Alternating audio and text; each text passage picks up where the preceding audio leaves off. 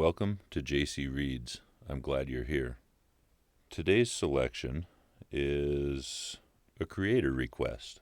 This is a book that I heard about in grade school, however many years ago.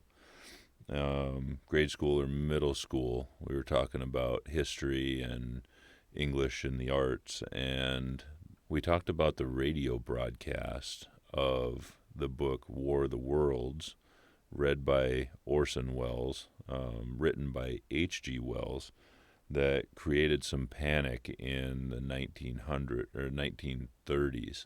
It's stuck with me over the years. I've often thought of it. It's like one of those things that just kind of keeps popping up from here. I really like interesting facts that are mostly useless, but they stick in my brain for some reason, and this is one of them. So I did a quick search on Google, and the AI overview says this. It says, the War of the Worlds radio broadcast in 1938, directed by Orson Welles, is famous for causing a significant, though debated, level of panic among some listeners who mistook the fictional Martian invasion for a real one. While the show explicitly stated that it was a dramatization, many listeners tuned in late and missed this announcement, leading them to believe that the broadcast was a genuine news report. This resulted in a surge of calls to police, newspapers, and radio stations, with people expressing fear and seeking information.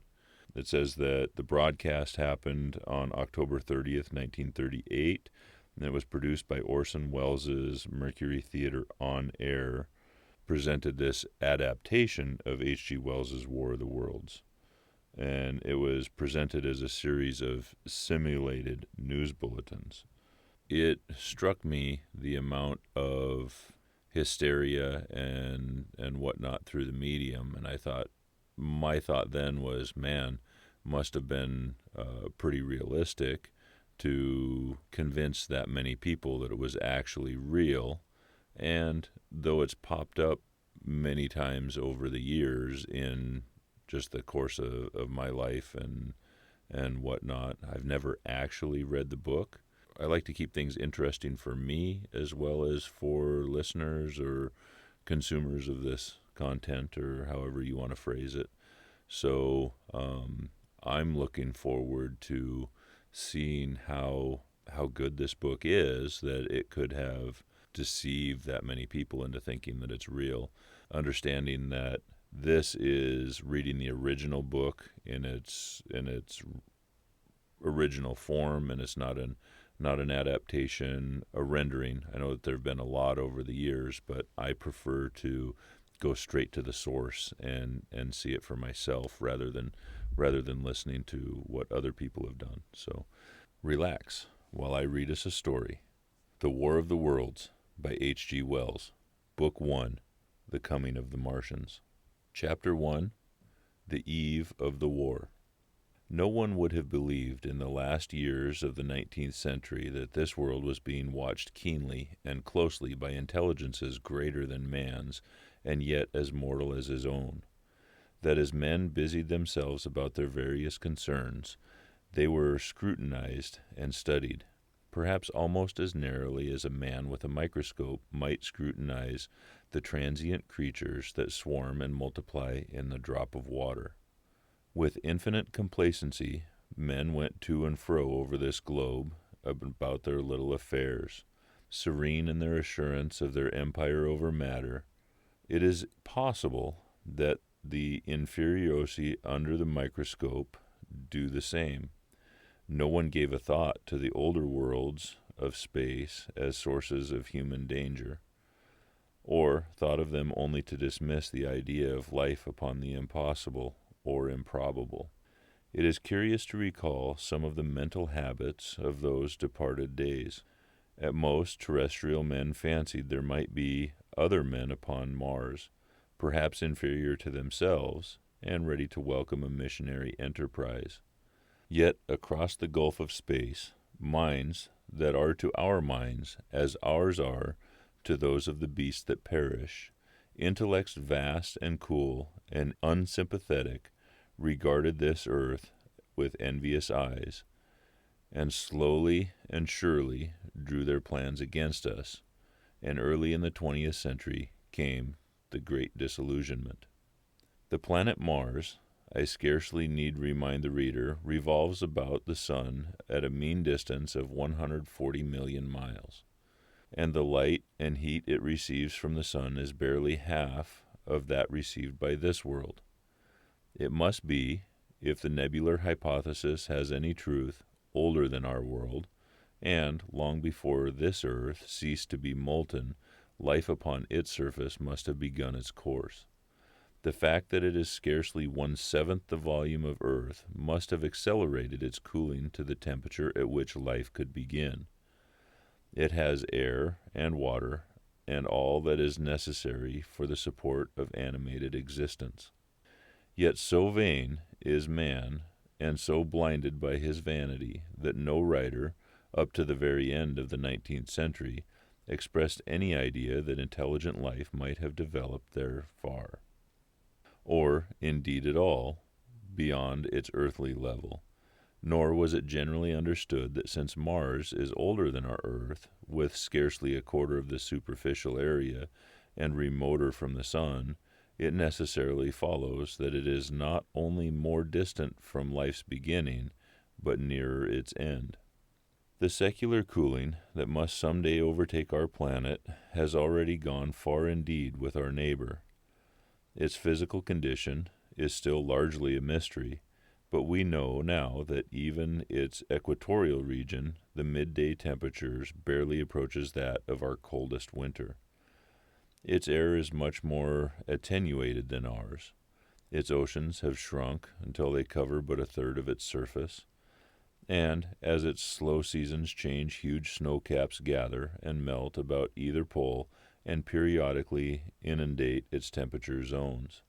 That last stage of exhaustion, which to us is still incredibly remote, has become a present-day problem for the inhabitants of Mars. The immediate pressure of necessity has brightened their intellects, enlarged their powers, and hardened their hearts.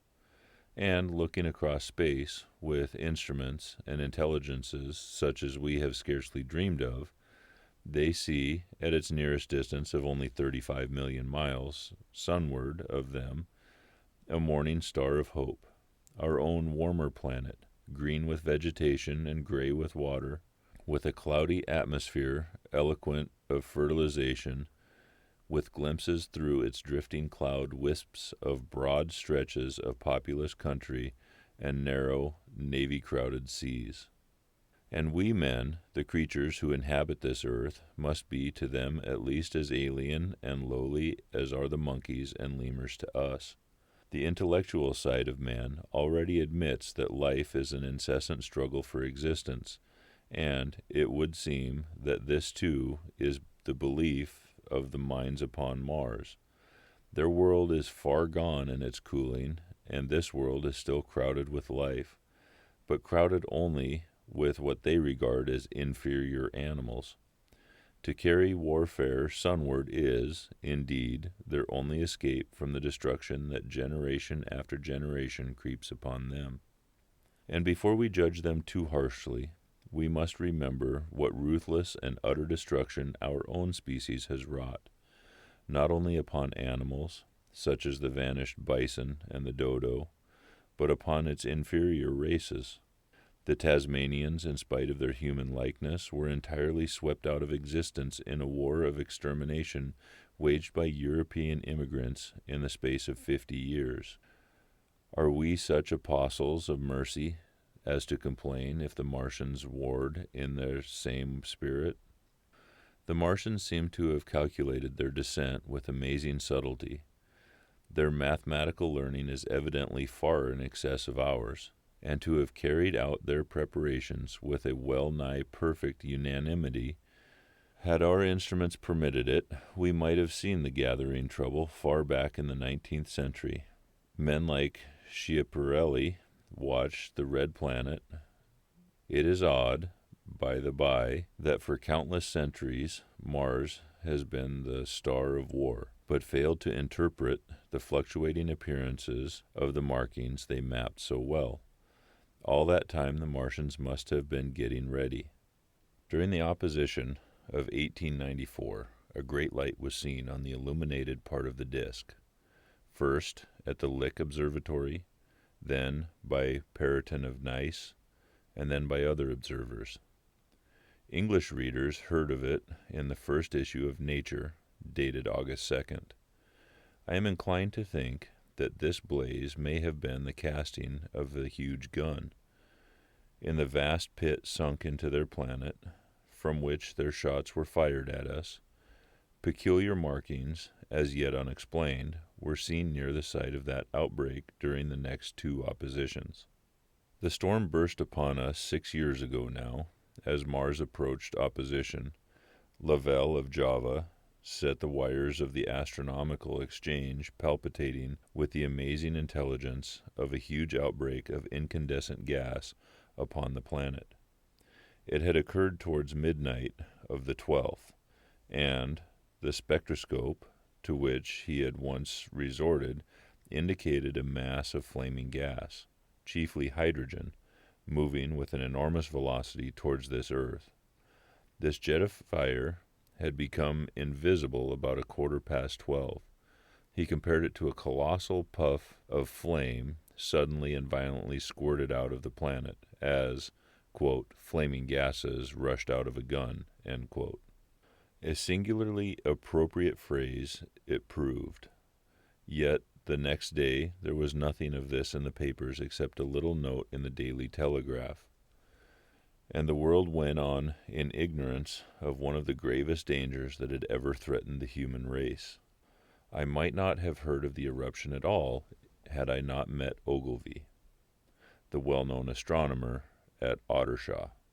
He was immensely excited about the news, and, in the excess of his feelings, invited me up to take a turn with him that night in a scrutiny of the red planet. In spite of all that has happened since, I still remember that vigil very distinctly. The black and silent observatory, the shadowed lantern throwing a feeble glow upon the floor in the corner, the steady ticking of the clockwork of the telescope, the little slit in the roof, an oblong profundity with the stardust streaked across it. Ogilvy moved about, invisible but audible. Looking through the telescope, one saw a circle of deep blue, and in the little round planet swimming in the field. It seemed such a little thing, so bright and small and still, faintly marked with transverse stripes, and slightly flattened from the perfect round. But so little it was, so silvery warm, a pin's head of light. It was as if it quivered, but really this was the telescope vibrating with the activity of the clockwork that kept the planet in view. As I watched, the planet seemed to grow larger and smaller, to advance and recede, but this was simply that my eye was tired. 40 millions of miles it was from us, more than 40 millions of miles of void. Few people realize the immensity of vacancy in which the dust of the material universe swims. Near it in the field, I remember, were 3 faint points of light, 3 telescopic stars infinitely remote, and all around it was the unfathomable darkness of empty space. You know how that blackness looks on a frosty starlight night? In a telescope it seems far profounder, and invisible to me because it was so remote and small. Flying swiftly and steadily towards me across that incredible distance, drawing nearer every minute by so many thousands of miles, came the thing they were sending us, the thing that was to bring so much struggle and calamity and death to the earth. I never dreamt of it then as I watched. No one on earth dreamed of that unerring missile. That night, too, there was another jetting out of gas from the distant planet. I saw it, a reddish flash at the edge, the slightest projection of the outline just as the chronometer struck midnight. And at that I told Ogilvy, and he took my place.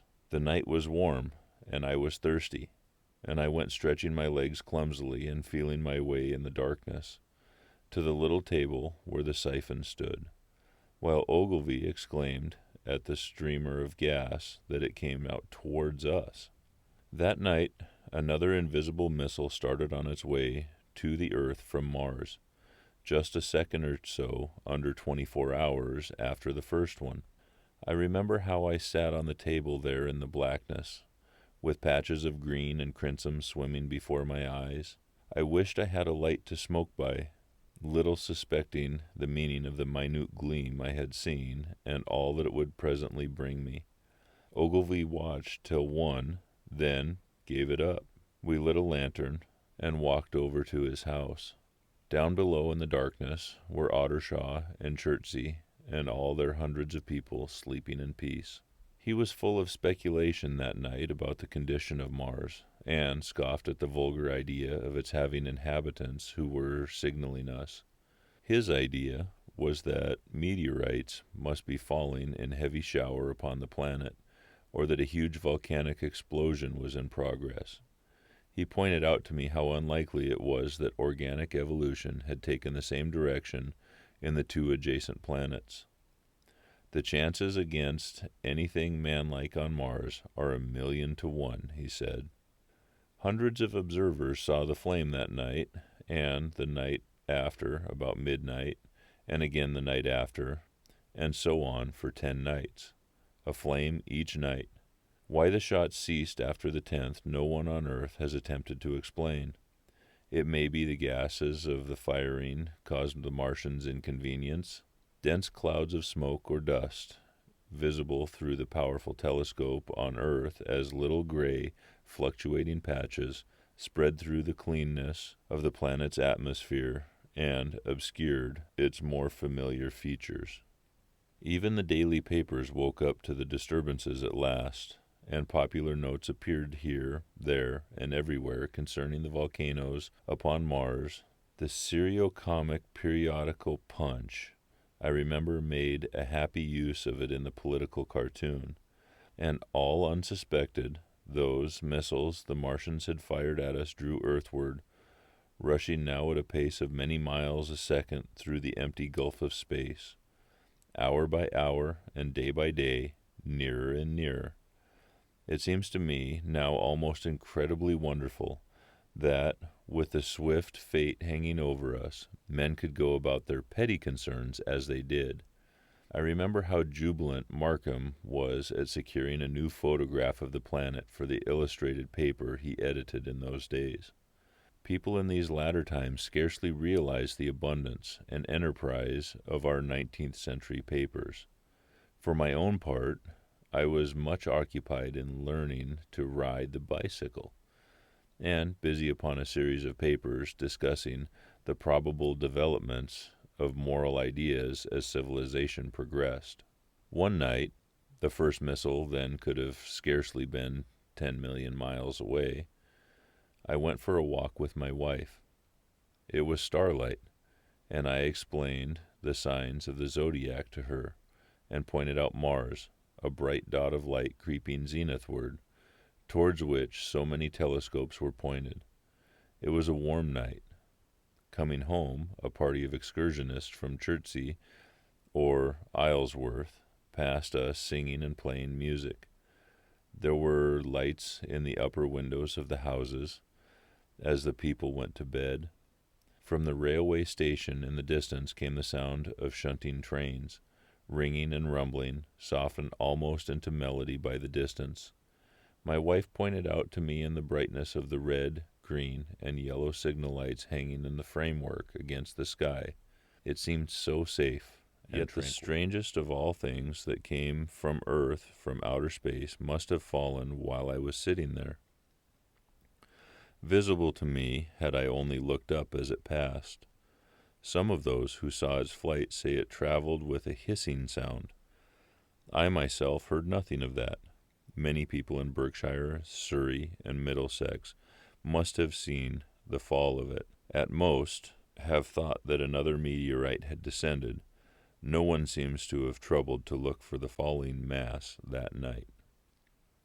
But very early in the morning, poor Ogilvy, who had seen the shooting star, and who was persuaded that a meteorite lay somewhere on the common between Horsell, Ottershaw, and Woking, rose early with the idea of finding it. Find it he did, soon after dawn, and not far from the sand pits.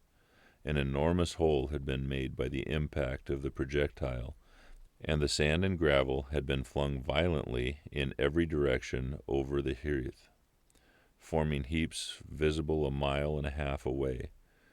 The heather was on fire eastward, and a thin blue smoke rose against the dawn. The thing itself lay almost entirely buried in sand, amidst the scattered splinters of a fir tree it had shivered to fragments in its descent.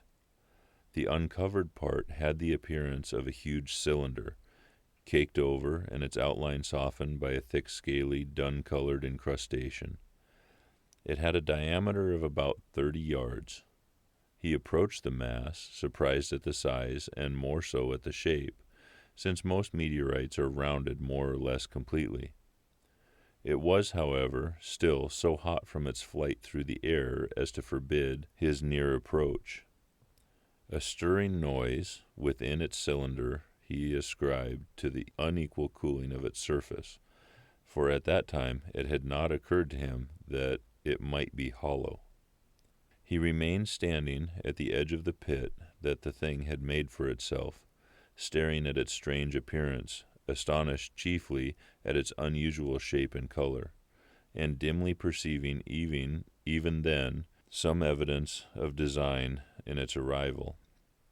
The early morning was wonderfully still, and the sun, just clearing the pine trees towards Weybrige, had already warmed. He did not remember hearing any birds that morning. There was certainly no breeze stirring, and the only sounds were the faint movements from within the cindery cylinder. He was alone on the common. Then suddenly he noticed with a start that some of the gray clinker, the ashy incrustation that covered the meteorite, was falling off the circular edge of the end. It was dropping off in flakes and raining down upon the sand. A large piece suddenly came off and fell with a sharp noise that brought his heart into his mouth. For a minute he scarcely realized what this meant, and, although the heat was excessive, he clambered down into the pit close to the bulk to see the thing more clearly. He fancied even then that the cooling of the body might account for this, but what disturbed that idea was the fact that ash was falling from only the end of the cylinder. And then he perceived that, very slowly, the circular top of the cylinder was rotating on its body. It was such a gradual movement that he discovered it only through noticing that a black mark that had been near him 5 minutes ago was now at the other side of the circumference. Even then he scarcely understood what this indicated, until he heard a muffled grating sound and saw the black mark jerk forward an inch or so. Then the thing came upon him in a flash. The cylinder was artificial, hollow, with an end that screwed out. Something within the cylinder was unscrewing the top. "Good heavens," said Ogilvy, "there's a man in it, men in it, half roasted to death, trying to escape." At once, with a quick mental leap, he linked the thing to the flash upon Mars. The thought of the confined creature was so dreadful to him that he forgot the heat. He went forward to the cylinder to help them, but luckily the dull radiation arrested him before he could burn his hands on the still glowing metal.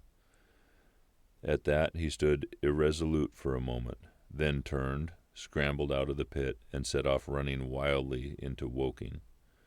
The time then must have been somewhere about 6 o'clock. He met a wagoner and tried to make him understand, but the tale he told and his appearance were so wild, his hat had fallen off in the pit, that the man simply drove on. He was equally unsuccessful with the portman, who was just unlocking the doors to the public house by Horsell Ridge. The fellow thought he was a lunatic at large, and made an unsuccessful attempt to shut him into the tap room. That sobered him a little, and then he saw Henderson, the London journalist, in his garden. He called over the Paulings, and made himself understood. "Henderson," he called, "you saw that shooting star last night?" "Well," said Henderson, It's out on Horsell Common now. Good Lord, said Henderson. Fallen meteorite? That's good. But it's something more than a meteorite. It's a cylinder, an artificial cylinder, man. There's something inside. Henderson stood up with his spade in his hand. What's that? He said. He was deaf in one ear. Ogilvy told him all that he had seen. Henderson was a minute or so taking it in. Then he dropped his spade, snatched up his jacket, and came out into the road. The two men hurried back at once to the common, and found the cylinder still lying in the same position. But now the sounds inside had ceased, and the thin circle of bright metal showed between the top and the body of cylinder. Air was either entering or escaping at the rim with a thin, sizzling sound. They listened, rapped on the scaly, burnt metal with a stick, and, meeting with no response, they both concluded the men inside must be insensible or dead. Of course, the two were quite unable to do anything. They shouted consolation and promises and went off back to the town again to get help. One can imagine them, covered with sand, excited and disordered, running up the little street in the bright sunlight just as the shop folks were taking down their shutters and people were opening their bedroom windows. Henderson went into the railway station at once in order to telegraph the news to London. The newspaper articles had prepared men's mind for the reception of the idea. By 8 o'clock, a number of boys and unemployed men had already started for the common to see the dead men from Mars. That was the form the story took. I heard of it first from my newspaper boy about 8:45 when I went out to get my Daily Chronicle. I was naturally startled and lost no time in going out and across the Ottershaw Bridge to the sand pits. Chapter 3. On Horsell Common. I found a little crowd of perhaps 20 people surrounding the huge hole in which lay the cylinder. I have already described the appearance of that colossal bulk, embedded in the ground. The turf and gravel about it seemed charred as if by a sudden explosion. No doubt its impact had caused a flash of fire. Henderson and Ogilvy were not there. I think they perceived that nothing was to be done for the present and had gone away to breakfast at Henderson's house. There were 4 or 5 boys sitting on the edge of the pit with their feet dangling and amusing themselves until I stopped them by throwing stones at the giant mass. After I had spoken to them about it, they began playing, quote, touch in and out of the group bystanders. Among these were a couple of cyclists, a jobbing gardener I employed sometimes, a girl carrying a baby, Greg, the butcher, and his little boy, and 2 or 3 loafers, and golf caddies, who were accustomed to hang about the railway station. There was very little talking. Few of the common people in England had anything but the vaguest astronomical ideas in those days. Most of them were staring quietly at the big table-like end of the cylinder, which was still as Ogilvy and Henderson had left it. I fancy the popular expectation of a heap of charred corpses was disappointed at the inanimate bulk. Some went away while I was there, and the other people came. I clambered into the pit and fancied I heard a faint movement under my feet. The top had certainly ceased to rotate. It was only when I got thus close to it that the strangeness of this object was at all evident to me. At the first glance, it was really no more exciting than an overturned carriage or a tree blown across the road. Not so much so, indeed. It looked like a rusty gas float. It required a certain amount of scientific education to perceive that the gray scale of the thing was no common oxide, that the yellowish-white metal that gleamed in the crack between the lid and the cylinder had an unfamiliar hue. Extraterrestrial had no meaning for most of the onlookers. At that time it was quite clear in my own mind that the thing had come from the planet Mars, but I judged it improbable that it contained any living creature. I thought the unscrewing might be automatic. In spite of Ogilvy, I still believed that there were men in Mars. My mind ran fancifully on the possibilities of its containing manuscript, on the difficulties in translations that might arise, whether we should find coins and models in it, and so forth. Yet it was a little too large for assurance of this idea. I felt an impatience to see it opened. About 11, as nothing seemed happening, I walked back, full of such thought, to my home in Maybury. I found it difficult to get work upon my abstract investigations. In the afternoon, the appearance of the Common had altered very much.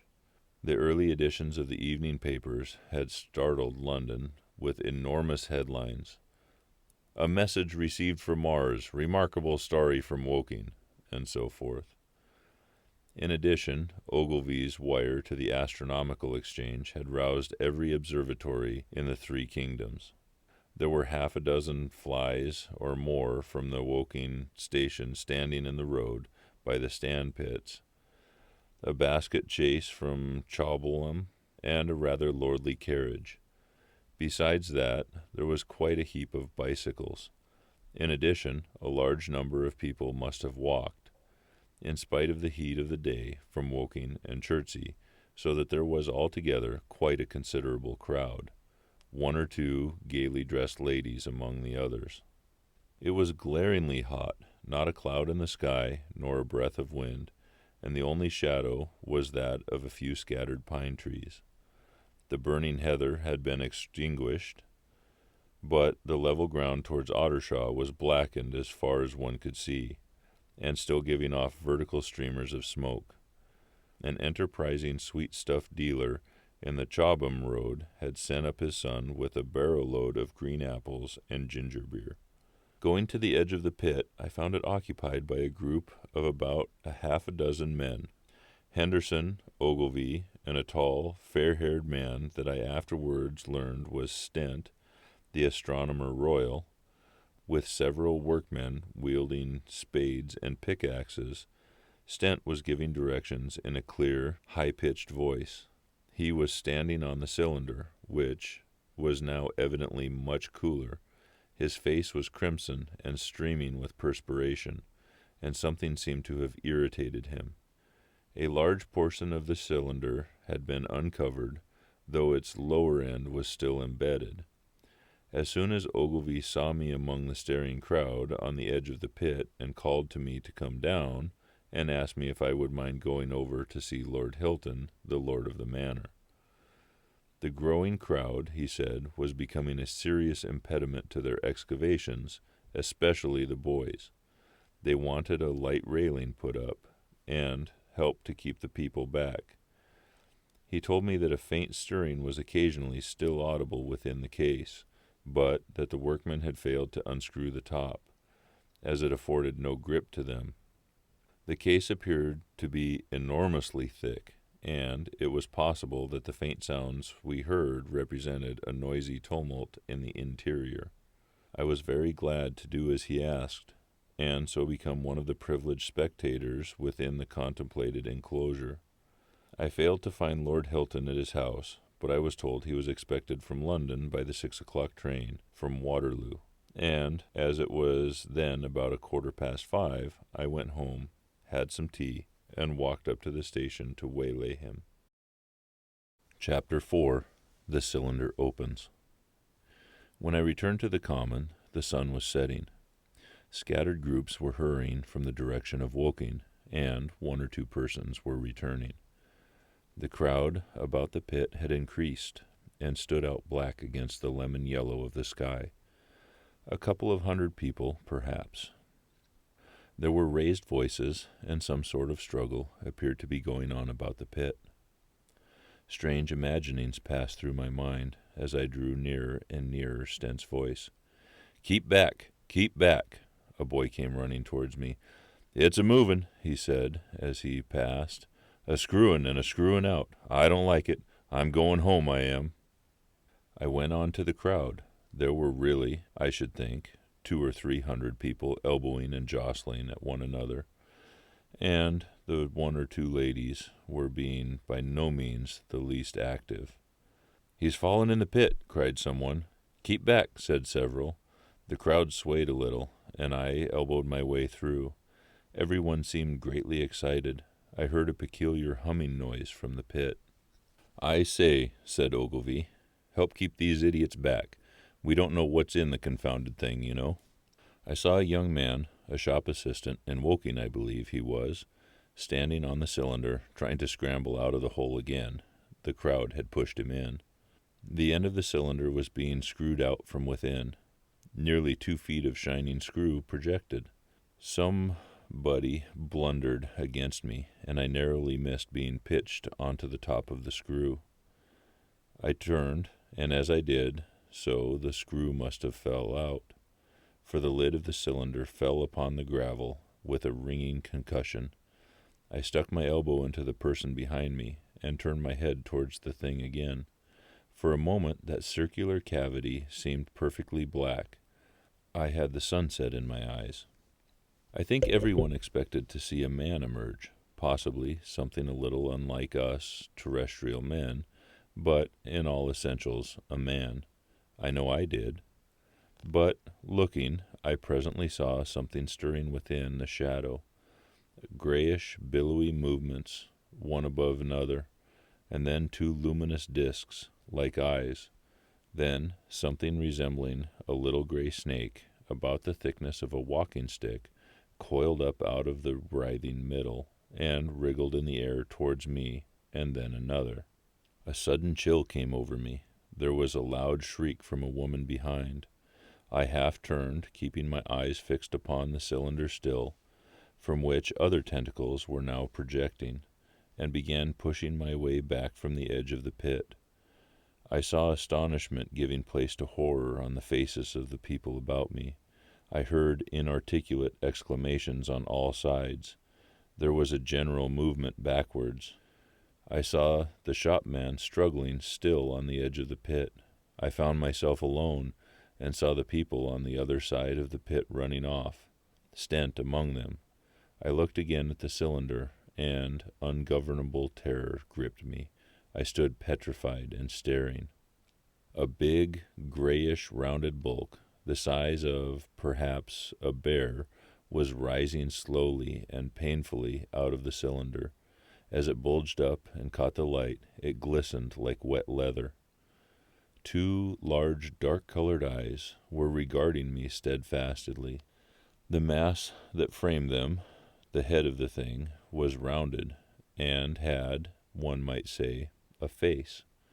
There was a mouth under the eyes, the lipless brim of which quivered and panted and dropped saliva.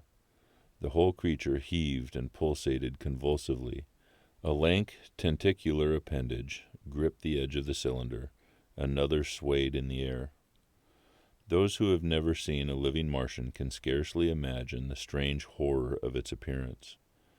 The peculiar V-shaped mouth with its pointed upper lip, the absence of brow ridges, the absence of a chin beneath the wedge-like lower lip, the incessant quivering of its mouth, the gorgon, a group of tentacles, the tumultuous breathing of the lungs in the strange atmosphere, the evident heaviness and painfulness of movement due to the greater gravitational energy of the earth, above all, the extraordinary intensity of the immense eyes, were at once vital, intense, inhuman, crippled, and monstrous.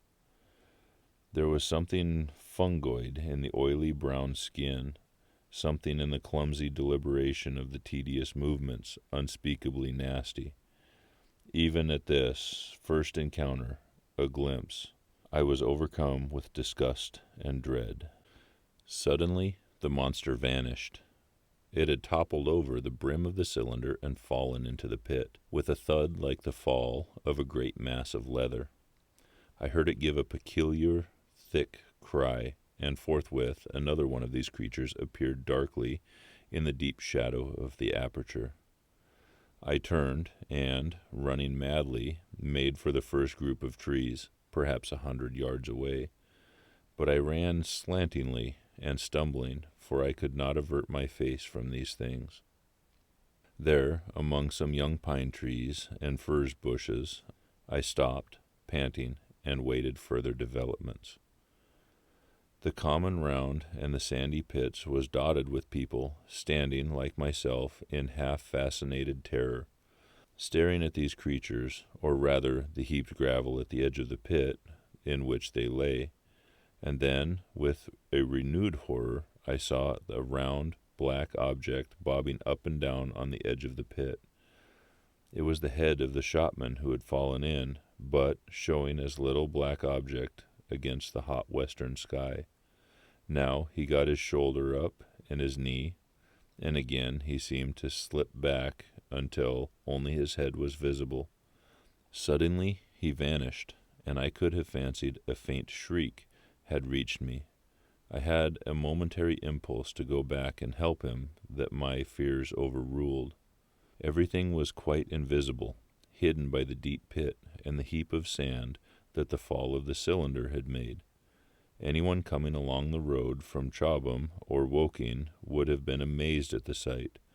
A dwindling multitude of perhaps 100 people or more standing in a great irregular circle, in ditches, behind bushes, behind gates and hedges, saying little to no one, and that, in short, excited shouts, and staring hard at a few heaps of sand.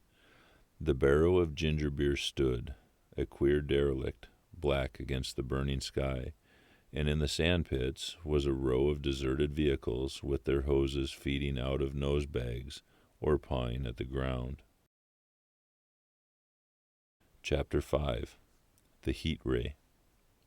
After the glimpse I had had of the Martians emerging from the cylinder in which they had come to Earth from their planet, a kind of fascination paralyzed my actions.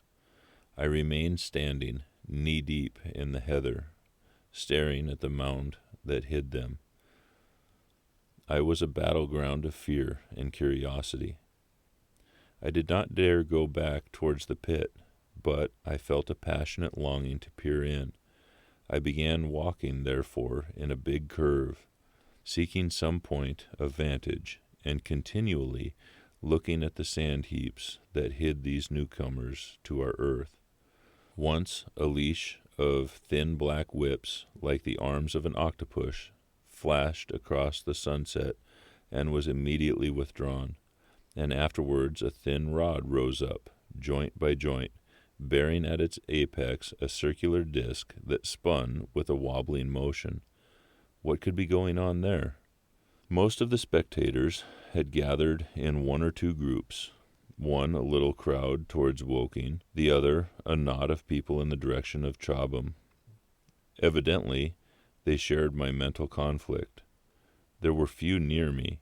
One man I approached. He was, I perceived, a neighbor of mine, though I did not know his name, and accosted, but it was scarcely a time for articulate conversation. "What ugly brutes," he said. "Good God, what ugly brutes!" He repeated this over and over again. "Did you see a man in the pit?" I said, but he made no answer to that. We became silent, and stood watching for a time side by side, deriving, I fancy, a certain comfort in one another's company.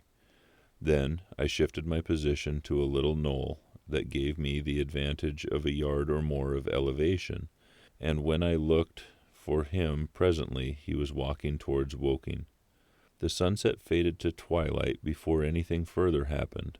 The crowd, far away on the left towards Woking, seemed to grow. I heard now a faint murmur from it. The little knot of people towards Chobham dispersed. There was scarcely any intimation of movement from the pit. It was this, as much as anything, that gave people courage, and I suppose the new arrivals from Woking also helped to restore confidence. At any rate, as the dusk came on, a slow, intermittent movement upon the sand pits began, a movement that seemed to gather force as the stillness of the evening about the cylinder remained unbroken. Vertical black figures in twos and threes would advance, stop, watch, and advance again, spreading out as they did so in thin, irregular crescent that promised to enclose the pit in its attenuated horns. I, too, on my side, began to move towards the pit. Then I saw some cabmen, and others had walked boldly into the sand pits. I heard the clatter of hoofs and the grit of wheels. I saw a lad trundling off the barrow of apples, and then, within 30 yards of the pit, advancing from the direction of Horsell, I noted a little black knot of men, the foremost of whom was waving a white flag. This was the deputation. There had been a hasty consultation, and since the Martians were evidently, in spite of their repulsive forms, intelligent creatures, it had been resolved to show them, by approaching them with signals, that we too were intelligent. Flutter, flutter went the flag, first to the right, then to the left. It was too far from me to recognize anyone there, but afterwards I learned that Ogilvy, Stent, and Henderson were with others in this attempt at communication. This little group had, in its advance, dragged inward, so to speak, the circumference of the slow, almost complete circle of people, and a number of dim black figures followed at discreet distances. Suddenly there was a flash of light, and a quantity of luminous greenish smoke came out of the pit in 3 distinct puffs, which drove up, one after the other, straight into the still air. This smoke, or flame perhaps would be the better word for it, was so bright that the deep blue sky overhead and the hazy stretches of brown common towards Chertsey, set with the black pine trees, seemed to darken abruptly as these puffs arose, and to remain the darker after their dispersal. At the same time a faint hissing sound became audible. Beyond the pit stood the little wedge of people, with the white flag at its apex, arrested by this phenomena, a little knot of small vertical black shapes upon the black ground. As the green smoke arose, their faces flashed out pallid green, and faded again as it vanished. Then, slowly, the hissing passed into a humming, into a long, loud, droning noise. Slowly, a humped shape rose out of the pit, and the ghost of a beam of light seemed to flicker out from it. Forthwith, flashes of actual flame, a bright glare leaping from one to another, sprang from the scattered group of men. It was as if some invisible jet impinged upon them and flashed into a white flame.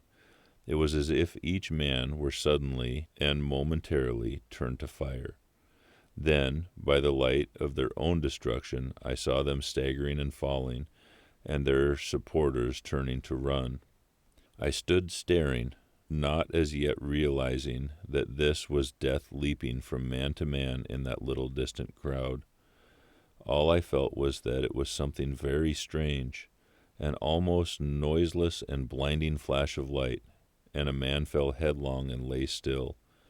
And, as the unseen shaft of heat passed over them, pine trees burst into fire, and every dry furze bush became, with one dull thud, a mass of flames. And far away, towards Knaphill, I saw the flashes of trees and hedges and wooden buildings suddenly set alight. It was sweeping round swiftly and steadily, this flaming death, this invisible, inevitable sword of heat. I perceived it coming towards me by the flashing bushes it touched, and was too astounded and stupefied to stir.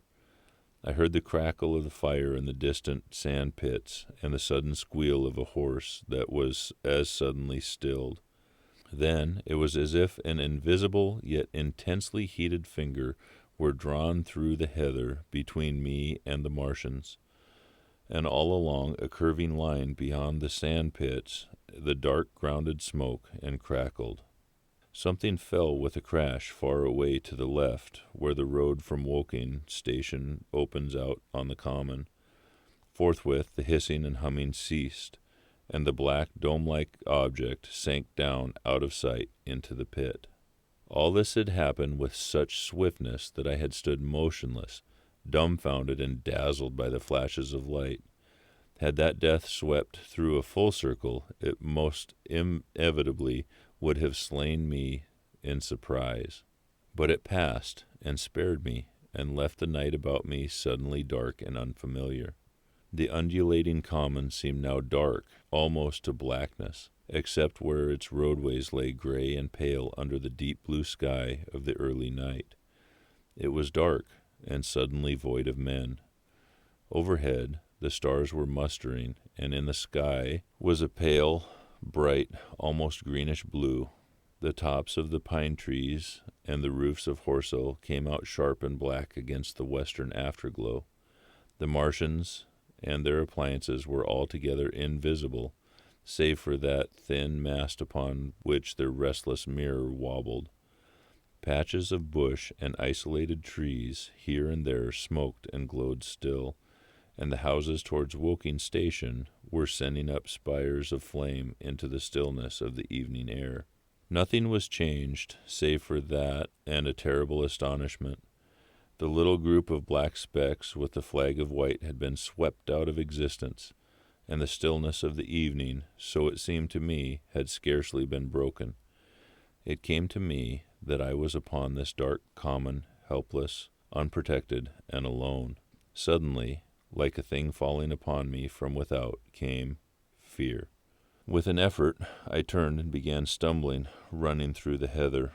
The fear I felt was no rational fear, but a panic terror not only of the Martians, but of the dusk and stillness all about me. Such an extraordinary effect in unmanning me it had that I ran weeping silently as a child might do. Once I had turned, I did not dare to look back. I remember I felt an extraordinary persuasion that I was being played with, that presently, when I was upon the very verge of safety, this mysterious death, as swift as the passage of light, would leap after me from the pit about the cylinder and strike me down. Chapter 6. The Heat Ray in Chobham Road. It's still a matter of wonder how the Martians are able to slay men so swiftly and so silently. Many think that in some way they are able to generate an intense heat in a chamber of practically absolute non-conductivity. This intense heat they project in a parallel beam against any object they choose by means of a polished parabolic mirror of unknown composition, much as the parabolic mirror of a lighthouse projects a beam of light. But no one has absolutely proved these details. However, it is certain that a beam of heat is the essence of the matter. Heat and invisible, instead of visible light, whatever is combustible flashes into flame at its touch. Lead runs like water. It softens iron, cracks and melts glass, and when it falls upon water incontinently, that explodes into steam. That night, nearly 40 people lay under the starlight about the pit, charred and distorted beyond recognition, and all night long the common from Horsell to Maybury was deserted and brightly ablaze. The news of the massacre probably reached Chobham, Woking, and Ottershaw about the same time.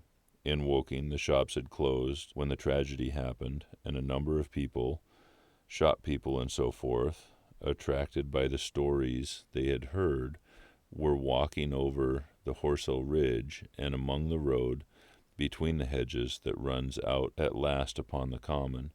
You may imagine the young people brushed up after the labors of the day, and making this novelty, as they would make any novelty, the excuse for walking together and enjoying a trivial flirtation. You may figure to yourself the hum of the voices along the road in the gloaming. As yet, of course, few people in Woking ever knew that the cylinder had opened, though poor Henderson had sent a messenger on a bicycle to the post office with a special wire to an evening paper. As these folks came out by twos and threes upon the open, they found little knots of people talking excitedly and peering at the spinning mirror over the sand pits, and the newcomers were, no doubt, soon infected by the excitement of the occasion. By 8:30, when the deputation was destroyed, there may have been a crowd of 300 people or more at this place, besides those who had left the road approach the Martians nearer. There were 3 policemen, too, one of whom was mounted, doing their best, under instructions from Stent, to keep the people back and deter them from approaching the cylinder. There was some booing from those more thoughtless and excitable souls to whom a crowd is always an occasion for noise and horseplay. Stent and Ogilvy, anticipating some possibilities of a collision, had telegraphed from Horsell to the barracks as soon as the Martians emerged, for the help of a company of soldiers to protect these strange creatures from violence. After that, they turned to lead that ill-fated advance. The description of their death, as it was seen by the crowd, tallies very closely with my own impressions. The 3 puffs of green smoke, the deep humming note, and the flashes of flame. But that crowd of people had a far narrower escape than mine. Only the fact that a hummock of heathery sand intercepted the lower part of the heat ray saved them. Had the elevation of the parabolic mirror been a few yards higher, none could have lived to tell the tale. They saw the flashes and the men falling, and an invisible hand, as it were, lighting the bushes as it hurried towards them through the twilight. Then, with a whistling note that rose above the droning of the pit, the beam swung close over their heads, lighting the tops of the beech trees that lined the road. The splitting the bricks, smashing the windows, firing the window frames, and bringing down in crumbling ruin a portion of the gable of the house nearest the corner. In the sudden hiss and glare of the igniting trees, the panic-stricken crowd seems to have swayed hesitatingly for some moments. Sparks and burning twigs began to fall into the road, and single leaves like puffs of flame. Hats and dresses caught fire. Then came the crying from the common. There were shrieks and shouts, and suddenly a mounted policeman came galloping through the confusion with his hands clasped over his head, screaming. "They're coming!" a woman shrieked, and incontinently everyone was turning and pushing at those behind in order to clear their way to Woking again. They must have bolted as blindly as a flock of sheep. Where the road grows narrow and black, between the high banks the crowd jammed, and a desperate struggle occurred. All that crowd did not escape. 3 persons at least, 2 women and a little boy, were crushed and trampled there, and left to die amid the terror and the darkness. Chapter 7. How I Reached Home. For my own part, I remember nothing of my flight except the stress of blundering against the trees and stumbling through the heather. All about me gathered the invisible terrors of the Martians. That pitiless sword of heat seemed whirling to and fro, flourishing overhead before it descended and smote me out of life. I came into the road between the crossroads and Horsell, and ran along this to the crossroads. At last I could go no further. I was exhausted with the violence of my emotion and my flight, and I staggered and fell by the wayside. That it was near the bridge that crosses the canal by the gasworks. I fell and lay still. I must have remained there some time.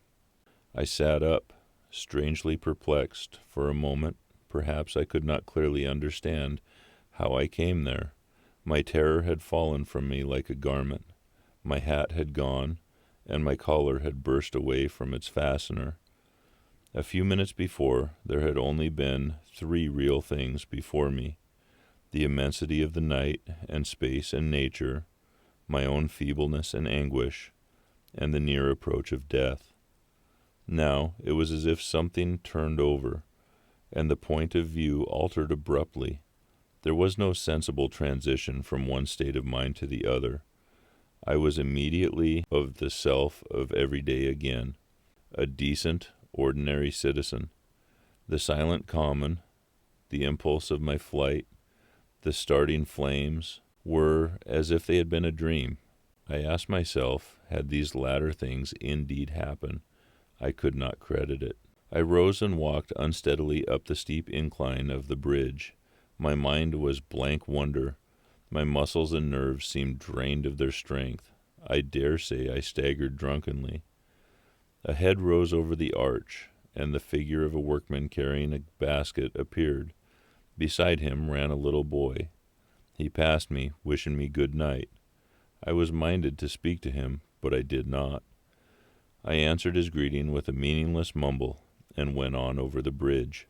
Over the Maybury Arch a train, a billowing tumult of white, fire-lit smoke, and a long caterpillar of lighted windows went flying south. Clatter, clatter, clap, rap, and it had gone. A dim group of people talked in the gate of one of the houses in the pretty little row of gables that was called Oriental Terrace. It was all so real and so familiar, and that behind me it was frantic, fantastic. Such things, I told myself, could not be. Perhaps I am a man of exceptional moods. I do not know how far my experience is common. At times I suffer from the strangest sense of detachment from myself and the world about me. I seem to watch it all from the outside, from somewhere inconceivably remote, out of time, out of space, out of stress and tragedy of it all. This feeling was very strong upon me that night. There was another side to my dream. But the trouble was the blank incongruity of this serenity and the swift death flying yonder, not 2 miles away. There was a noise of business from the gas-works, and the electric lamps were all alight. I stopped at the group of people. "What news from the Common?" said I. There were 2 men and a woman at the gate. "Eh?" said one man, turning. "What's the news from the Common?" I said. "Ain't you just been there?" asked the men. "People seem fairly silly about the Common," said the woman over the gate. "What's it all about?" "Haven't you heard of the men from Mars?" said I. "The creatures from Mars?" "Quite enough," said the woman over the gate. "Thanks." And all 3 of them laughed. I felt foolish and angry. I tried and found I could not tell them what I had seen. They laughed, and they laughed again at my broken sentences. "You'll hear more yet," I said, and went on to my home. I startled my wife at the doorway, so haggard was I. I went into the dining room, sat down, drank some wine, and so soon as I could collect myself sufficiently, I told her the things I had seen. The dinner, which was a cold one, had already been served, and remained neglected on the table while I told my story. "There is one thing," I said, to allay the fears I had aroused. "They are the most sluggish things I ever saw crawl. They may keep the pit and kill people who come near them, but they cannot get out of it. But the horror of them—" "Don't, dear," said my wife, knitting her brows and putting her hand on mine. "Poor Ogilvy," I said, "to think he may be lying dead there." My wife at least did not find my experience incredible. When I saw how deadly white her face was, I ceased abruptly. "They may come here," I said again and again. I pressed her to take wine, and tried to reassure her. "They can scarcely move," I said. I began to comfort her and myself by repeating all that Ogilvy had told me of the impossibility of the Martians establishing themselves on Earth. In particular, I laid stress on the gravitational difficulty. On the surface of the Earth, the force of gravity is 3 times what it is on the surface of Mars. A Martian, therefore, would weigh 3 times more than on Mars, albeit his muscular strength would be at the same. His own body would be a cope of lead to him. That, indeed, was the general opinion. Both the Times and the Daily Telegraph, for instance, insisted on it the next morning, and both overlooked, just as I did, 2 obvious modifying influences. The atmosphere of Earth, we now know, contains far more oxygen, or far less argon, which way one likes to put it, than does Mars.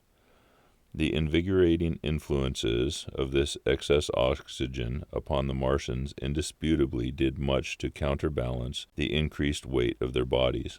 And in the second place, we all overlook the fact that such mechanical intelligence as the Martians possessed was quite able to dispense with muscular exertion in a pinch.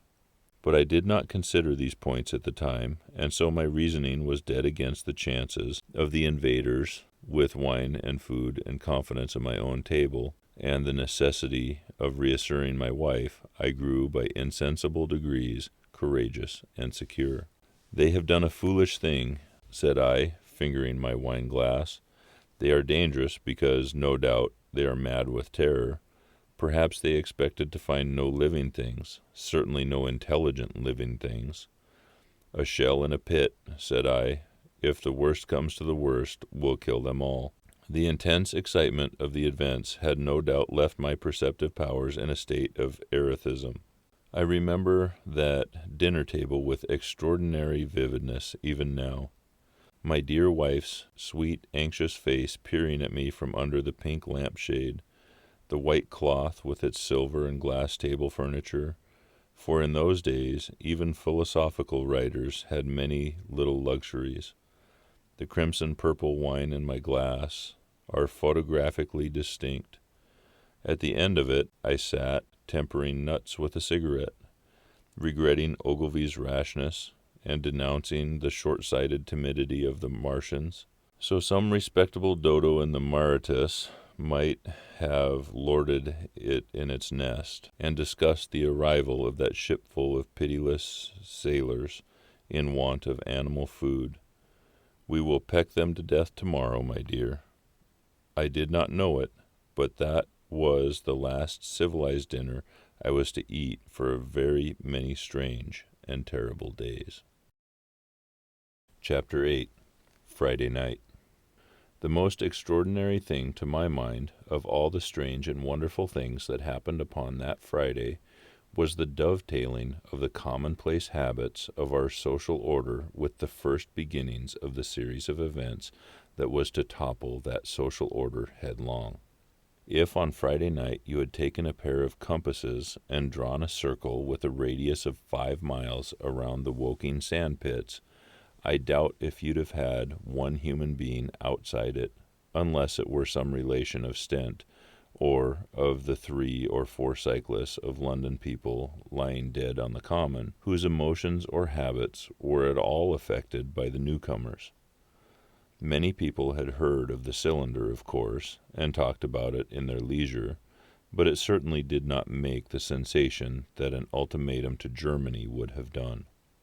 In London that night, poor Henderson's telegram described the gradual unscrewing of the shot was judged to be a canard, and his evening paper, after wiring for authentication from him and receiving no reply, the man was killed, decided not to print a special edition. Even within the 5-mile circle, the great majority of people were inert. I have already described the behavior of the men and women to whom I spoke. All over the district, people were dining and supping. Working men were gardening after their labors of the day. Children were being put to bed. Young people were wandering through the lanes. Love-making students sat over their books.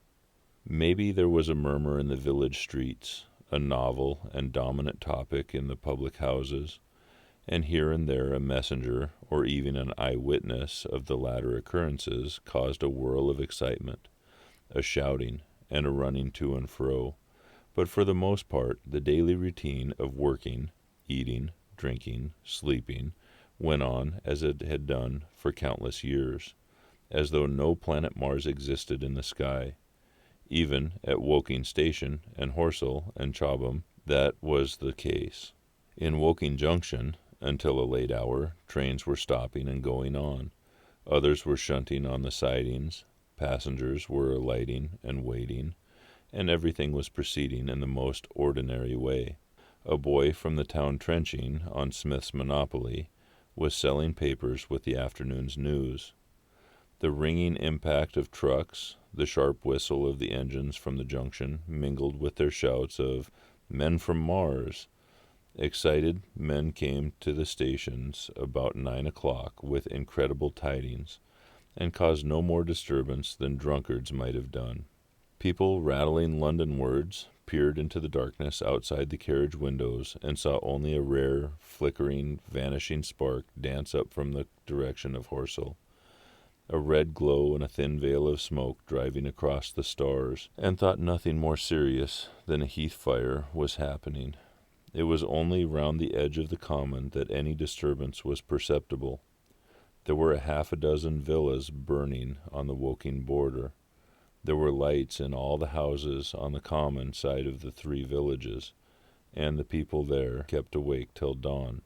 A curious crowd lingered restlessly, people coming and going, but the crowd remaining. Both on the Chobham and Horsell bridges, one or two adventurous souls, it was afterwards found, went into the darkness and crawled quite near the Martians, but they never returned. For now and again a light ray, like the beam of a warship's searchlight, swept the common, and the heat ray was ready to follow.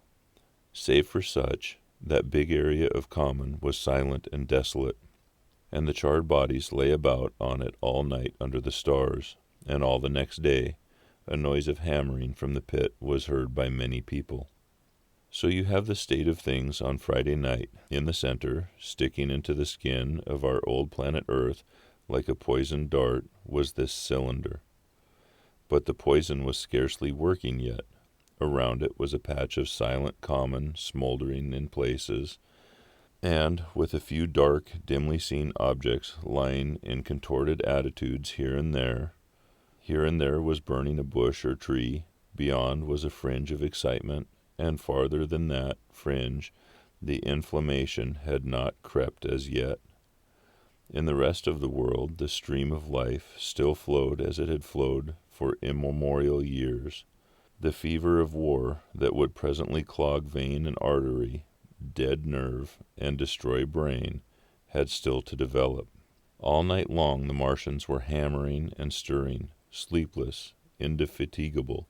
At work upon the machines they were making ready, and ever and again a puff of greenish-white smoke whirled up to the starlit sky. About 11 a company of soldiers came through Horsell and deployed along the edge of the common to form a cordon. Later, a second company marched through Chobham to deploy on the north side of the common. Several officers from the Inkerman barracks had been on the common earlier in the day, and one, Major Eden, was reported to be missing. The colonel of the regiment came to the Chobham bridge and was busy questioning the crowd at midnight. The military authorities were certainly alive to the seriousness of the business. About 11 the next morning's papers were able to say a squadron of hussars, 2 Maxims, and about 400 men of the Cardigan regiment started from the Aldershot.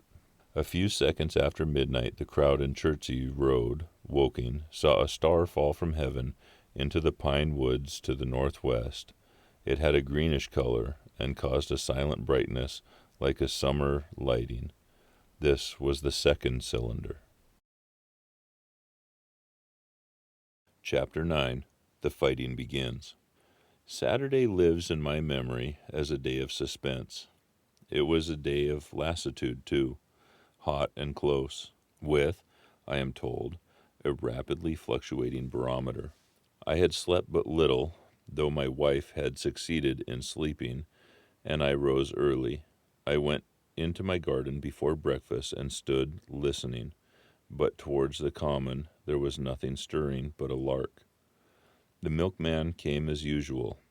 I heard the rattle of his chariot, and I went round to the side gate to ask the latest news.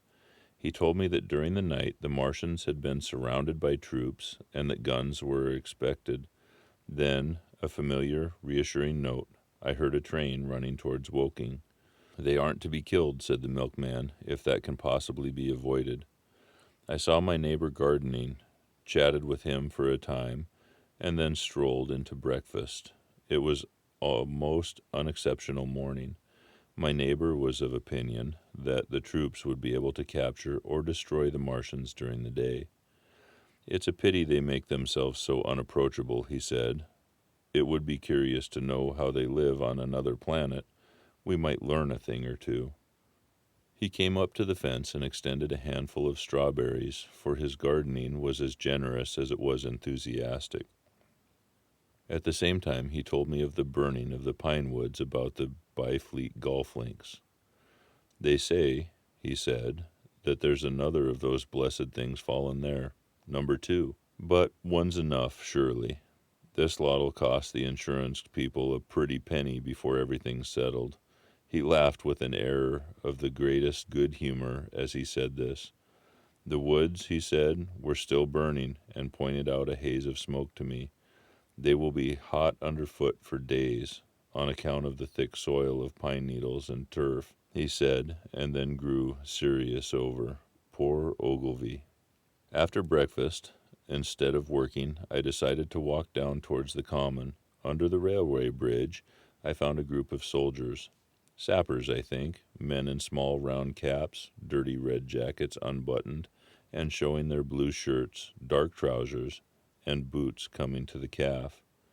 They told me no one was allowed over the canal, and, looking along the road towards the bridge, I saw one of the Cardigan men standing sentinel there. I talked with these soldiers for a time, and told them of my sight of the Martians on the previous evening. None of them had seen the Martians, and they had but the vaguest ideas of them, so that they plied me with questions. They said they did not know who had authorized the movement of troops. Their idea was that a dispute had risen at Horse Guards. The ordinary sapper is a great deal better educated than the common soldier, and they discussed the peculiar conditions of the possible fight with some acuteness. I described the heat ray to them, and they began to argue among themselves. "Crawl up under cover and rush 'em, I say," said one. "Get out," said another. "What's cover against this, eat? Sticks to cook yer? What we got to do is go as near as the ground'll let us, then drive a trench." "Blow your trenches. You always want trenches. You ought to be born a rabbit, Snippy." "Ain't they got any necks, then?" said a third abruptly, a little contemplative, a dark man smoking a pipe. I repeated my description. "Octopuses," said he. "That's what I'll call 'em. Talk about fishers of men, fighters of fish, it's this time." "Ain't no murder-killing beasts like that," said the first speaker. "Why not shell the darned things straight off and finish 'em?" said the little dark man. "You carn't tell what they might do." "Where's your shells?" said the first speaker. "There ain't no time. Do it in a rush, that's my tip. Do it at once." So they discussed it. After a while I left them, and went on to the railway station to get as many morning papers as I could. But I will not weary the reader with a description of that long morning and of the longer afternoon. I did not succeed in getting a glimpse of the common, for even Horsell and Chobham church towers were in the hands of the military authorities. The soldiers I addressed didn't know anything. The officers were mysterious as well as busy. I found people in the town quite secure again in the presence of the military. And I heard for the first time from Marshall, the tobacconist, that his son was among the dead on the common. The soldiers had made the people on the outskirts of Horsell lock up and leave their houses. I got back to lunch about 2, very tired, for, as I have said, the day was extremely hot and dull. And in order to refresh myself, I took a cold bath in the afternoon. About 4:30, I went up to the railway station to get an evening paper, for the morning papers had contained only very inaccurate descriptions of the killings of Stent, Henderson, Ogilvy, and the others. But there was little I didn't know. The Martians did not show an inch of themselves. They seemed busy in their pit, and there was a sound of hammering and an almost continuous streamer of smoke. Apparently they were busy getting ready for a struggle. Fresh attempts have been made to signal, but without success. "Fresh attempts have been made to signal, but without success," was the stereotyped formula of the papers. A sapper told me it was done by a man in a ditch with a flag on a long pole. The Martians took as much notice of such advances as we should of the lowing of a cow. I must confess the sight of all this armament, all this preparation, greatly excited me. My imagination became belligerent, and defeated the invaders in a dozen striking ways. Something of my schoolboy dreams of battle and heroism came back. It hardly seemed a fair fight to me at that time, They seemed very helpless in that pit of theirs. About 3 o'clock there began the thud of a gun at measured intervals from Chertsey or Addlestone. I learned that the smoldering pine wood into which the second cylinder had fallen was being shelled, in the hope of destroying that object before it opened. It was only about 5, however, that a field gun reached Chobham for the use against the first body of Martians. About 6 in the evening, as I sat at tea with my wife in the summer house, talking vigorously about the battle that was lowering upon us, I heard a muffled detonation from the common, and immediately after a gust of firing. Close on the heels of that came a violent, rattling crash, quite close to us, that shook the ground, and, starting out upon the lawn, I saw the tops of the trees about the Oriental College burst into smoke, red flame, and the tower of the little church beside it slide down into ruin. The pinnacles of the mosque had vanished, and the roof line of the college itself looked as if a 100-ton gun had been at work upon it. One of our chimneys cracked as if a shot had hit it, flew, and a piece of it came clattering down the tiles and made a heap of broken red fragments upon the flower bed of my study window.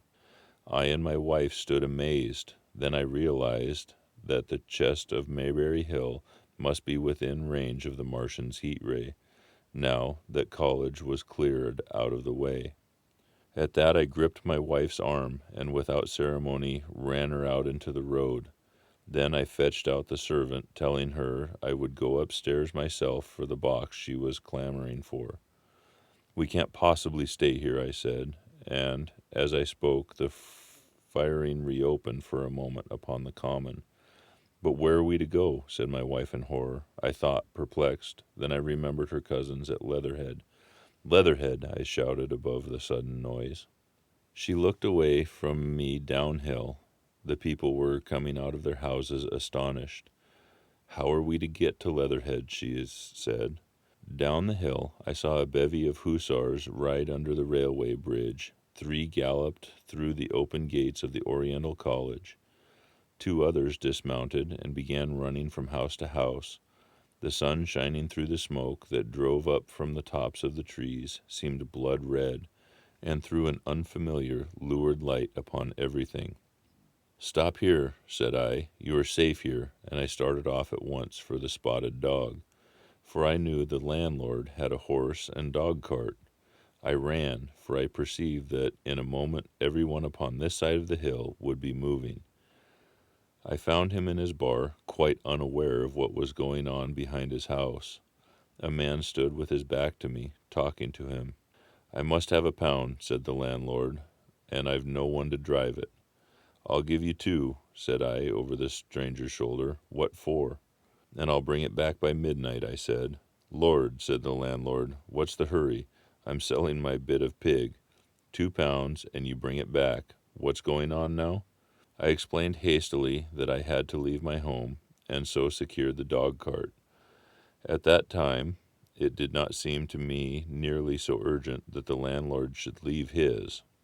I took care to have the cart there, and then drove it off down the road, and, leaving it in charge of my wife and servant, rushed into my house and packed a few valuables, such plate as we had, and so forth. The beech trees below the house were burning while I did this, and the paulings up the road glowed red. While I was occupied in this way, one of the dismounted hussars came running up. He was going from house to house, warning people to leave, and was going on as I came out of my front door, lugging my treasures, done up in tablecloth. I shouted after him, "What news?" He turned, stared, bawled something about crawling out in a thing like a dish cover, and ran to the gate of the house at the crest. A sudden whirl of black smoke driving across the road hid him for a moment. I ran to my neighbor's door and rapped to satisfy myself of what I already knew, that his wife had gone to London with him and had locked up their house. I went in again, according to my promise, to get my servant's box, lugged it out, clapped it beside her on the tail of the dog cart, and then caught the reins and jumped up into the driver's seat beside my wife. In another moment we were clear of the smoke and noise, and spanking down the opposite slope of Maybury Hill towards the old Woking. In front was a quiet, sunny landscape, a wheat field ahead on either side of the road, and the Maybury Inn with its swinging sign. I saw the doctor's cart ahead of me. At the bottom of the hill, I turned my head to look at the hillside I was leaving. The thick streamers of black smoke shot with threads of red fire were driving up into the still air and throwing dark shadows upon the green tree tops eastward. The smoke already extended far away to the east and west, to the Byfleet pine woods eastward, and to Woking on the west. The road was dotted with people running towards us, and very faint now, but very distinct through the hot, quiet air, one heard the whir of a machine gun that was presently stilled, and an intermittent crackling of rifles. Apparently the Martians were setting fire to everything within range of their heat ray. I'm not an expert driver, and I had immediately to turn my attention to the house. When I looked back again, the second hill had hidden the black smoke. I slashed the horse with the whip and gave him a loose rein until Woking, and Sen lay between us and that quivering tumult. I overtook and passed the doctor between Woking and Send. Chapter 10. In the Storm. Leatherhead is about 12 miles from Maybury Hill. The scent of hay was in the air through the lush meadows beyond Pireford. The hedges on either side were sweet and gay with multitudes of dog roses. The heavy firing that had broken out while we were driving down Maybury Hill ceased as abruptly as it had begun, leaving the evening very peaceful and still.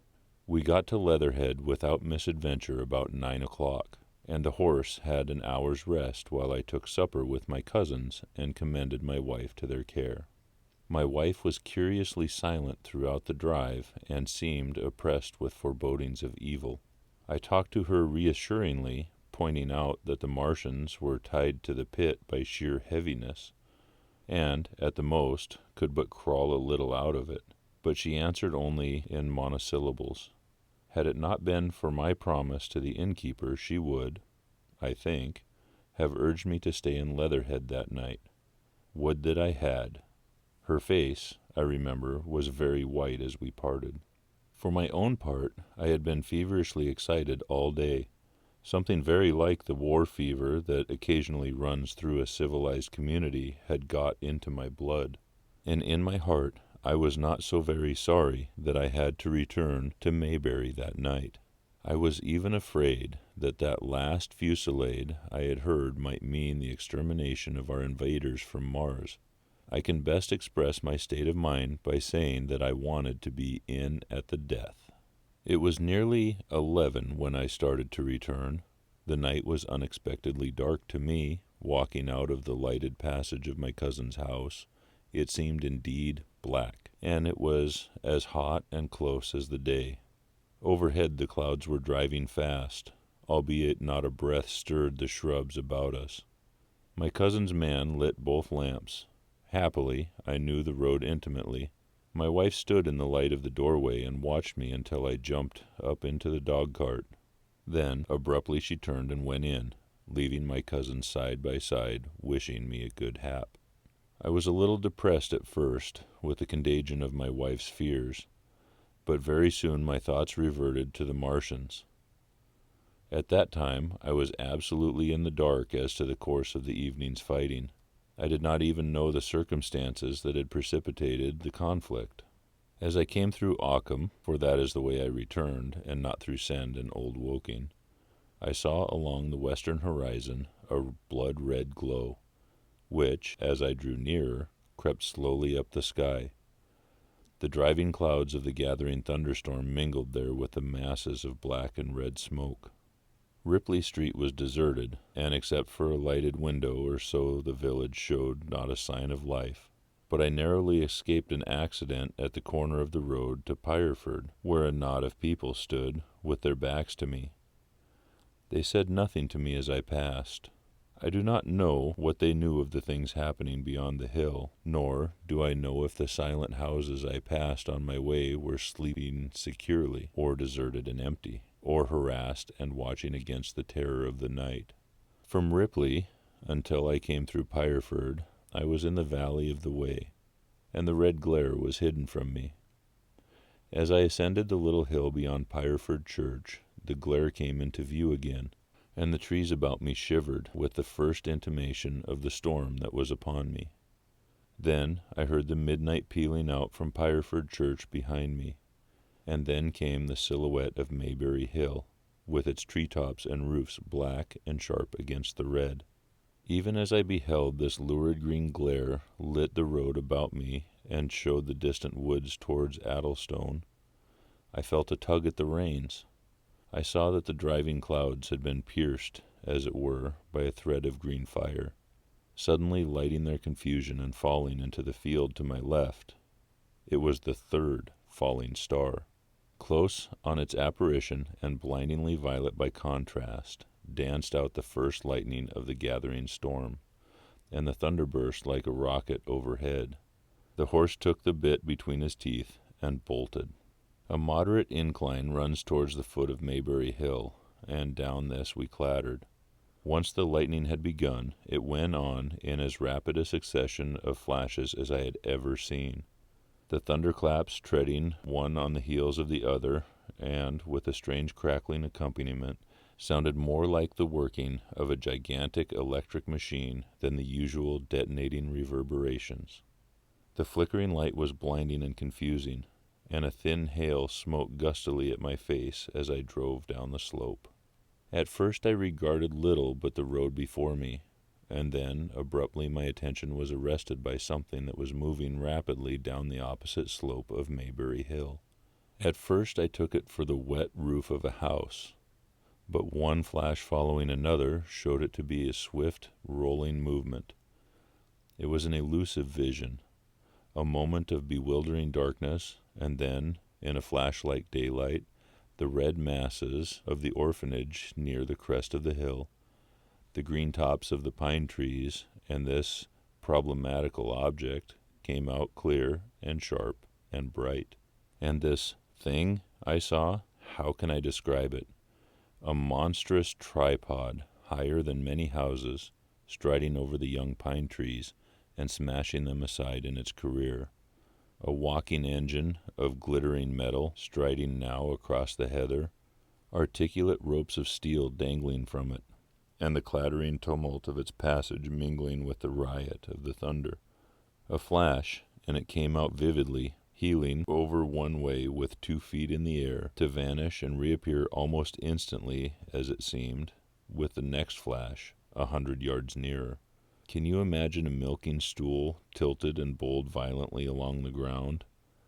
That was the impression these instant flashes gave, but instead of a milking stool, imagine a great body of machinery on a tripod stand. Then, suddenly, the trees and the pine wood ahead of me were parted, as brittle reeds are parted by a man thrusting through them. They were snapped off and driven headlong, and a second huge tripod appeared, rushing, as it seemed, headlong towards me, and I was galloping hard to meet it. At the sight of the second monster, my nerve went altogether. Not stopping to look again, I wrenched the horse's head hard, round to the right, and in another moment the dog-cart had heeled over upon the horse. The shaft smashed noisily, and I was flung sideways and fell heavily into a shallow pool of water. I crawled out almost immediately and crouched, my feet still in the water, under a clump of firs. My horse lay motionless. His neck was broken, poor brute, and by the lightning flashes I saw the black bulk of the overturned dog-cart and the silhouette of the wheel still spinning slowly. In another moment the colossal mechanism went striding by me and passed uphill towards Pireford. Seen near, the thing was incredibly strange, for it was no mere insensate machine driving on its way. Machine it was, with a ringing metallic pace, and long, flexible, glittering tentacles, one of which gripped a young pine tree, swinging and rattling about its strange body. It picked its road as it went striding along, and the brazen hood that surrounded it moved to and fro with the inevitable suggestion of a head looking about.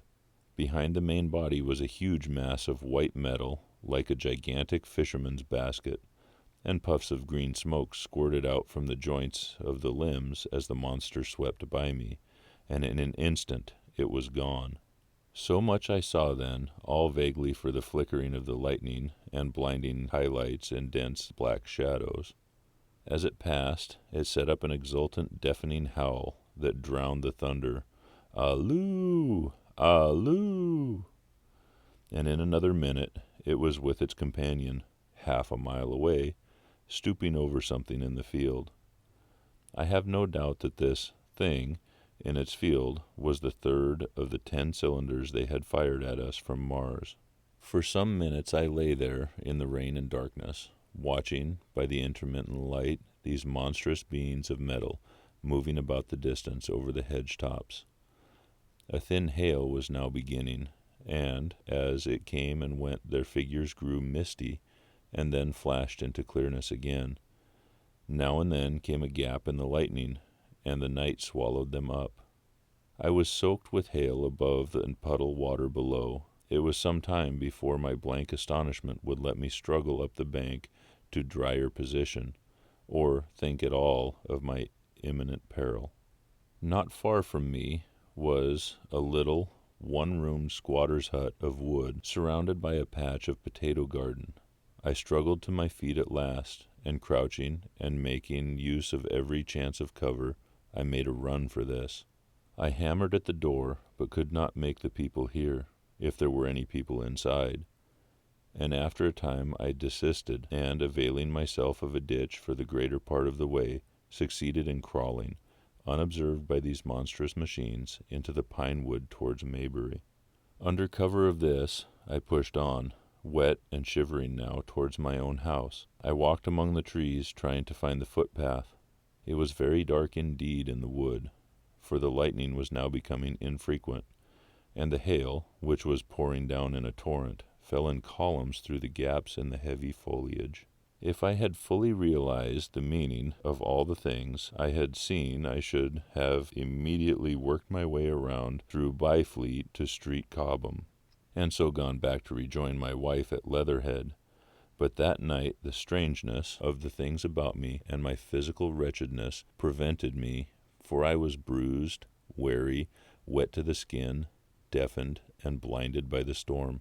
I had a vague idea of going on to my own house, and that was as much motive as I had. I staggered through the trees and fell into a ditch, and bruised my knees against a plank, and finally splashed out into the lane that ran down from the College Arms. I say splashed, for the storm water was sweeping the sand down the hill in a muddy torrent. There, in the darkness, a man blundered into me and sent me reeling back. He gave a cry of terror, sprang sideways, and rushed on before I could gather my wits sufficiently to speak to him. So heavy was the stress of the storm just at this place that I had the hardest task to win my way up the hill. I went close up to the fence on the left and worked my way along its paulings. Near the top I stumbled upon something soft, and, by a flash of lightning, saw, between my feet, a heap of black broadcloth and a pair of boots. Before I could distinguish clearly how the man lay, the flicker of light had passed. I stood over him, waiting for the next flash. Then it came. I saw he was a sturdy man, cheaply, but not shabbily dressed. His head was bent under his body, and he lay crumpled up close to the fence, as though he had been flung violently against it. Overcoming the repugnance natural to one who had never before touched a dead body, I stooped and turned him over to feel for his heart. He was quite dead. Apparently his neck had been broken. The lightning flashed for a third time, and his face leaped upon me. I sprang to my feet. It was the landlord of the Spotted Dog, whose conveyance I had taken. I stepped over him gingerly and pushed up on the hill. I made my way by the police station and the College Arms toward my own house. Nothing was burning on the hillside, though from the common there still came a red glare and a rolling tumult of ruddy smoke beating up against the drenching hail. So far as I could see by the flashes, the houses about me were mostly uninjured. By the College Arms, a dark heap lay in the road. Down the road towards Maybury Bridge, there were voices and the sound of feet, but I had not the courage to shout or to go to them. I let myself in with my latchkey, closed, locked, and bolted the door, staggered to the foot of the staircase, and sat down. My imagination was full of those striding metallic monsters, and the dead bodies smashed against the fence. I crouched at the foot of the staircase with my back to the wall, shivering violently. Chapter 11. At the Window. I have already said that my storms of emotions have a trick of exhausting themselves. After a time, I discovered that I was cold and wet, and with little pools of water about me on the stair carpet. I got up almost mechanically, and went into the dining room and drank some whiskey, and then I was moved to change my clothes. After I had done that, I went upstairs to my study, but why I did so I do not know. The window of my study looks over the trees and the railway towards Horsell Common. In the hurry of our departure, this window had been left open. The passage was dark, and by contrast with the picture in the window frame enclosed, the side of the room seemed impenetrably dark. I stopped short in the doorway. The thunderstorm had passed. The towers of the Oriental College and the pine trees about it had gone, and very far away, lit by a vivid red glare, the common about the sandpits was visible. Across the light, huge black shapes, grotesque and strange, moved busily to and fro. It seemed indeed as if the whole country in that direction was on fire. A broad hillside set with minute tongues of flame, swaying and writhing with the gusts of the dying storm, and throwing a red reflection upon the cloud scud above. Every now and then a haze of smoke from some nearer conflagration drove across the window and hid the Martian shapes. I could not see what they were doing, nor the clear form of them, nor recognize the black objects they were busied upon. Neither could I see the nearer fire, though the reflections of it danced on the wall and ceiling of the study. A sharp, resinous tang of burning was in the air. I closed the door noiselessly and crept toward the window. As I did so, the view opened out until, on the one hand, it reached to the houses about Woking Station, and, on the other, to the charred and blackened pine woods of Byfleet. There was a light down below the hill, on the railway, near the arch, and several of the houses along the Maybury Road and the streets near the station were glowing ruins. The light upon the railway puzzled me at first. There were a black heap and a vivid glare, and to the right of that row of yellow oblongs. Then I perceived this was a wrecked train, the forepart smashed and on fire, the hinder carriages still upon the rails. Between these three main centers of light, the houses, the train, and the burning country towards Chobham, stretched irregular patches of dark country, broken here and there by intervals of dimly glowing and smoking ground.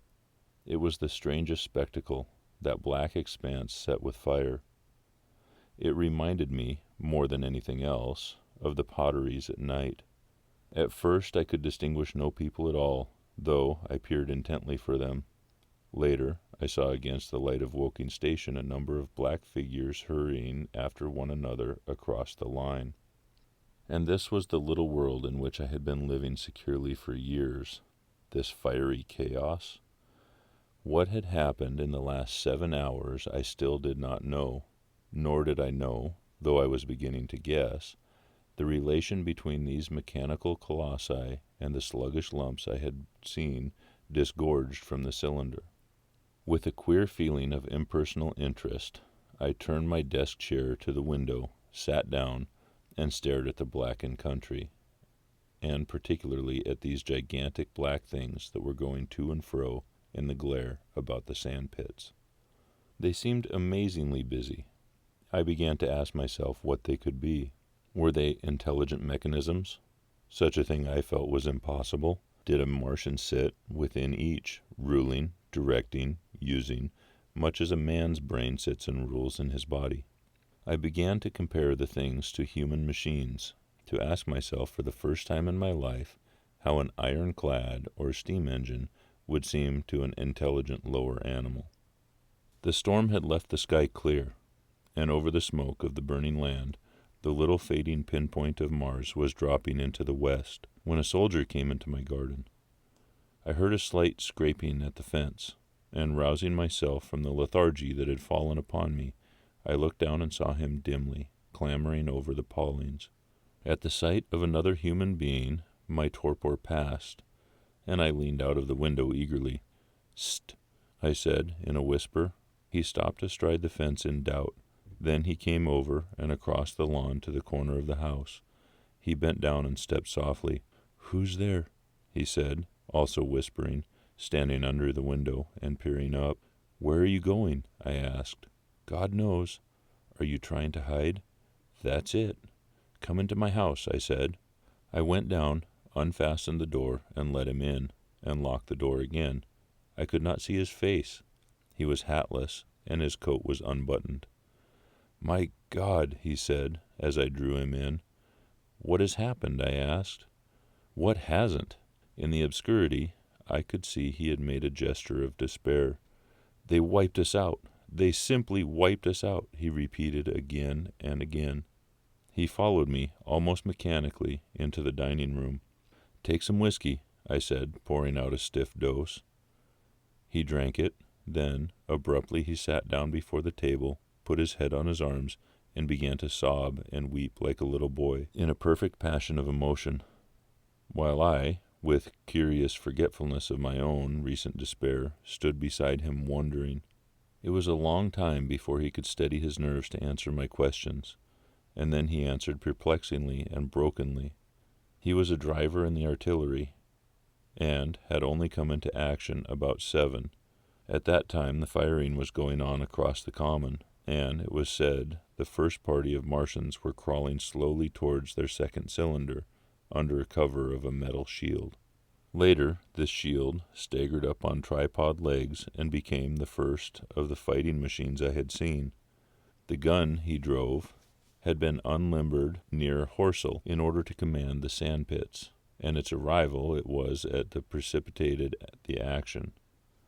As the limber gunners went to the rear, his horse trod on in a rabbit hole and came down, throwing him into a depression of the ground. At the same moment the gun exploded behind him. The munition blew up. There was fire all about him, and he found himself lying under a heap of charred dead men and dead horses. "I laid still," he said, "scared out of my wits, with the forequarter of a horse atop me. We'd been wiped out, and the smell, good Lord, like burnt meat. I was hurt across the back by the fall of the horse, and there I had to lie until I felt better, just like a parade it had been a minute before. Then, stumble, bang, swish. Wiped out," he said. He had hid under the dead horse for a long time, peeping out furtively across the common. The Cardigan men had tried a rush, in skirmishing order, at the pit, simply to be swept out of existence. Then the monster had risen to its feet, and had begun to walk leisurely to and fro across the common among the few fugitives, with its head-like hood turning about exactly like the head of a cowled man-being. A kind of arm carried a complicated metallic case, about which green flashes scintillated, and out of the funnel of this there smoked the heat ray. In a few moments there was, so far as the soldier could see, not a living thing upon the common, and every bush and tree upon it that was not already a blackened skeleton was burning. The hussars had been on the road beyond the cavature of the ground, and he saw nothing of them. He heard the Maxims rattle for a time and then become still. The giant saved Woking Station and its cluster of houses until the last. Then, in a moment, the heat ray was brought to bear, and the town became a heap of fiery ruins. Then the thing shut off the heat ray, and, turning its back upon the artilleryman, began to waddle away towards the smoldering pine woods, that sheltered the second cylinder. As it did so, a second glittering titan built itself up out of the pit. The second monster followed the first, and at that the artilleryman began to crawl very cautiously across the hot heather ash towards Horsell. He managed to get alive into the ditch by the side of the road, and so escaped to Woking. There his story became ejaculatory. The place was impassable. It seems there were a few people alive there, frantic for the most part, and many burned and scalded. He was turned aside by the fire, and hid among some almost scorching heaps of broken wall as one of the Martian giants returned. He saw this one pursue a man, catch him in one of its steely tentacles, and knock his head against the trunk of a pine tree. At last, after nightfall, the artilleryman made a rush for it and got over the railway embankment. Since he had been skulking along towards Maybury in the hope of getting out of danger Londonward, people were hiding in trenches and cellars, and many of the survivors had made off toward Woking village and Send. He had been consumed with thirst until he found one of the water mains near the railway arch smashed, and the water bubbling out like a spring upon the road. That was the story I got from him, bit by bit. He grew calmer telling me and trying to make me see the things he had seen. He had eaten no food since midday. He told me early in his narrative, and I found some mutton and bread in the pantry and brought it into the room. We lit no lamp for fear of attracting the Martians, and ever and again our hands would touch upon bread or meat. As he talked, things about us came darkly out of the darkness, and trampled bushes and broken rose trees outside the window grew distinct. It would seem that a number of men or animals had rushed across the lawn. I began to see his face, blackened and haggard, as no doubt mine was also. When we had finished eating, we went softly upstairs to my study, and I looked out again the open window. In one night the valley had become a valley of ashes. The fires had dwindled low. Where flames had been, there were now streamers of smoke. But for the countless ruins of shattered and gutted houses and blasted and blackened trees that the night had hidden stood out, now gaunt and terrible, in the pitiless light of dawn. Yet here and there some object had had the luck to escape. A white railway signal here, the end of a greenhouse there, white and fresh amid the wreckage. Never before in the history of warfare had destruction been so indiscriminate and so universal. And shining with the growing light of the east, 3 metallic giants stood about the pit, their cowls rotating as though they were surveying the desolation they had made. It seemed to me that the pit had been enlarged, and ever again puffs of vivid green vapor streamed up and out of it towards the brightening dawn, streamed up, whirled, broke, and vanished. Beyond were the pillars of fire about Chobham. They became pillars of bloodshot smoke at the first touch of day. Chapter 12. What I saw of the destruction of Weybrige and Shepperton. As the dawn grew brighter, we withdrew from the window from which we had watched the Martians, and went very quietly downstairs. The artilleryman agreed with me that the house was no place to stay in. He proposed, he said, to make his way to Londonward, and thence rejoin his battery, number 12 of the horse artillery. My plan was to return at once to Leatherhead, and so greatly had the strength of the Martians impressed me that I had determined to take my wife to Newhaven and go with her out of the country forthwith. For I already perceived clearly that the country about London must inevitably be the sense of disastrous struggle before such creatures as these could be destroyed. Between us and Leatherhead, however, lay the third cylinder, with its guarding giants. Had I been alone, I think I should have taken my chance and struck across country, but the artilleryman dissuaded me. It's no kindness to the right sort of wife, he said, to make her a widow. And in the end I agreed to go with him, under cover of the woods, northward, as far as Street Chobham before I parted with him. Thence I would make a big detour by Epsom to reach Leatherhead. I should have started at once, but my companion had been in active service, and he knew better than that. He made me ransack the house for a flask, which he filled with whiskey, and we lined every available pocket with packets of biscuits and slices of meat. Then we crept out of the house and ran as quickly as we could down the ill-made road by which I had come overnight. The houses seemed deserted. In the road lay a group of 3 charred bodies close together, struck dead by the heat ray, and here and there were things that people had dropped: a clock, a slipper, a silver spoon, and the like poor valuables. At the corner, turning upwards, the post office, a little cart filled with a box and furniture, and horseless, heeled over on the broken wheel. A cash box had been hastily smashed open and thrown under the debris. Except the lodge at the orphanage, which was still on fire, none of the houses had suffered very greatly here. The heat ray had shaved the chimney tops and passed.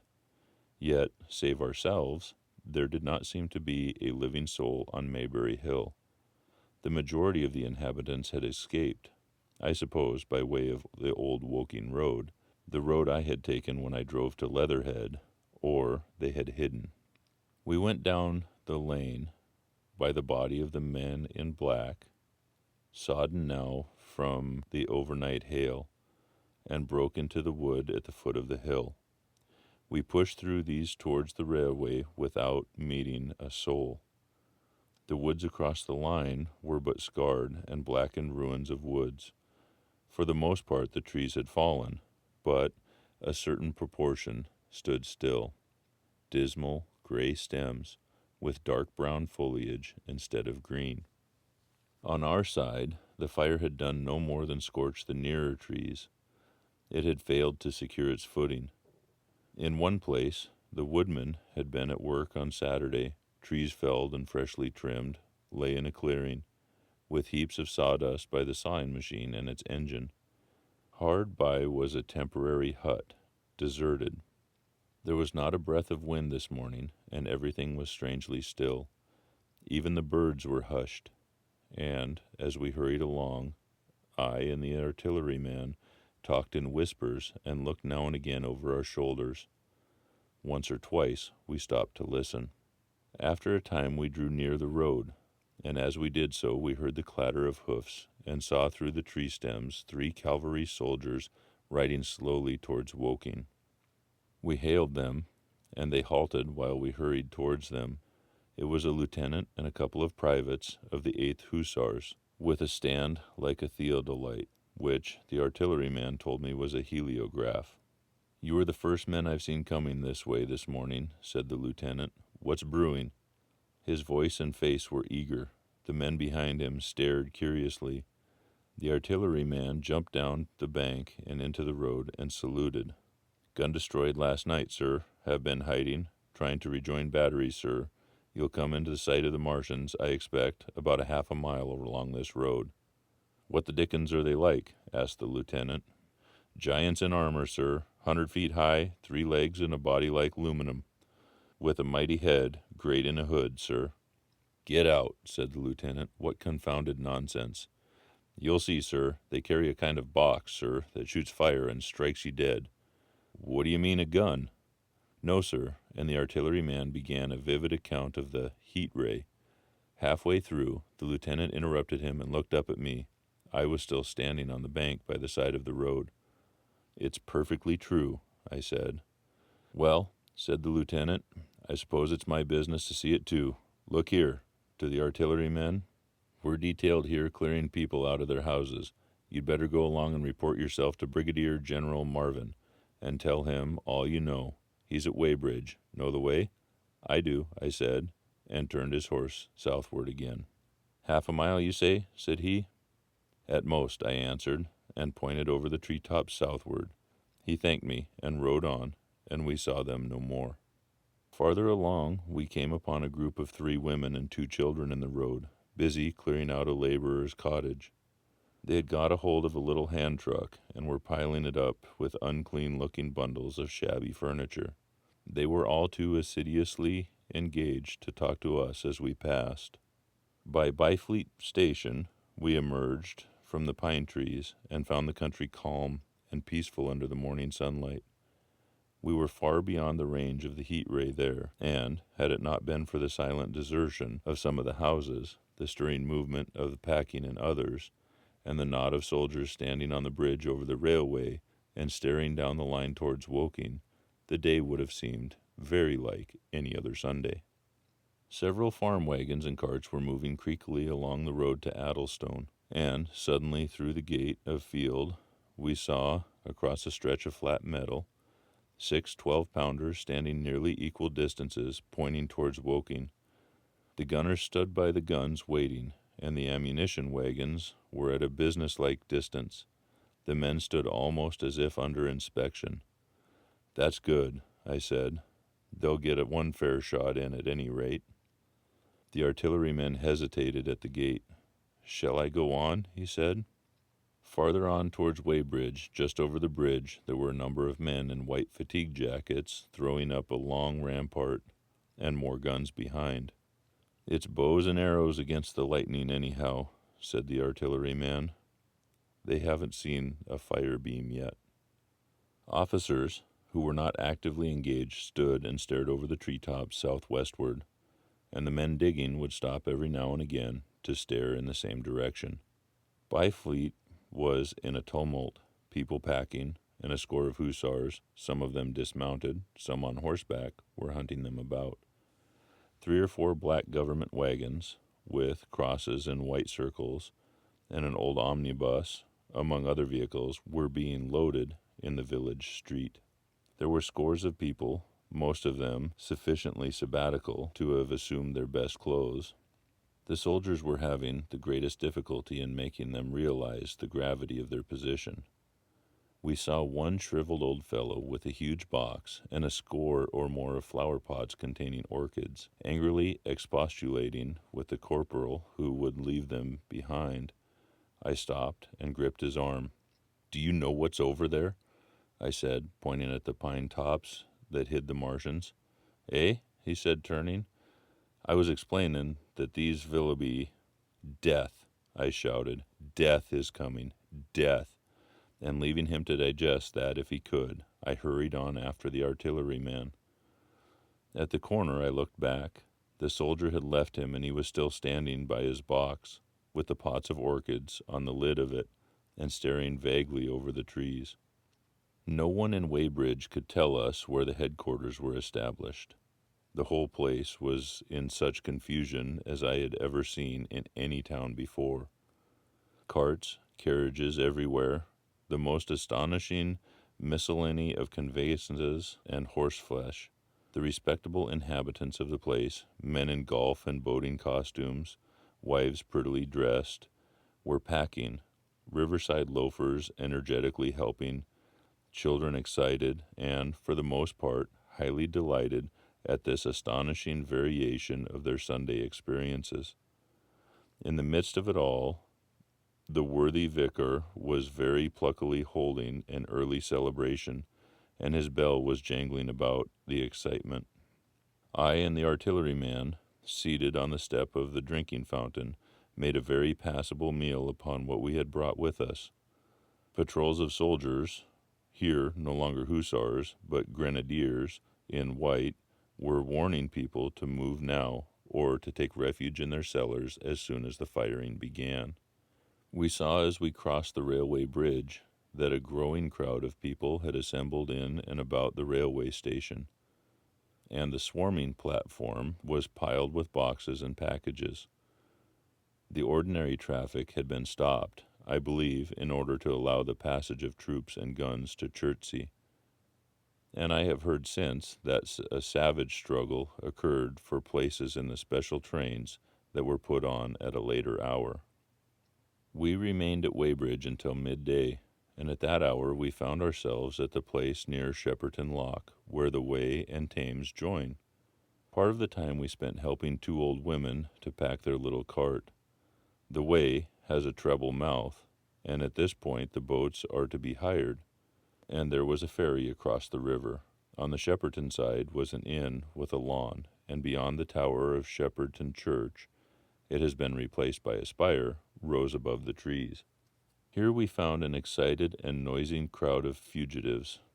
As yet the flight had not grown to a panic, but there were already far more people than all the boats going to and fro could enable to cross. People came panting along under heavy burdens. One husband and wife were even carrying a small outhouse door between them, with some of their household goods piled thereon. One man told us he meant to try to get away from Shepperton station. There was a lot of shouting, and one man was even jesting. The idea people seemed to have here was that the Martians were simply formidable human beings, who might attack and sack the town, to be certainly destroyed in the end. Every now and then people would glance nervously across the way at the meadows towards Chertsey, but everything over there was still. Across the Thames, except just where the boats landed, everything was quiet, in vivid contrast with the Surrey side. The people who landed there from the boats went tramping off down the lane. The big ferry boat had just made a journey. 3 or 4 soldiers stood on the lawn of the inn, staring and jesting at the fugitives, without offering to help. The inn was closed, as it was now within prohibited hours. "What's that?" cried a boatman, and "Shut up, you fool," said a man near me to a yelping dog. Then the sound came again, this time from the direction of Chertsey, a muffled thud, the sound of a gun. The fighting was beginning. Almost immediately, unseen batteries across the river to our right, unseen because of the trees, took up the chorus, firing heavily one after the other. A woman screamed. Everyone stood arrested by the sudden stir of battle. Near us, and yet invisible to us, nothing was to be seen save for flat meadows, cows feeding unconcernedly for the most part, and a silvery pollard willows motionless in the warm sunlight. "The soldiers'll stop 'em," said a woman beside me, doubtfully. A haziness rose over the treetops.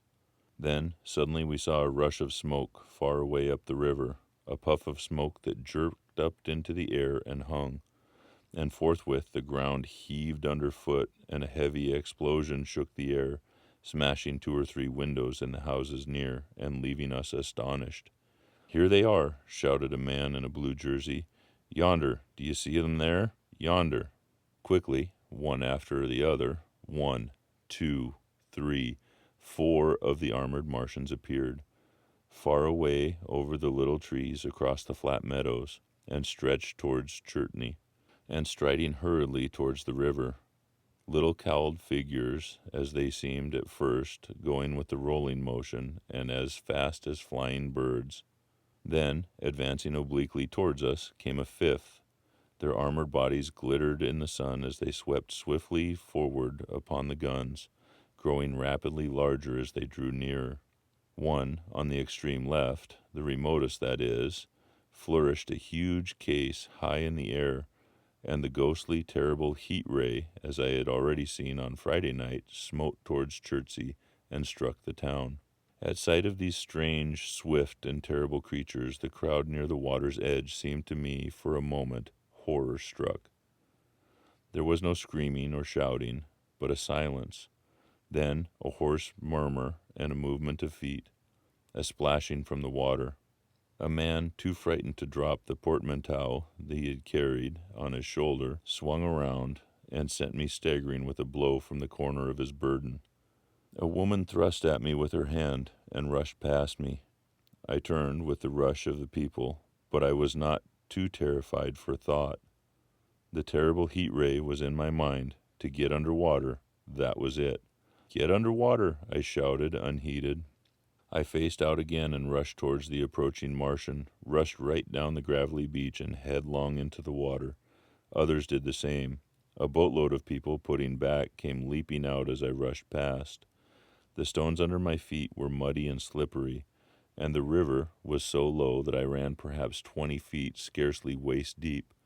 Then, as the Martian towered overhead, scarcely a couple 100 yards away, I flung myself forward under the surface. The splashes of the people in the boats leaping into the river sounded like thunderclaps in my ears.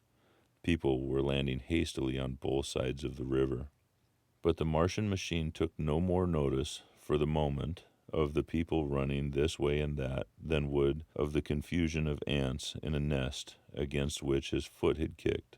When, half suffocated, I raised my head above the water, the Martian stood pointed at the batteries that were still firing across the river, and, as it advanced, it swung loose what must have been the generator of the heat ray. In another moment it was on the bank, and in a stride, wading halfway across, the knees of its foremost legs bent at the farther bank, and in another moment it had raised itself to its full height again, close to the village of Shepperton. Forthwith, the 6 guns, which, unknown to anyone on the right bank, had been hidden behind the outskirts of that village, fired simultaneously. The sudden near concussion, the last close upon the first, made my heart jump. The monster was already raising the case generating the heat ray as the first shell burst 6 yards above the hood. I gave a cry of astonishment. I saw and thought nothing of the other 4 Martian monsters. My attention was riveted upon the nearer incident. Simultaneously 2 other shells burst in the air near the body as the hood twisted around in time to receive, but not in time to dodge, the 4th shell. The shell burst clean in the face of the thing. The hood bulged, flashed, was whirled off in a dozen tattered fragments of red flesh and glittering metal. "Hit!" I shouted, with something between a scream and a cheer. I heard answering shouts from the people in the water about me. I could have leapt out of the water with that momentary exultation. The decapitated colossus reeled like a drunken giant, but it did not fall over. It recovered its balance by a miracle, and, no longer heeding its steps, and with the camera that the heat ray now rigidly upheld, it reeled swiftly upon Shepperton. The living intelligence, the Martian within the hood, was slain and splashed to the 4 winds of heaven, and the thing was now but a mere intricate device of metal whirling to destruction. It drove along in a straight line, incapable of guidance. It struck the tower of Shepperton Church, smashing it down as the impact of a battering ram might have done, swerved aside, blundered on, and collapsed with tremendous force in the river out of my sight. A violent explosion shook the air, and a spout of water, steam, mud, and shattered metal shot far up into the sky. As the camera of the heat ray hit the water, the latter had immediately flashed into steam. In another moment, a huge wave, like a muddy tidal bore, but almost scaldingly hot, came sweeping around the bend upstream. I saw people struggling shorewards, and heard their screaming and shouting faintly above the seething and roar of the Martian's collapse. For a moment I heeded nothing of the heat, forgot the patent need of self-preservation. I splashed through the tumultuous water, pushing aside a man in a black to do so, until I could see around the bend. 6 deserted boats pinched aimlessly upon the confusion of the waves. The fallen Martian came into sight downstream, lying across the river, and for the most part submerged. Thick clouds of steam were pouring off the wreckage, and, through the tumultuously whirling wisps, I could see, intermittently and vaguely, the gigantic limbs of churning the water and flinging a splash and spray of mud and froth into the air. The tentacles swayed and struck like living arms, and, save for the helpless purposelessness of these movements, it was as if some wounded thing were struggling for its life amid the waves. Enormous quantities of a ruddy brown fluid were spurting up in noisy jets out of the machine. My attention was diverted from this death flurry by a furious yelling, like that of the thing called a siren in our manufacturing towns. A man, knee-deep near the towing path, shouted inaudibly to me and pointed. Looking back, I saw the other Martians advancing with gigantic strides toward the riverbank from the direction of Chertsey. The Shepperton guns spoke this time unavailingly. At that I ducked, at once under water, and, holding my breath until movement was an agony, blundering painfully ahead under the surface as long as I could. The water was in a tumult about me and rapidly growing hotter. When, for a moment, I raised my head to take a breath and throw the air and water from my eyes, the steam was rising in a whirling white fog that at first hid the Martians altogether. The noise was deafening. Then I saw them dimly, colossal figures of gray, magnified by the mist. They had passed by me, and two were stopping over the frothing, tumultuous ruins of their comrade. The third and fourth stood beside him in the water, one perhaps 200 yards from me, the other towards Laleham. The generators of heat rays waved high, and the hissing beams smote down this and that. The air was full of sound, a deafening and confusing conflict of noises. The clangorous din of the Martians, the crash of falling houses, the thud of trees, fences, sheds flashing into flame, and the crackling and roaring of fire. Dense black smoke was leaping up to mingle with the steam from the river, and as the heat ray went to and fro over Weybrige, its impact was marked by flashes of incandescent white that gave place at once to a smoky dance of lurid flames. The nearer houses still stood intact, awaiting their fate, shadowy faint, and pallid in the steam, with the fire behind them going to and fro. For a moment, perhaps, I stood there, breast high in the almost boiling water, dumbfounded at my position, hopeless of escape. Through the reek, I could see the people who had been with me in the river scrambling out of the water through the reeds, like little frogs hurrying through the grass from the advance of a man, or running to and fro in utter dismay on the towing path. Then, suddenly, the white flashes of the heat ray came leaping towards me. The houses caved in as they dissolved at its touch, and darted out flames. The trees changed to fire with a roar. The ray flickered up and down the towing path, licking off the people who ran this way and that, and came down to the water's edge, not 50 yards from where I stood. It swept across the river to Shepperton, and the water in its track rose in a boiling wheel crested with steam. I turned shoreward.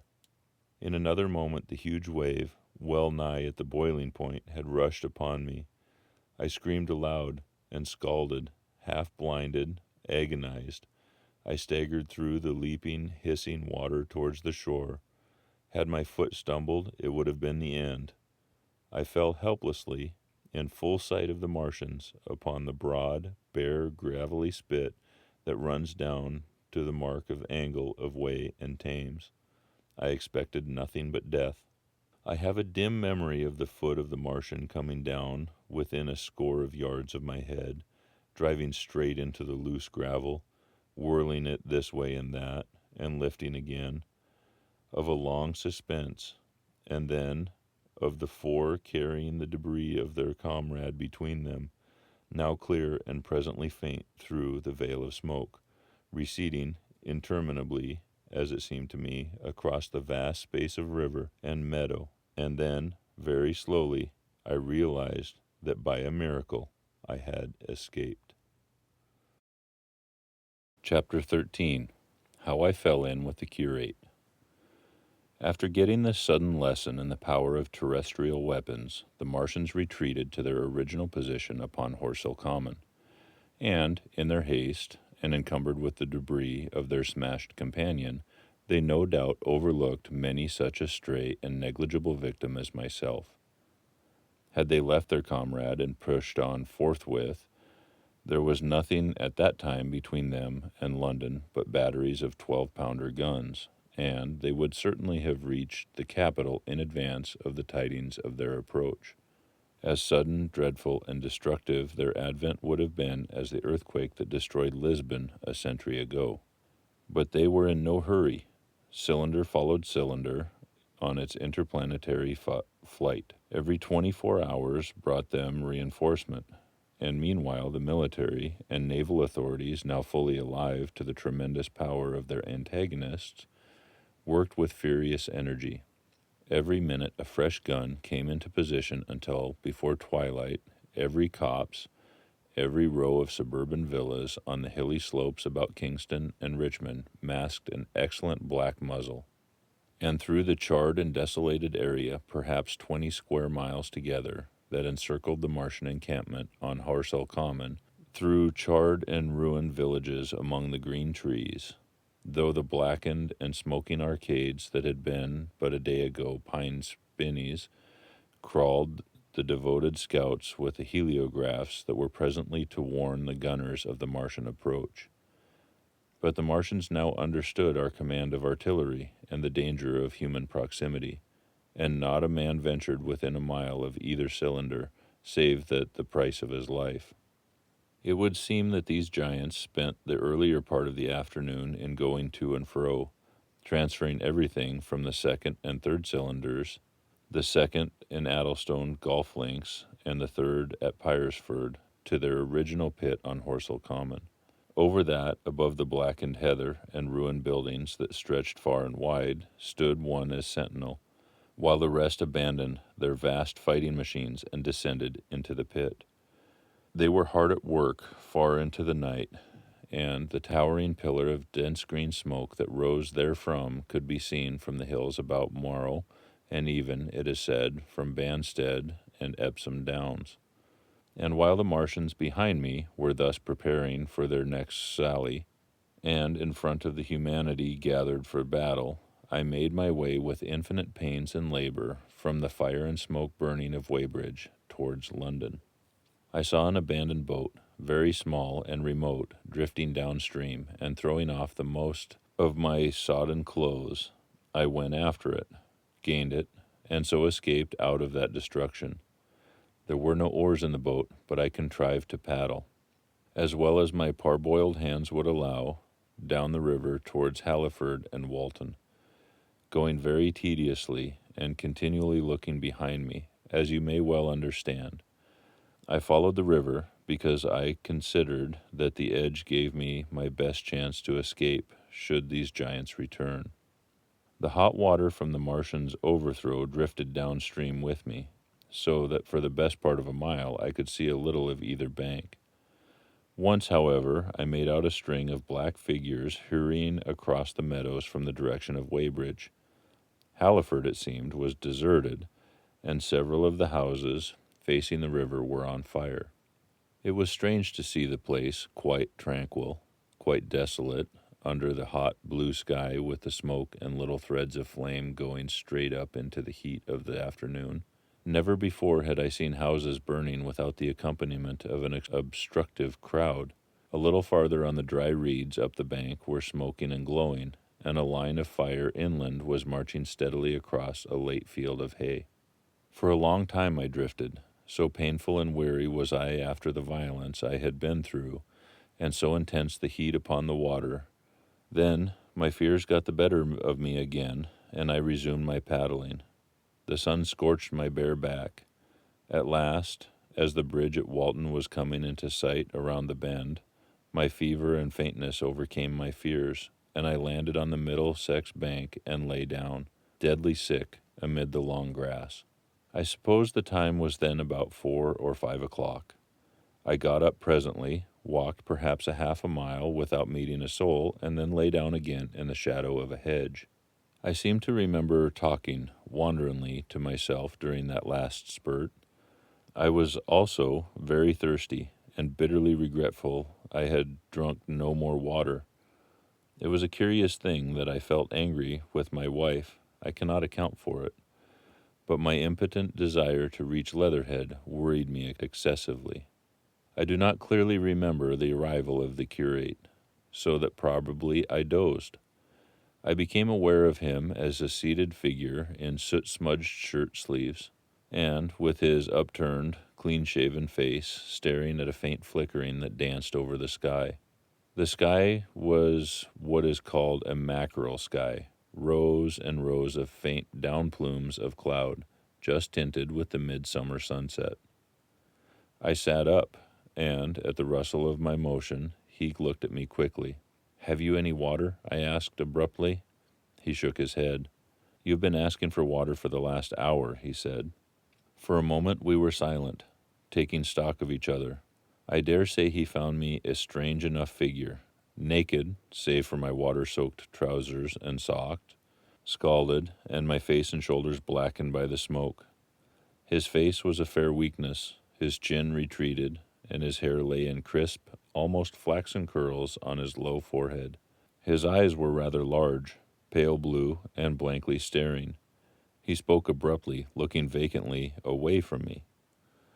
"What does it mean?" he said. "What do these things mean?" I stared at him and made no answer. He extended a thin white hand and spoke in almost a complaining tone. "Why are these things permitted? What sins have we done?" The morning service was over. I was walking through the roads to clear my brain for the afternoon, and then fire, earthquake, death, as if it were Sodom and Gomorrah. All our work undone, all the work. What are these Martians? "What are we?" I answered, clearing my throat. He gripped his knees and turned to look at me again. For a half a minute, perhaps, he stared silently. "I was walking through the roads to clear my brain," he said, "and suddenly, fire, earthquake, death." He relapsed into silence, with his chin now sunken almost to his knees. Presently he began waving his hand. "All the work, all the Sunday schools, what have we done? What has Weybrige done? Everything's gone, everything destroyed. The church, we rebuilt it only 3 years ago, gone, swept out of existence. Why?" Another pause, and he broke out again like one demented. "The smoke of her burning goeth up before her ever and ever," he shouted. His eyes flamed, and he pointed a lean finger in the direction of Weybrige. By this time I was beginning to take his measure, the tremendous tragedy in which he had been involved. It was evident he was a fugitive from Weybrige, had driven him to the very verge of his reason. "We are far from Sunbury," I said, in a matter-of-fact tone. "What are we to do?" he asked. "Are these creatures everywhere? Has the earth been given over to them? Are we far from Sunbury?" "Only this morning I officiated at early celebration. Things have changed," I said quietly. "You must keep your head. There's still hope." "Hope?" "Yes, plentiful hope for all this destruction." I began to explain my view of our position. He listened at first, but as I went on, the interest dawning in his eyes gave place to their former stare, and his regard wandered from me. "This must be the beginning of the end," he said, interrupting me. "The end, the great and terrible day of the Lord, when men shall call upon the mountains and the rocks to fall upon them and hide them from the face of him that sitteth upon the throne." I began to understand the position. I ceased my labored reasoning, struggled to my feet, and standing over him, laid my hand on his shoulder. "Be a man," I said. "You are scared out of your wits. What good is religion if it collapses under calamity? Think of what earthquakes and floods, wars and volcanoes have done before to men. Did you think God had exempted Weybrige? He is not an insurance agent." For a time he sat in blank silence. "But now can we escape?" he asked suddenly. "They are invulnerable. They are pitiless." "Neither the one nor, perhaps, the other," I answered. "And the mightier they are, the more sane and wary should we be. One of them was killed yonder not 3 hours ago." "Killed?" he said, staring about him. "How can God's ministers be killed?" "I saw it happen." I proceeded to tell him. "We have chanced to come in for the thick of it," said I, "and that is all." "What is the flicker in the sky?" he asked abruptly. I told him it was the heliograph signaling, that it was the sign of human help and effort in the sky. "We are in the midst of it," I said. "Quiet as it is, that flicker in the sky tells of the gathering storm. Yonder, I take it, are the Martians, and Londonward, where those hills rise about Richmond and Kingston, and the trees give cover, earthworks are being thrown up and guns are being placed. Presently the Martians will be coming this way again." And even as I spoke, he sprang to his feet and stopped me by a gesture. "Listen," he said. From beyond the low hills, across the water, came the dull resonance of distant guns and a remote, weird crying, and everything was still. A cockchafer came droning over the hedge and past us. High in the west, the crescent moon hung faint and pale above the smoky Weybrige and Shepperton, and the hot, still splendor of the sunset. "We had better follow this path," I said, "northward." Chapter 14. In London. My younger brother was in London when the Martians fell at Woking. He was a medical student working for an imminent examination, and he heard nothing of the arrival until Saturday morning. The morning papers on Saturday contained, in addition to lengthy special articles on the planet Mars, on life in the planets, and so forth, a brief and vaguely worded telegram, all the more striking for its brevity. The Martians, alarmed by the approach of a crowd, had killed a number of people with a quick-firing gun, so the story ran. The telegram concluded with the words, "Formidable as they seem to be, the Martians have not moved from the pit into which they have fallen, and, indeed, seem incapable of doing so. Probably this is due to the relative strength of the Earth's gravitational energy." On that last text, their writer expanded very comfortingly. Of course, all the students in the crammer's biology class, to which my brother went that day, were intensely interested. But there were no signs of any unusual excitement in the streets. The afternoon papers puffed scraps of news under their big headlines. They had nothing to tell beyond the movements of troops about the Common, the burning of the pine woods between Woking and Weybrige until 8. Then the St. James Gazette, in an extra special edition, announced the bare fact of the interruption of telegraphic communication. This was thought to be due to the falling of burning pine trees across the line. Nothing more of the fighting was known that night, the night of my drive to Leatherhead and back. My brother felt no anxiety about us, as he knew from the description in the papers that the cylinder was a good 2 miles from my house. He made up his mind to run down that night to me, in order, as he says, to see the things before they were killed. He dispatched a telegram, which never reached me, about 4 o'clock, and spent the evening at a music hall. In London also, on Saturday night, there was a thunderstorm, and my brother reached Waterloo in a cab. On the platform from which the midnight train usually starts, he learned, after some waiting, that an accident prevented trains from reaching Woking that night. The nature of the accident he could not ascertain. Indeed, the railway authorities did not clearly know at that time.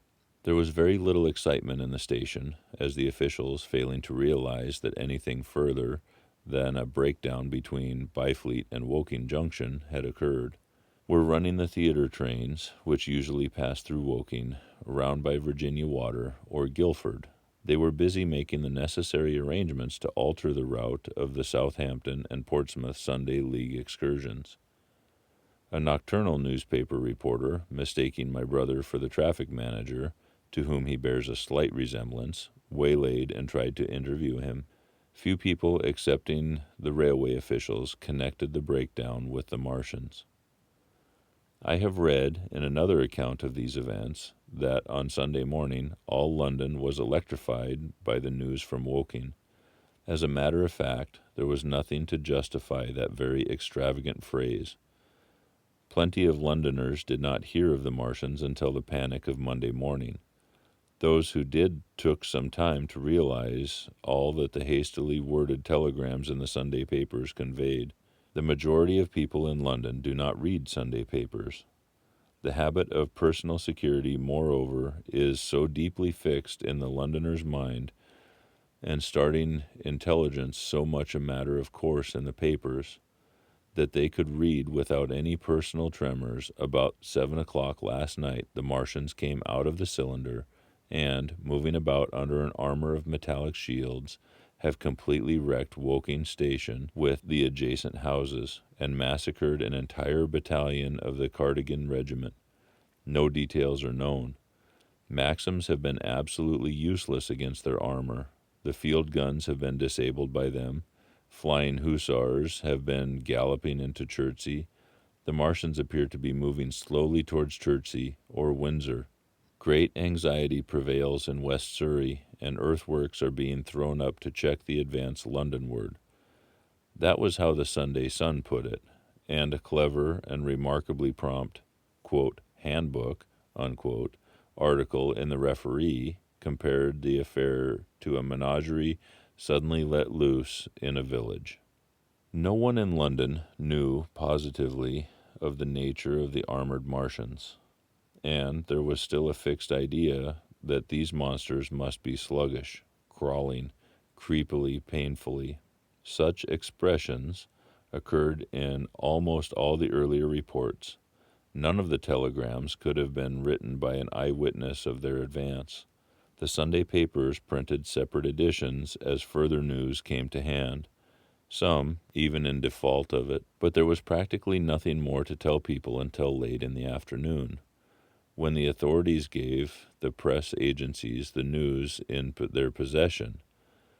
It was stated that the people of Walton and Weybrige and all the district were pouring along the roads Londonward, and that was all. My brother went to church at the Foundling Hospital in the morning, still in ignorance of what had happened on the previous night. There he heard allusions made to the invasion and a special prayer for peace. Coming out, he bought a Referee. He became alarmed at the news in this, and went again to Waterloo Station to find out if communications were restored. The omnibuses, carriages, cyclists, and innumerable people walking in their best clothes seemed scarcely affected by the strange intelligence that the news vendors were disseminating. People were interested, or, if alarmed only on account of the local residents. At the station, he heard for the first time that the Windsor and Chertsey lines were now interrupted. The porters told him that several remarkable telegrams had been received in the morning from Byfleet and Chertsey stations, but these had abruptly ceased. My brother could get very little precise detail out of them. "There's fighting going on about Weybrige," was the extent of their information. The train service was now very much disorganized.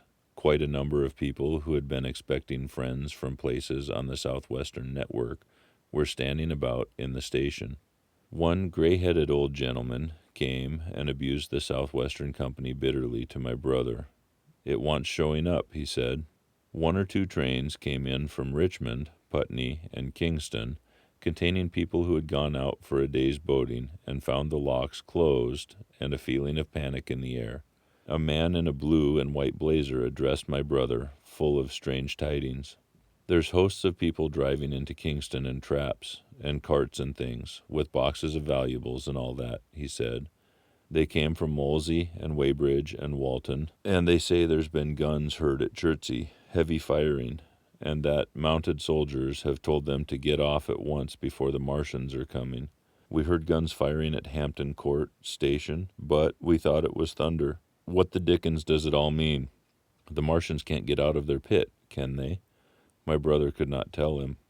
Afterwards, he found that vague feeling of alarm had spread to clients of the Underground Railway, and that the Sunday excursionists had begun to return from all over the southwestern Lung, Barnes, Wimbledon, Richmond Park, Kew, and so forth, at unnaturally early hours, but not a soul had anything more than vague hearsay to tell of. Every one connected with the terminus seemed ill-tempered. About 5 o'clock, the gathering crowd in the station was immensely excited by the opening of the line of communication, which is almost invariably closed, between the southeastern and the southwestern stations, at the passage of carriage trucks bearing huge guns and carriages crammed with soldiers. These were the guns that were brought up from Woolwich and Chatham to cover Kingston. There was an exchange of pleasantries. "You'll get eaten," "We're the beast tamers," and so forth. A little while after that, a squad of police came into the station and began to clear the public off the platforms, and my brother went out into the street again. The church bells were ringing for evensong, and a squad of Salvation Army lassies came singing down Waterloo Road. On the bridge, a number of loafers were watching a curious brown scum that came drifting down the stream in patches. The sun was just setting, and the clock tower and the House of Parliament rose against one of the most peaceful skies it is possible to imagine. A sky of gold, barred with long transverse stripes of reddish-purple cloud. There was talk of a floating body. One of the men there, a reservist he said he was, told my brother he had seen the heliograph flickering in the west. In Wellington Street, my brother met a couple of sturdy roughs who had just rushed out of Fleet Street with still wet newspapers and staring placards. "Dreadful catastrophe," they bawled, one to the other down Wellington Street. "Fighting at Weybrige, full description, repulse of the Martians, London in danger." He had to give 3d for a copy of that paper. Then it was, and then only, that he realized something of the full power and terror of these monsters. He learned that they were not merely a handful of small, sluggish creatures, but that they were minds-swaying, vast mechanical bodies, and that they could move swiftly and smite with such power that even the mightiest guns could not stand against them. They were described as vast, spider-like machines, nearly 100 feet high, capable of the speed of an express train and able to shoot out a beam of intense heat. Masked batteries, chiefly of field guns, had been planted in the country about Horsell Common, and especially between the Woking district and London. 5 of the machines had been seen moving towards the Thames, and one, by a happy chance, had been destroyed. In the other cases, the shells had missed, and the batteries had been at once annihilated by the heat rays. Heavy losses of soldiers were mentioned, but the tone of the dispatch was optimistic. The Martians had been repulsed. They were not invulnerable. They had retreated to their triangle of cylinders again. In the circle about Woking, signalers with heliographs were pushing forward upon them from all sides. Guns were in rapid transit from Windsor, Portsmouth, Aldershot, Woolwich, even from the north among the others, long wire guns of 95 tons from Woolwich. Altogether, 116 were in position, or being hastily placed, chiefly covering London. Never before in England had there been such a vast or rapid concentration of military material. Any further cylinders that fell, it was hoped, could be destroyed at once by high explosives, which were being rapidly manufactured and distributed. No doubt, ran the report, the situation was of the strangest and gravest description, but the public was exhorted to avoid and discourage panic. No doubt the Martians were strange and terrible in the extreme, but at the outside there could not be more than 20 of them against our millions. The authorities had reason to suppose, from the size of the cylinders, that at the outside there could not be more than 5 in each cylinder, 15 altogether, and one at least was disposed of, perhaps more. The public would be fairly warned of the approaching danger, and elaborate measures were being taken for the protection of the people in the threatened southwestern suburbs. And so, with reiterated assurances of the safety of London and the ability of the authorities to cope with the difficulty, this quasi-proclamation closed. This was printed in enormous type on paper so fresh that it was still wet, and there had been no time to add a word of comment. It was curious, my brother said, to see how ruthlessly the usual contents of the paper had been hacked and taken out to give this place. All down Wellington Street, people could be seen fluttering out the pink sheets and reading, and the Strand was suddenly noisy with the voices of an army of hawkers following these pioneers. Men came scrambling off buses to secure copies. Certainly this news excited people intensely, whatever their previous apathy. The shutters of a map shop in the Strand were being taken down, my brother said, and a man in his Sunday raiment, lemon-yellow gloves even, was visible inside the window hastily fastening maps of the Surrey to the glass. Going on along the Strand to Trafalgar Square, the paper in his hand, my brother saw some of the fugitives from West Surrey. There was a man with his wife and 2 boys and some articles of furniture in a cart such as greengrocers use. He was driving from the direction of Westminster Bridge, and close behind him came a hay wagon with 5 or 6 respectable-looking people in it. and some boxes and bundles. The faces of these people were haggard, and their entire appearance contrasted conspicuously with the Sabbath-best appearance of the people on the omnibuses. People in fashionable clothing peeped at them out of cabs. They stopped at the square as if undecided which way to take, and finally turned eastward along the Strand. Some way behind these came a man in workday clothes, riding one of those old-fashioned tricycles with a small front wheel, and he was dirty and white in the face. My brother turned down towards Victoria and met a number of such people. He had a vague idea that he might see something of me. He noticed an unusual number of police regulating the traffic. Some of the refugees were exchanging news with people on the omnibuses. One was professing to have seen the Martians. Boilers on stilt, I tell you, striding along like men. Most of them were excited and animated by their strange experience. Beyond Victoria, the public houses were doing a lively trade with these arrivals. At all the street corners, groups of people were reading papers, talking excitedly, or staring at these unusual Sunday visitors. They seemed to increase as night drew on. Until, at last, the roads, my brother said, were like Epsom High Street on Derby Day. My brother addressed several of these fugitives and got unsatisfactory answers from most. None of them could tell him any news of Woking except one man, who assured him that Woking had been entirely destroyed on the previous night. "I come by Byfleet," he said. "Man on a bicycle came through the place in the early morning and ran from door to door warning us to come away. Then came soldiers. We went out to look, and there were clouds of smoke to the south. Nothing but smoke, not a soul coming that way. Then we heard the guns at Chertsey, and folks coming from Weybrige, so I've locked up my house and come on." At the time there was a strong feeling in the streets that the authorities were to blame for their incapacity to dispose of the invaders without all this inconvenience. About 8 o'clock a noise of heavy firing was distinctly audible over the south of London.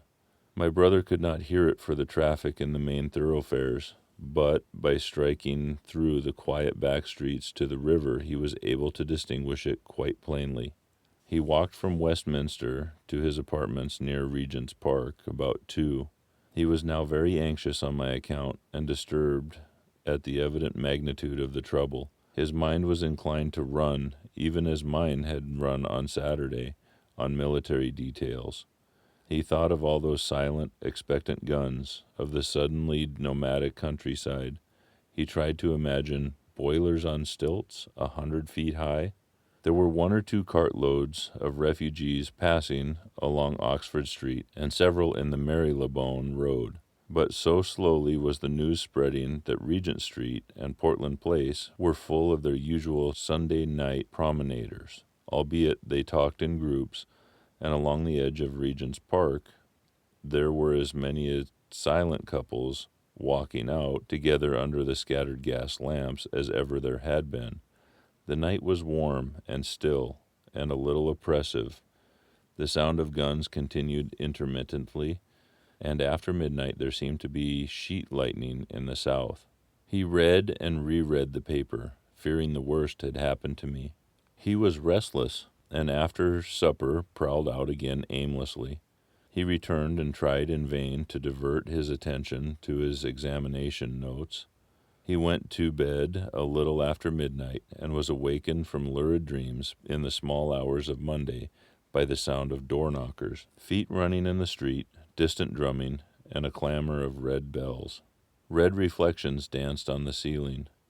For a moment he lay astonished, wondering whether day had come or the world had gone mad. Then he jumped out of bed and ran to the window. His room was an attic, and as he thrust his head out, up and down the street, there were a dozen echoes to the noise of his window sash, and heads in every kind of night disarray appeared. Inquiries were being shouted. "They are coming," bawled a policeman, hammering at the door. "The Martians are coming," and hurried to the next door. The sound of drumming and trumpeting came from the Albany Street barracks, and every church within earshot was hard at work killing sleep with a vehement, disorderly tocsin. There was a noise of doors opening, and the window after window in the houses opposite flashed from darkness into yellow illumination. Up the street came galloping a closed carriage, bursting abruptly into noise at the corner, rising to a clattering climax under the window, and dying away slowly in the distance. Close on the rear of this came a couple of cabs, the forerunners of a long procession of flying vehicles, going for the most part to Chalk Farm Station, where the Northwestern special trains were loading up, instead of coming down the gradient into Euston. For a long time my brother stared out of the window in a blank astonishment, watching the policemen hammering at door after door and delivering their incomprehensible message. The door behind him opened, and the man who lodges across the landing came in, dressed only in a shirt, trousers, and slippers, his braces loose about his waist, his hair disordered from his pillow. "What the devil is it?" he asked. "A fire? What the devil of a row?" They both craned their heads out of the window, straining to hear what the policemen were shouting. People were coming out of the side streets and standing in groups at the corners talking. "What the devil is this all about?" said my brother's fellow lodger. My brother answered him vaguely and began to dress, running with each garment to the window in order to miss nothing of the growing excitement, and presently men selling unnaturally early newspapers came bawling into the street.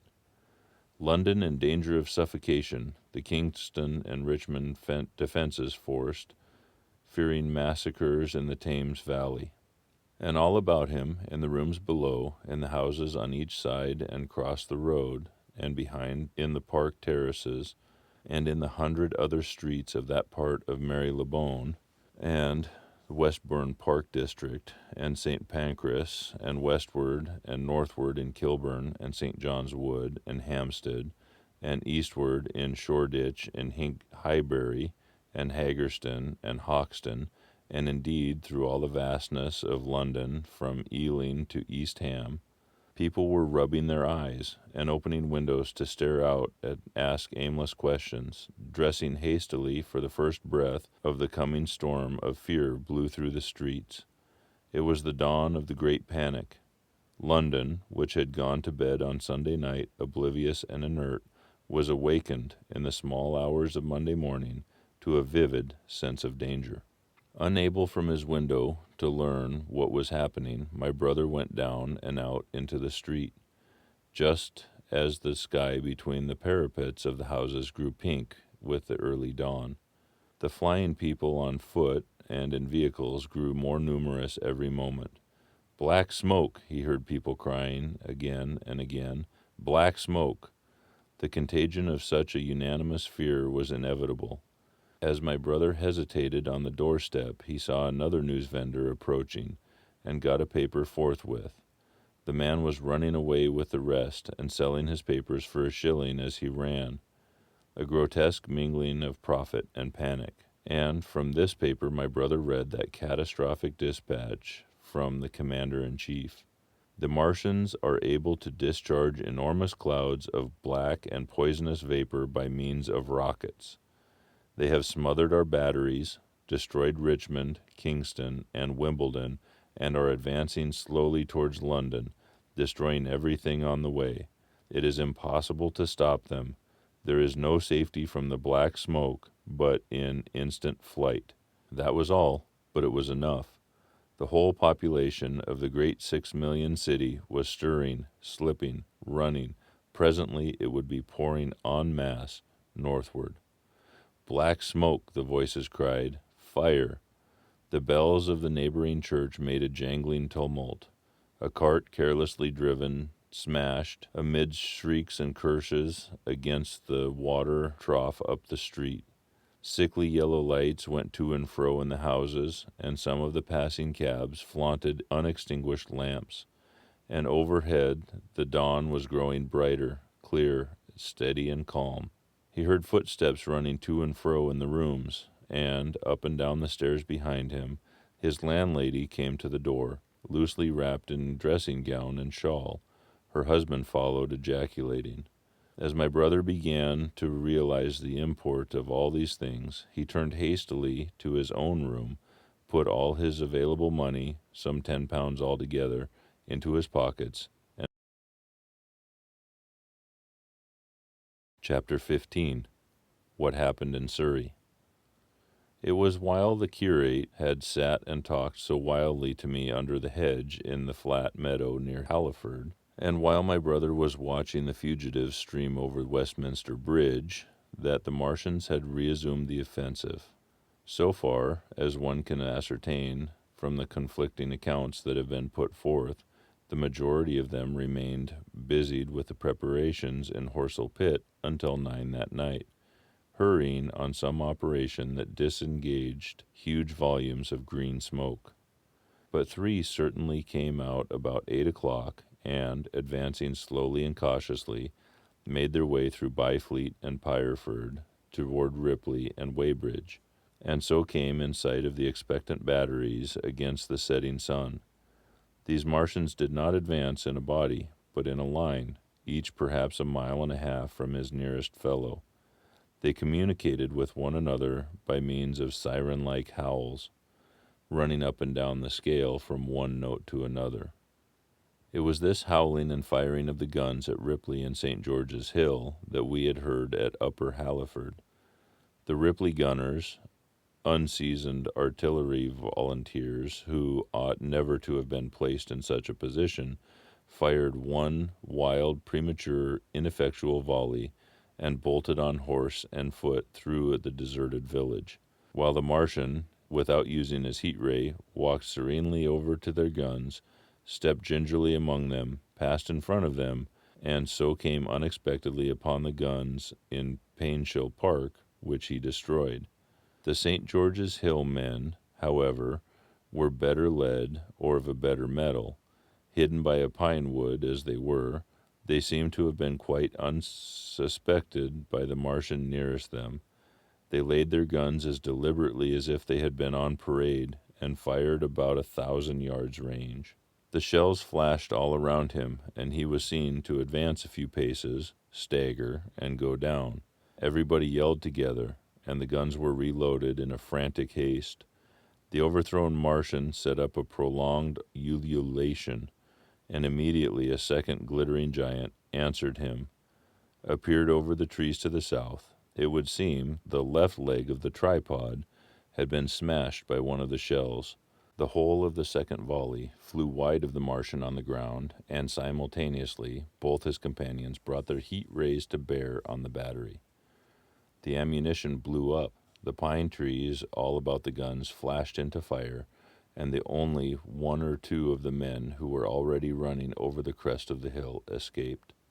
After this, it would seem that the 3 took counsel together and halted, and the scouts who were watching them report that they remained absolutely stationary for the next half hour. The Martian who had been overthrown crawled tediously out of his hood, a small brown figure, oddly suggestive from that distance of a speck of blight, and apparently engaged in the repair of his support.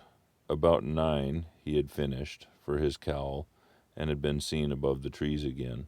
It was a few minutes past 9 that night when these 3 sentinels were joined by 4 other Martians, each carrying a thick black tube. A similar tube was handed to each of the 3, and the 7 proceeded to distribute themselves at equal distance along a curved line between St. George's Hill, Weybrige, and the village of Send, southwest of Ripley. A dozen rockets sprang out of the hills before them so soon as they began to move, and warned the waiting batteries about Ditton and Esher.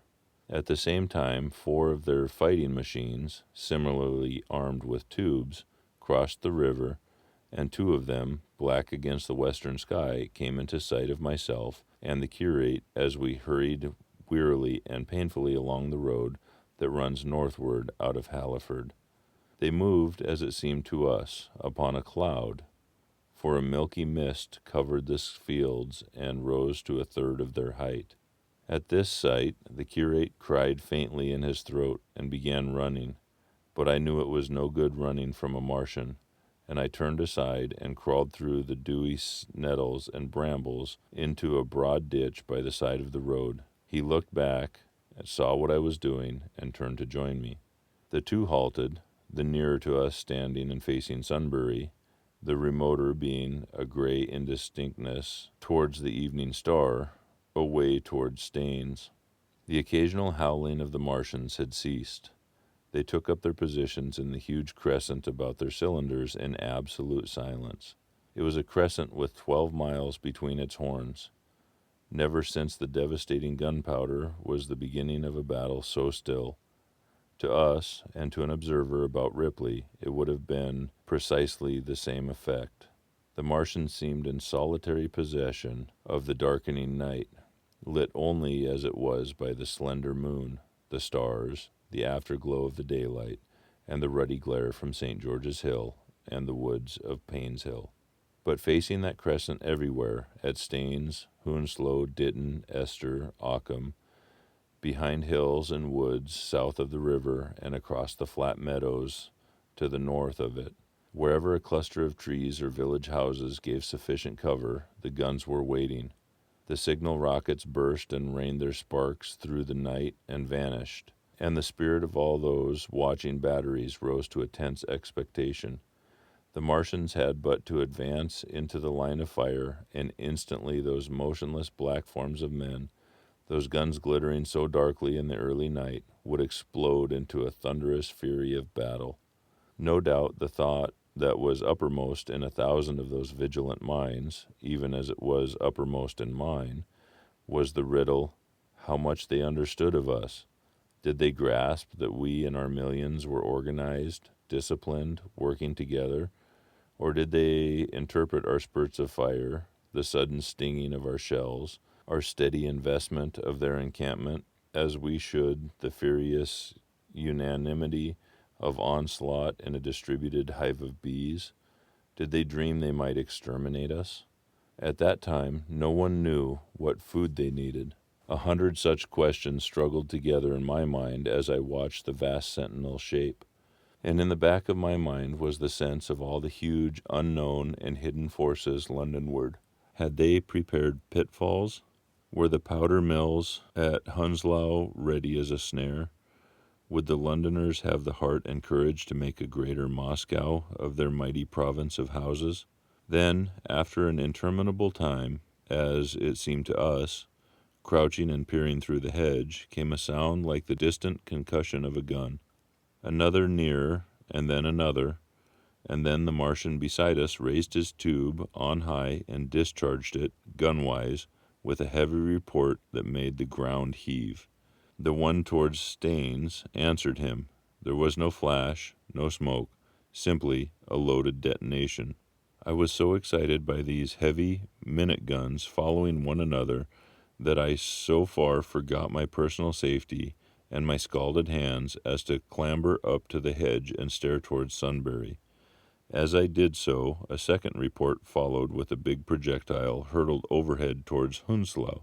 I expected at least to see smoke or fire or some such evidence of its work, but all I saw was the deep blue sky above, with one solitary star, and the white mist spreading wide and low beneath.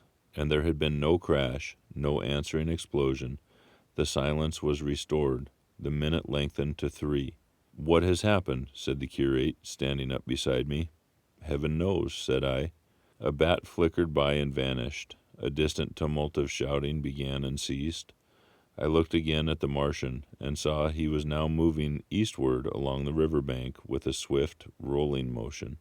Every moment I expected a fire of some hidden battery to spring upon him, but the evening calm was unbroken. The figure of the Martian grew smaller as he receded, and presently the mist and the gathering night had swallowed him up. By a common impulse we clambered higher. Toward Sunbury was a dark appearance, as though a conical hill had suddenly come into being there, hiding our view of the farther country. And then, remoter across the river, over Walton, we saw another such summit. These hill-like forms grew lower and broader even as we stared. Moved by a sudden thought, I looked northward to see where I perceived a third of these cloudy black kopjes had risen. Everything had suddenly become very still.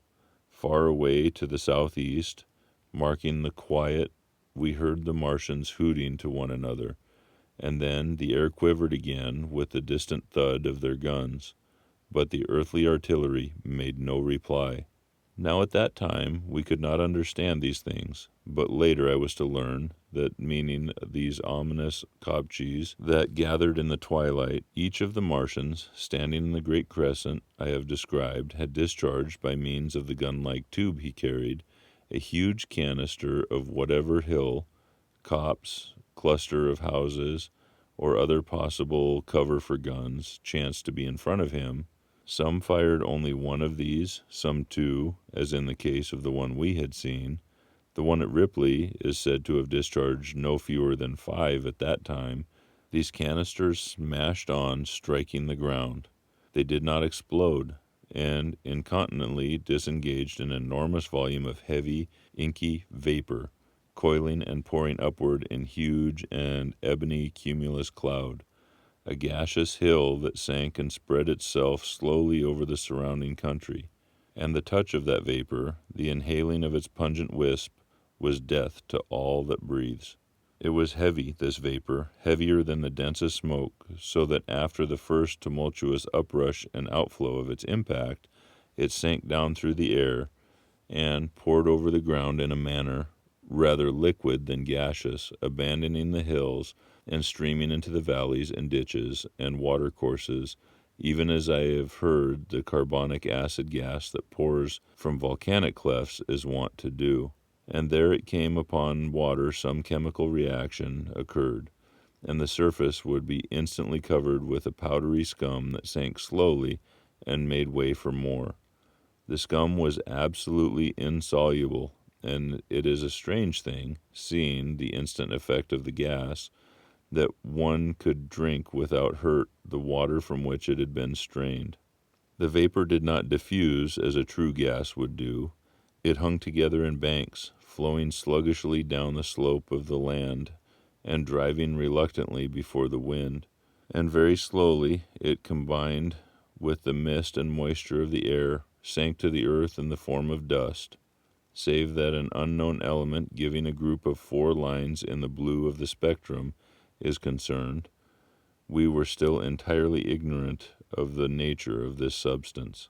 Once the tumultuous upheaval of its dispersion was over, the black smoke clung so closely to the ground, even before its precipitation, that 50 feet up in the air, on the roofs of the upper stories of the high houses and on great trees, there was a chance of escaping its poison altogether, as was proved that night at the street of Chobham and Diddon. The man who escaped the former place tells a wonderful story of the strangeness of its coiling flow, and how he looked down from the church spire and saw the houses of the village rising like ghosts out of its inky nothingness. For a day and a half he remained there, weary, starving, and sun-scorched. The earth under the blue sky and against the prospect of the distant hills a velvet black expanse, with red roofs, green trees, and later black-veiled shrubs and gates, barns, outhouses, and walls rising here and there into the sunlight. But that was at Street Chobham, where the black vapor was allowed to remain until it sank of its own accord into the ground. As a rule, the Martians, when it had served its purpose, cleared the air of it again by wading into it and directing a jet of steam upon it. This they did with the vapor banks near us, as we saw in the starlight from the window of a deserted house at Upper Halliford, whither we had returned. From there we could see the searchlights on Richmond Hill and Kingston Hill going to and fro, and about 11 the windows rattled, and we heard the sound of the huge siege guns that had been put into position there. These continued intermittently for the space of a quarter of an hour, sending chance shots at the invisible Martians at Hampton and Ditton, and then the pale beams of the electric light vanished and were replaced by bright red glow. Then the 4th cylinder fell, a brilliant green meteor, as I learned afterwards in Bushy Park. Before the guns on the Richmond and Kingston line of hills began, there was a fitful cannonade far away in the southwest, due, I believe, to guns being fired haphazard before the black vapor could overwhelm the gunners. So, setting about it as methodically as men might smoke out wasps' nests, the Martians spread this strange, stifling vapor over the Londonward country. The horns of the crescent slowly moved apart, until at last they formed a line from Hanwell to Cumbe and Malden. All night through their destructive tubes advanced. Never once, after the Martians at St. George's Hill was brought down, did they give the artillery the ghost of a chance against them. Wherever there was a possibility of guns being laid for them unseen, a fresh canister of the black vapor was discharged, and where the guns were openly displayed, the heat ray was brought down to bear. By night, the blazing trees along the slopes of Richmond Park and the glare of Kingston Hill threw their light upon the network of black smoke, blotting out the whole valley of Thames and exalting as far as the eye could reach. And through this 2 Martians slowly waded and turned their hissing steam jets this way and that. They were sparing of the heat ray that night, either because they had but a limited supply of material for its production, or because they did not wish to destroy the country, but only to crush and overawe the opposition they had aroused. In the latter aim they certainly succeeded. Sunday night was the end of the organized opposition to their movements. After that, no body of men would stand against them. So hopeless was the enterprise. Even the crews of the torpedo boats and destroyers that had brought their quick firers up the Thames refused to stop, mutinied, and went down again. The only offensive operation men ventured upon after that night was the preparation of the mines and pitfalls, and even that their energies were frantic and spasmodic. One has to imagine, as well as one may, the fate of those batteries towards Esther, waiting so intensely in the twilight. Survivors there were none.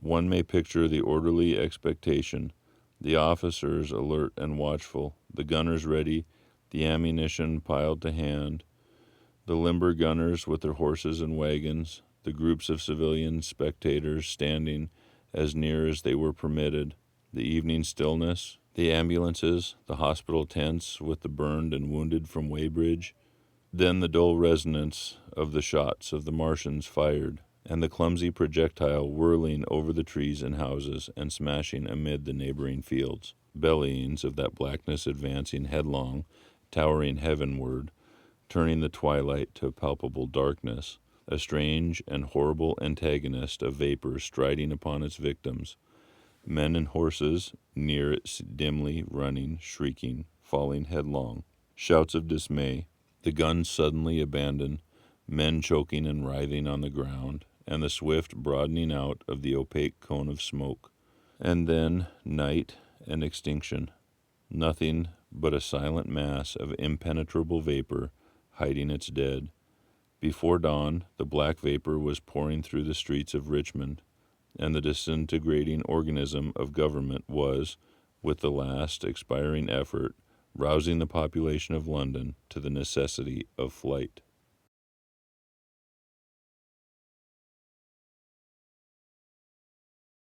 Fugitives until in a grass lane towards High Barnet, he happened upon 2 ladies who became his fellow travelers. He came upon them just in time to save them.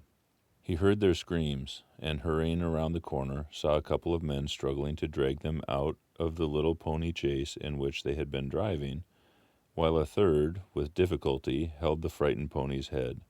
One of the ladies, a short woman dressed in white, was simply screaming. The other, a dark, slender figure, slashed at the man who gripped her arm with a whip she held in her disengaged hand.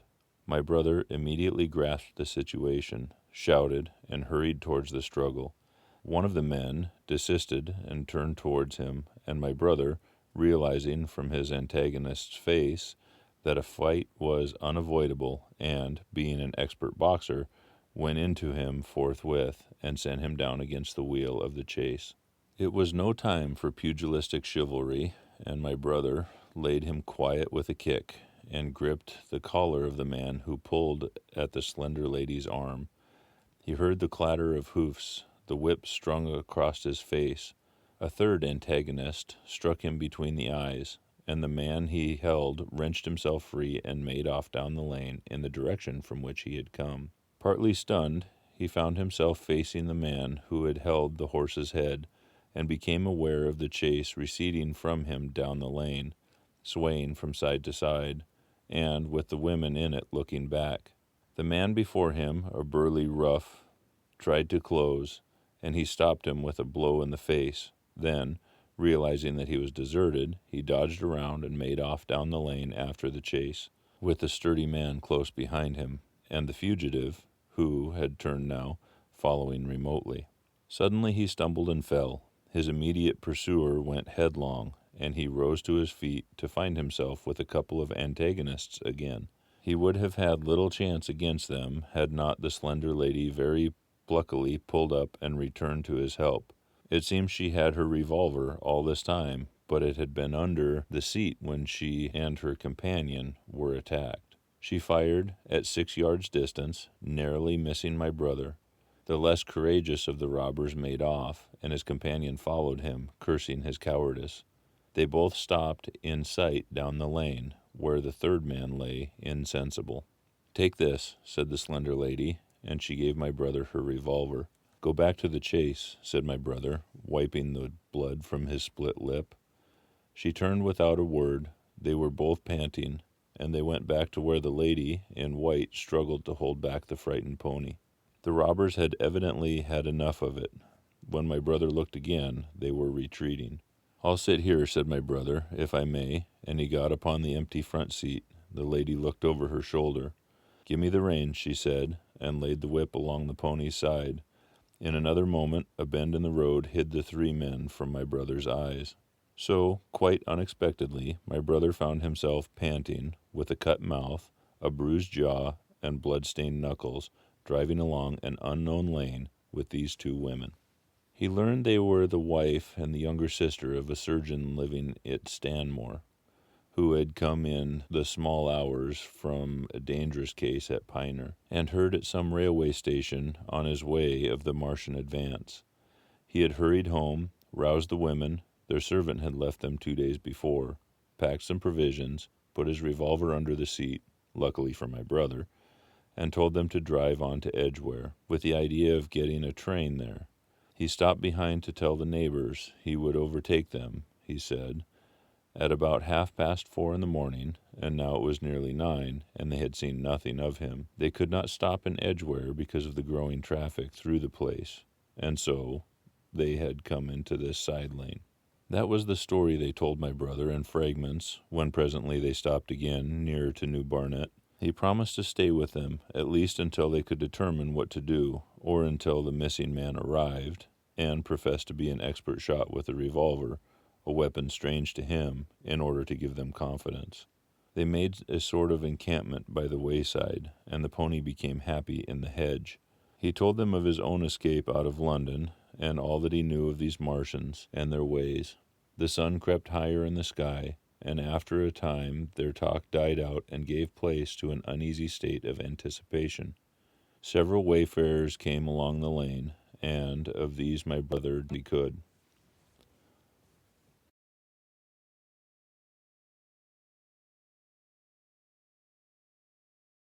They were hamstringing mankind.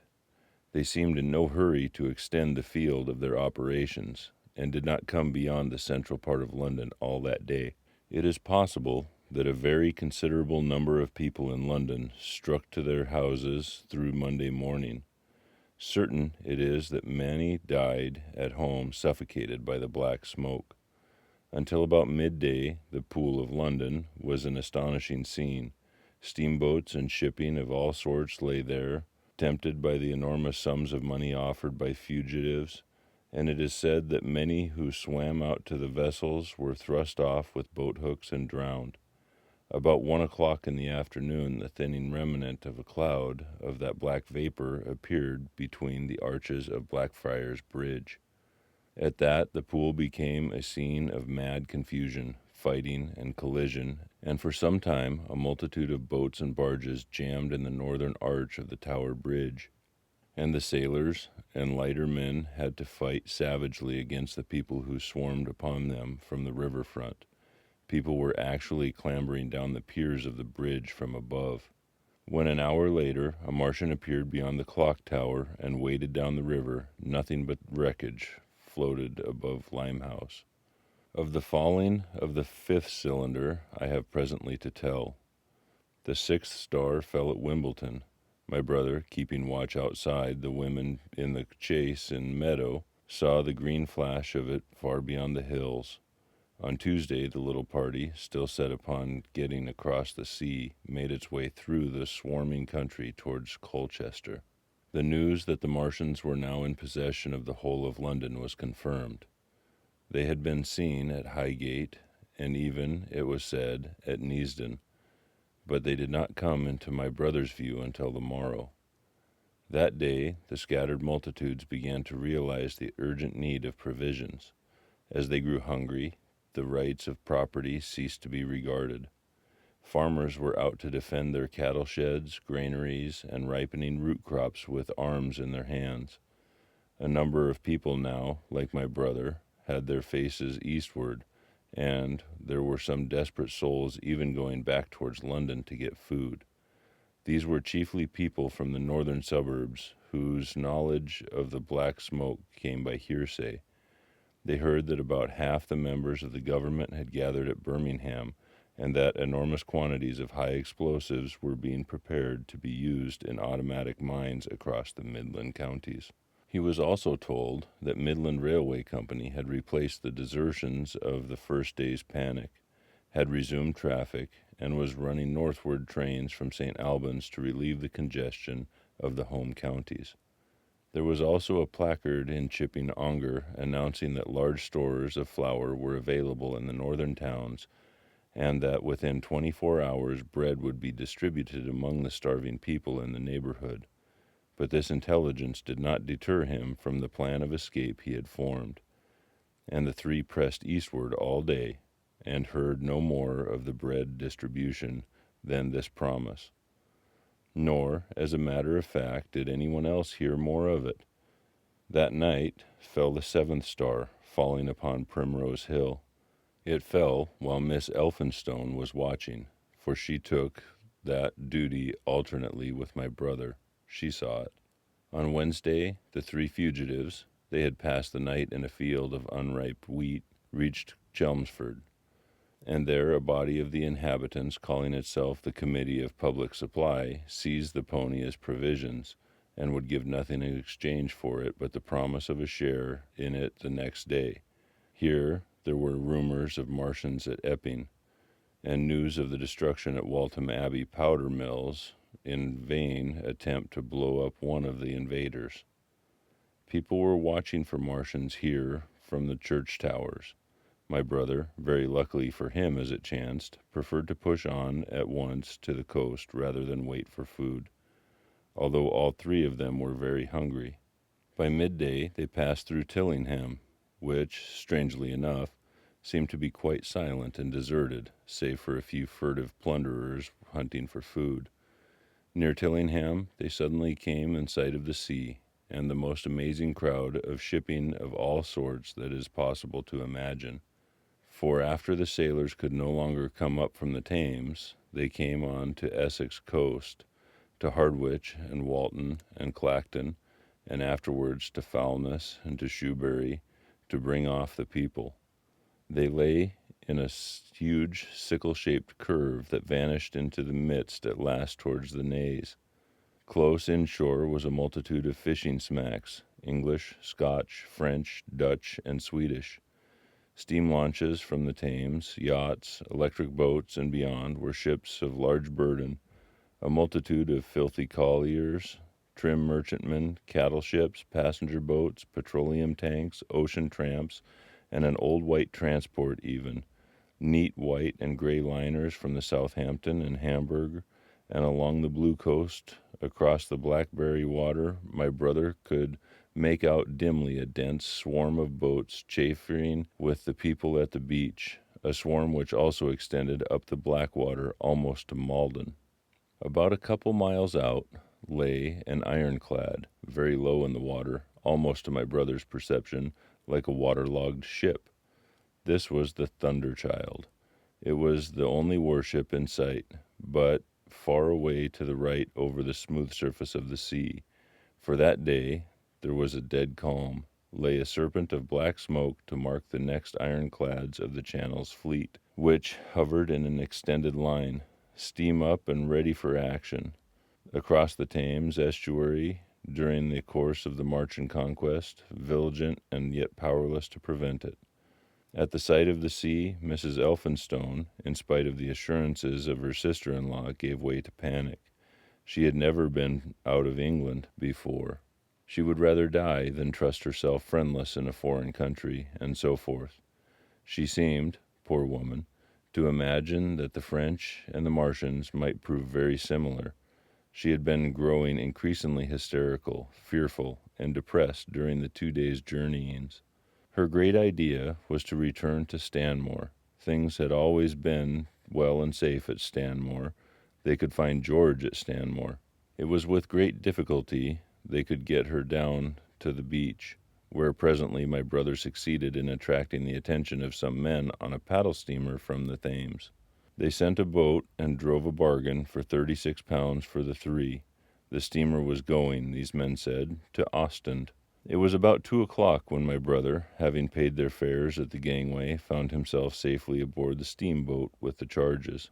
There was food aboard, albeit at exorbitant prices, and the three of them contrived to eat meal on one of the seats forward.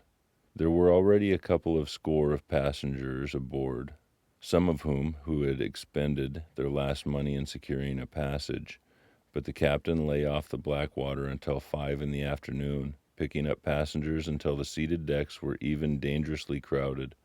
He would probably have remained longer had it not been for the sound of guns that began about that hour in the south. As if in answer, the ironclad Seward fired a small gun and hoisted a string of flags. A jet of smoke sprang out of her funnels. Some of the passengers were of the opinion that this firing came from Shoreburyness, until it was noticed that it was growing louder.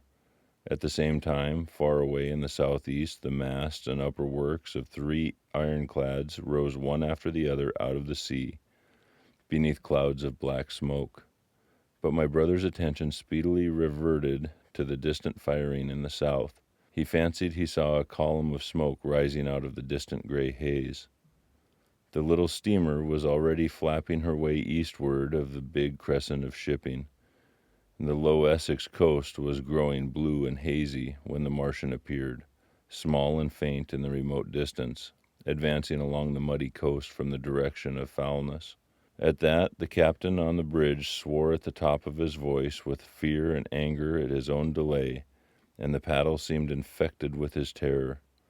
Every soul aboard stood at the bulwarks or on the seats of the steamer and stared at that distant shape, higher than the trees or church towers inland, and advancing with a leisurely parody of a human stride. It was the first Martian my brother had seen, and he stood, more amazed than terrified, watching this Titan advancing deliberately towards the shipping, wading farther and farther into the water as the coast fell away. Then, far beyond the couch, came another, striding over some stunted trees, and then yet another, still farther off, wading deeply through a shiny mud-flat that seemed to hang halfway up between sky and sea. They were all stalking seaward, as if to intercept the escape of the multitudinous vessels that were crowded between Foulness and the Naze. In spite of the throbbing exertions of the engines of the little paddle-boat and the pouring foam that her wheels flung behind her, she receded with terrifying slowness from the ominous advance.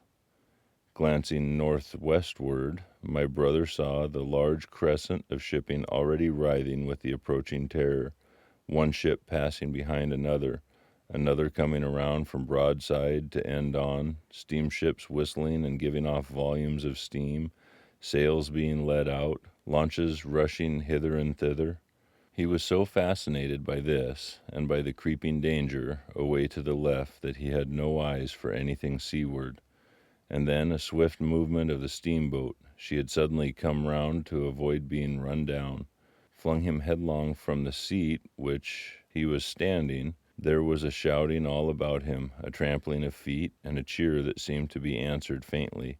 The steamboat lurched and rolled him over upon his hands. He sprang up to his feet and saw to starboard, and not 100 yards from their heeling, pitching boat, a vast iron bulk like the blade of a plough, tearing through the water, tossing it on either side in huge waves of foam that leaped towards the steamer, flinging her paddles helplessly in the air, and then sucking her deck down almost to the waterline. A douche of spray blinded my brother for a moment. When his eyes were clear again, he saw the monster had passed and was rushing landward. Big iron upper works rose out of this headlong structure, and from that twin funnels projected and spat a smoking blast shot with fire. It was the torpedo ram, Thunderchild, steaming headlong, coming to the rescue of the threatened shipping. Keeping his footing on the heaving deck by clutching the bulwarks, my brother looked past his charging Leviathan at the Martians again, and he saw that the three of them, now close together and standing so far out to sea that their tripod supports were almost entirely submerged. Thus, sunken and seen in remote perspective, they appeared far less formidable than the huge iron bulk in whose wake the steamer was pitching so helplessly. It would seem they were regarding this new antagonist with astonishment. To their intelligence, it may be, the giant was even such another as themselves.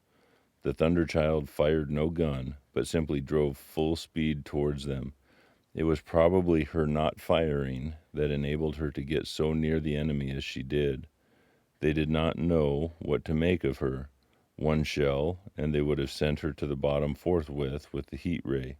She was steaming at such a pace that in a minute she seemed halfway between the steamboat and the Martians, a diminishing black bulk against the receding horizontal expanse of the Essex coast.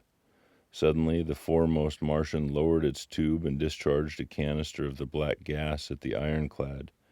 It hit her larboard side and glanced off in an inky jet that rolled away to seaward, an unfolding torrent of black smoke from which the ironclad drove clear.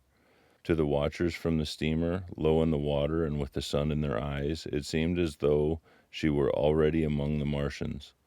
They saw the gaunt figures separating and rising out of the water as they retreated shoreward, and one of them raised a camera-like generator of the heat ray. He held it pointing obliquely downward, and a bank of steam sprang out from the water as its touch. It must have driven through the iron of the ship's side like a white-hot iron through rod paper. A flicker of flame went up through the rising steam, and the Martian reeled and staggered. In another moment he was cut down, and a great body of water and steam shot high in the air. The guns of the Thunderchild sounded through the reek, going off one after the other, and one shot splashed the water high close by the steamer, ricocheted toward the other flying ships to the north, and smashed a smack to matchwood. But no one heeded that very much. At the sight of the Martian's collapse, the captain on the bridge yelled inarticulately, and all the crowding passengers on the steamer's stern shouted together.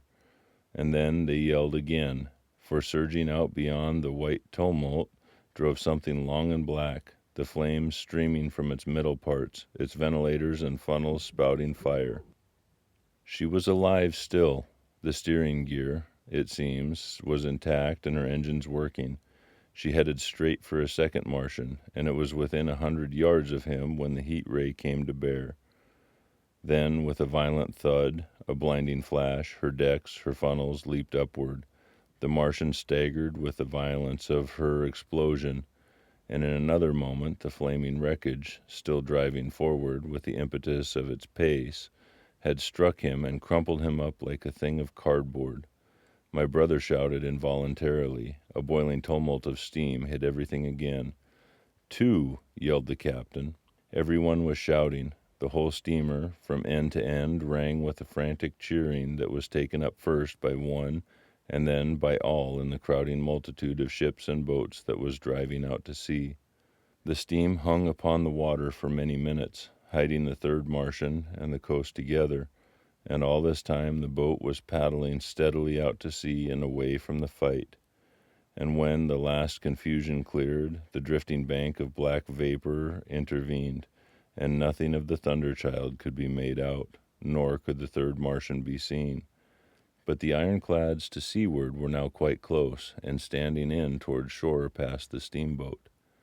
The little vessel continued to beat its way seaward, and the ironclads receded slowly towards the coast, which was hidden still by a marbled bank of vapor, part steam, part black gas, eddying and combining in the strangest way. The fleet of refugees was scattering to the northeast. Several smacks were sailing between the ironclads and the steamboat.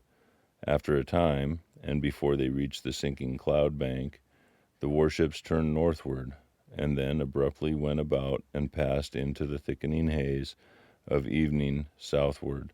The coast grew faint, and at last indistinguishable amid the low banks of clouds that were gathering about the sinking sun. Then suddenly out of the golden haze of the sunset came the vibration of guns, and a form of black shadows moving. Everyone struggled to the rail of the steamer and peered into the blinding furnace of the west, but nothing was to be distinguished clearly. A mass of smoke rose slanting and barred the face of the sun. The steamboat throbbed on its way, an interminable suspense. The sun sank into gray clouds, the sky flushed and darkened, the evening star trembled into sight. It was deep twilight when the captain cried out and pointed. My brother strained his eyes. Something rushed up into the sky out of the grayness, rushed slantingly upward and very swiftly into the luminous clearness above the clouds in the western sky.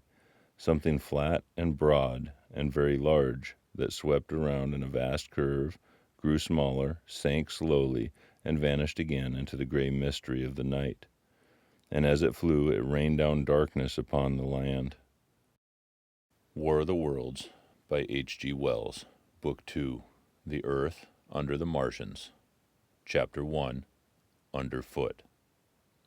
In the first book, I have wandered so much from my own adventures to tell of the experiences of my brother, that all through the last 2 chapters, I and the curate have been lurking in the empty house at Halliford, whither we fled to escape the black smoke. There I will resume. We stopped there all Sunday night and all the next day, the day of the panic, in a little island of daylight, cut off by the black smoke from the rest of the world. We could do nothing but wait in aching inactivity during those 2 weary days. My mind was occupied by anxiety for my wife. I figured her at Leatherhead, terrified in danger, mourning me already as a dead man. I paced the rooms and cried aloud when I thought of how I was cut off from her, of all that might happen to her in my absence. My cousin, I knew, was brave enough for any emergency, but he was not the sort of man to realize danger quickly, to rise promptly. What was needed now was not bravery, but circumspection. My only consolation was to believe that the Martians were moving Londonward and away from her. Such vague anxieties keep the mind sensitive and painful. I grew very weary and irritable with the curate's perpetual ejaculations. I tired of the sight of his selfish despair. After some ineffectual remonstrance, I kept away from him, staying in a room, evidently a children's schoolroom, containing globes, forms, and copybooks. When he followed me thither, I went to a box room at the top of the house, and, in order to be alone with my aching miseries, locked myself in.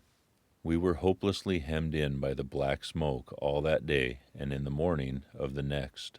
There were signs of people in the next house on Sunday evening, a face at a window and moving lights, and later the slamming of a door. But I do not know who these people were, nor what became of them. We saw nothing of them next day. The black smoke drifted slowly riverward all through Monday morning, creeping nearer and nearer to us, driving at last along the road outside the house that hid us. A Martian came across the fields about midday. laying the stuff with a jet of superheated steam that hissed against the walls, smashed all the windows as it touched, and scalded the curate's hand as he fled out of the front room.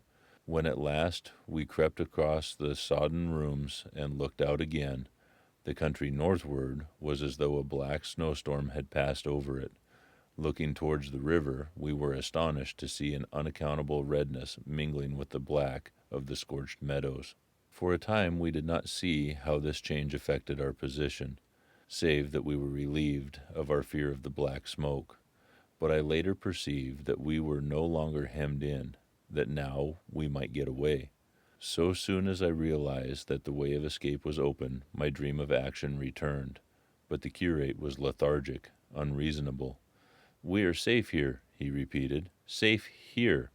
I resolved to leave him. Would that I had. Wiser now for the artilleryman's teaching, I sought out food and drink. I had found oil and rags for my burns, and I also took a hat and flannel shirt that I found in one of the bedrooms. When it was clear to him that I meant to go alone, had reconciled myself to going alone, he suddenly roused himself to come, and, all being quiet throughout the afternoon, we started about 5 o'clock, as I should judge, along the blackened road to Sunbury. In Sunbury, and at intervals along the road, were dead bodies lying in contorted attitudes. Horses, as well as men, overturned carts and luggage, all covered quickly with black dust. That pall of cindery powder made me think of what I had read of the destruction of Pompeii. We got out to Hampton Court without misadventure, our minds full of strange and unfamiliar appearances, and at Hampton Court our eyes were relieved to find a patch of green that had escaped the suffocating drift. We went through Bushy Park, with its deer going to and fro under the chestnuts, and some men and women hurrying in the distance towards Hampton, and so we came to Twickenham. These were the first people we saw.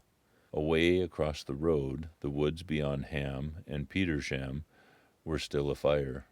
Twickenham was uninjured by either heat ray or black smoke, and there were more people about here, though none could give us news.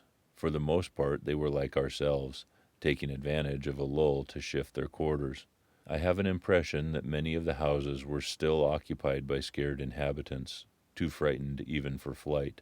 There, too, the evidence of a hasty rout was abundant along the road. I remember most vividly 3 smashed bicycles in a heap, pounded into the road by wheels of subsequent carts. We crossed Richmond Bridge about 8:30. We hurried across the exposed bridge, of course, but I noticed floating down the stream a number of red masses, some many feet across.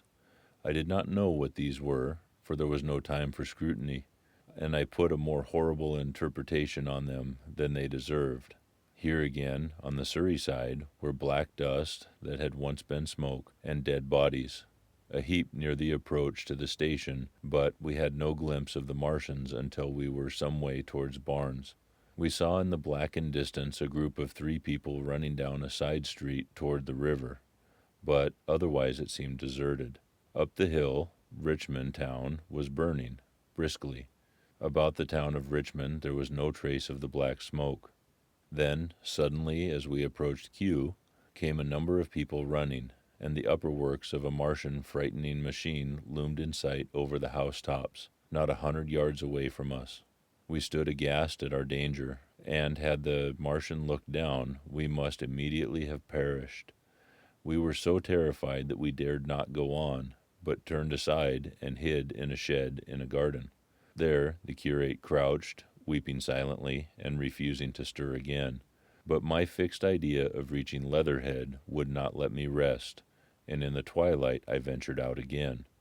I went through a shrubbery and along the passage beside a big house standing in its own grounds, so I emerged upon the road towards Kew. The curate I left in the shed. He came hurrying after me. That second start was the most foolhardy thing I ever did, for it was manifest the Martians were about us. No sooner had the curate overtaken me than we saw either the fighting machine we had seen before or another far away across the meadows in the direction of Kew Lodge. 4 or 5 little black figures hurried before it across the green-gray of the field, and in a moment it was evident this Martian pursued them. In 3 strides he was among them, and they ran radiating from his feet in all directions. He used no heat ray to destroy them, but picked them up one by one. Apparently, he tossed them into the great metallic carrier which projected behind him, much as a workman's basket hangs over his shoulder. It was the first time I realized that the Martians might have any other purpose than destruction with defeated humanity. We stood for a moment petrified, then turned and fled through the gate behind us into a walled garden, fell into, rather than found, a fortunate ditch, and lay there, scarce daring to whisper to each other until the stars were out.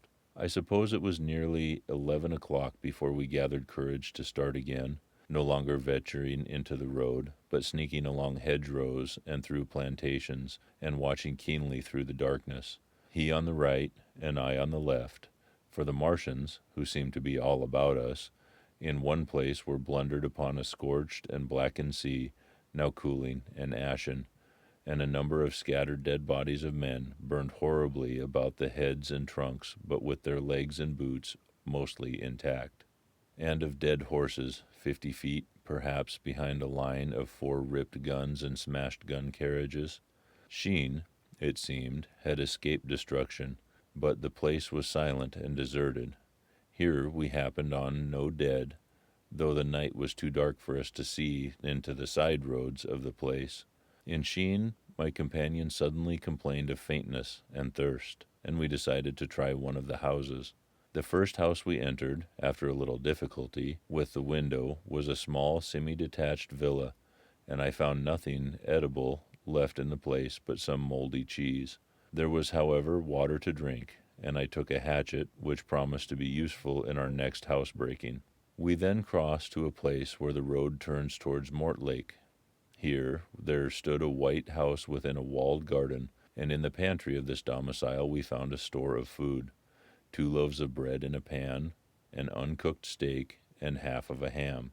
I give this catalogue so precisely because, as it happened, we were destined to subsist on this store for the next fortnight. Bottled beer stood under a shelf, and there were 2 bags of haricot beans and some limp lettuces. This pantry opened into a kind of wash-up kitchen, and in this was firewood. There was also a cupboard, in which we found nearly a dozen burgundy tinned soups and salmon, and 2 tins of biscuits. We sat in the adjacent kitchen in the dark, for we dared not strike a light, and ate bread and ham, and drank beer out of the same bottle. The curate, who was still timorous and restless, was now oddly enough for pushing on, and I was urging him to keep up his strength by eating when the thing happened that was to imprison us. "It can't be midnight yet," I said, and then came the blinding glare of vivid green light. Everything in the kitchen leaped out, clearly visible in green and black, and vanished again, and then followed such a concussion as I have ever heard before or since. So close on the heels of this as to seem instantaneous came a thud behind me, a clash of glass, a crash and a rattle of falling masonry all about us, and the plaster of the ceiling came down upon us, smashing into a multitude of fragments upon our heads. I was knocked headlong across the floor against the oven handle and stunned. I was insensible for a long time, the curate told me, and when I came to, we were in darkness again, and he, with a face wet, as I found out afterwards, with blood from a cut forehead, was dabbing water over me. For some time I could not recollect what had happened. Then things came to me slowly. A bruise on my temple asserted itself. "Are you better?" asked the curate in a whisper. At least I answered him. I sat up. "Don't move," he said. "The floor is covered with smashed crockery from the dresser. You can't possibly move without making a noise, and I fancy they are outside." We both sat quite silent, so that we could scarcely hear each other's breathing. Everything seemed deadly still, but once something near us, some plaster or broken brickwork, slid down with a tumbling sound. Outside, and very near, was an intermittent metallic rattle. "That," said the curate, when presently it happened again. "Yes," I said. "But what was it?" "A Martian," said the curate. I listened again. It was not like any heat ray, I said, and for a time I was inclined to think one of the great fighting machines had stumbled against the house, as I had seen one stumble against the tower of Shepperton Church. Our situation was so strange and incomprehensible that for 3 or 4 hours, until the dawn came, we scarcely moved. And then the light filtered in, not through the window, which remained black, but through a triangular aperture between the beam and a heap of broken bricks in the wall behind us. The interior of the kitchen we now saw grayly for the first time. The window had been burst in by a mass of garden mold, which flowed over the table upon which we had been sitting and lay about our feet. Outside, the soil was banked high against the house. At the top of the window frame we could see an uprooted drain pipe. The floor was littered with smashed hardware. The end of the kitchen towards the house was broken into, and since the daylight shone in there, it was evident the greater part of the house had collapsed. Contrasting vividly with this ruin was the neat dresser, stained in the fashion, pale green, and with a number of copper and tin vessels below it. The wallpaper, imitating blue and white tiles, and a couple of colored supplements fluttering from the walls above the kitchen range. As the dawn grew clearer, we saw, through the gap in the wall, the body of a Martian, standing sentinel, I suppose, over the still glowing cylinder. At the sight of that, we crawled, as circumspectly as possible, out of the twilight of the kitchen into the darkness of the scullery. Abruptly, the right interpretation dawned upon my mind. "The fifth cylinder," I whispered. "The fifth shot from Mars has struck this house and buried us under the ruins." For a time the curate was silent, and then he whispered, "God have mercy upon us." I heard him presently whimpering to himself. Save for that sound, we lay quite still in the scullery. I, for my part, scarce dared breathe, and sat with my eyes fixed on the faint light of the kitchen door. I could just see the curate's face, a dim, oval shape, and his collar and cuffs. Outside there began a metallic hammering, then a violent hooting, and then again, after a quiet interval, a hissing like the hissing of an engine. These noises, for the most part problematical, continued intermittently, and seemed, if anything, to increase in number as time wore on. Presently, a measured thudding, and a vibration that made everything about us quiver, and the vessel in the pantry ring and shift, began and continued. Once the light was eclipsed, and the ghostly kitchen doorway became absolutely dark. For many hours we must have crouched there, silent and shivering, until our tired attention failed. At last I found myself awake and very hungry. I am inclined to believe we must have spent a greater portion of a day before that awakening. My hunger was at a stride so insistent that it moved me to action. I told the curate I was going to seek food, and felt my way towards the pantry. He made me no answer, but so soon as I began eating, the faint noise I made stirred him up, and he began crawling after me. Chapter 2. What we saw from the ruined house. After eating, we crept back to the scullery, and there I must have dozed again, for when presently I looked around, I was alone. The thudding vibration continued with wearisome persistence. I whispered for the curate several times, and at last felt my way to the door of the kitchen. It was still daylight, and I perceived him across the room, lying against the triangular hole that looked out upon the Martians. His shoulders were hunched, so that his head was hidden from me. I could hear a number of noises, almost like those in an engine shed, and the place rocked with that beating thud. Through the aperture in the wall I could see the top of a tree touched with gold and the warm blue of a tranquil evening sky. For a minute or so I remained watching the curate, and then I advanced, crouching and stepping with extreme care amid the broken crockery on the littered floor. I touched the curate's leg, and he started so violently that a mass of plaster went sliding down outside and fell with a loud impact. I gripped his arm, fearing he might cry out, and for a long time we crouched motionless. Then I turned to see how much of our rampart remained. The detachment of the plaster had left a vertical slit open in the debris, and by raising myself cautiously across a beam, I was able to see out of this gap into what had been overnight a quiet suburban roadway. Vast indeed was the change that we beheld. The fifth cylinder must have fallen right into the midst of the house we had first visited. The building had vanished, completely smashed, pulverized, and dispersed by the blow. The cylinder lay now far beneath the original foundations, deep in a hole already vastly larger than the pit I had looked into at Woking. The earth all around it had splashed under that tremendous impact. Splashed is the only word, and lay in heaped piles that hid the masses of the adjacent houses. It had behaved exactly like mud under a violent blow of a hammer. Our house had collapsed backwards. The front portion, even on the ground floor, had been destroyed completely. By a chance, the kitchen and scullery had escaped, and stood buried now under soils and ruins, closed in by tons of earth on every side, save towards the cylinder. Over that aspect we hung now on the very edge of the great circular pit the Martians were engaged in making. The heavy beating sound was evidently just behind us, and ever and again a bright green vapor drove up like a veil across our peephole.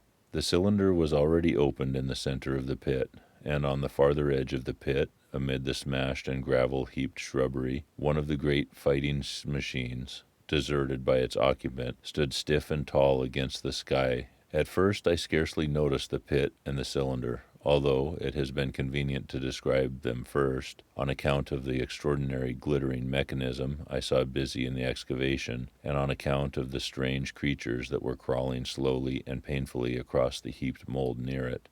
The mechanism it certainly was that held my attention first. It was one of those complicated fabrics that have since been called handling machines, and the study of which has already given such an enormous impetus to terrestrial invention.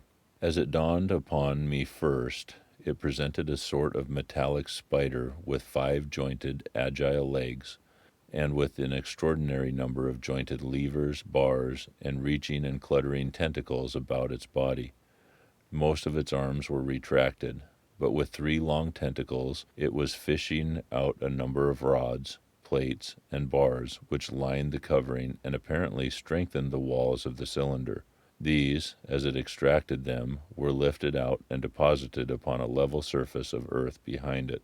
Its motion was so swift, complex, and perfect that at first I did not see it as a machine, in spite of its metallic glitter. The fighting machines were coordinated and animated to an extraordinary pitch, but nothing to compare with this. People who have never seen these structures, and have only the ill-imagined efforts of artists or the imperfect descriptions of such eyewitnesses as myself to go upon, scarcely realize that living quality. I recall particularly the illustration of one of the first pamphlets to give a consecutive account of the war. The artist had evidently made a hasty study of one of the fighting machines, and there his knowledge ended. He presented them as tilted, stiff tripods without either flexibility or subtlety, and with an altogether misleading monotony of effect. The pamphlet containing these renderings had a considerable vogue, and I mention them here for simply to warn the reader against the impression they may have created. They were no more like the Martians I saw in action than a Dutch doll is like a human being. To my mind, the pamphlet would have been much better without them. At first, I say, the handling machine did not impress me as a machine, but as a crab-like creature with a glittering integument. The controlling Martian, whose delicate tentacles actuated its movements, seemed to be simply the equivalent of the crab's cerebral portion. But then I perceived the resemblance of its gray-brown, shiny, leathery integument to that of the other sprawling bodies beyond, and the true nature of this dexterous workman dawned upon me. With that realization, my interest shifted to those other creatures, the real Martians. Already I had a transient impression of these, and the first nausea no longer obscured my observation. Moreover, I was concealed and motionless, and under no urgency of action. They were, I now saw, the most unearthly creatures it is possible to conceive.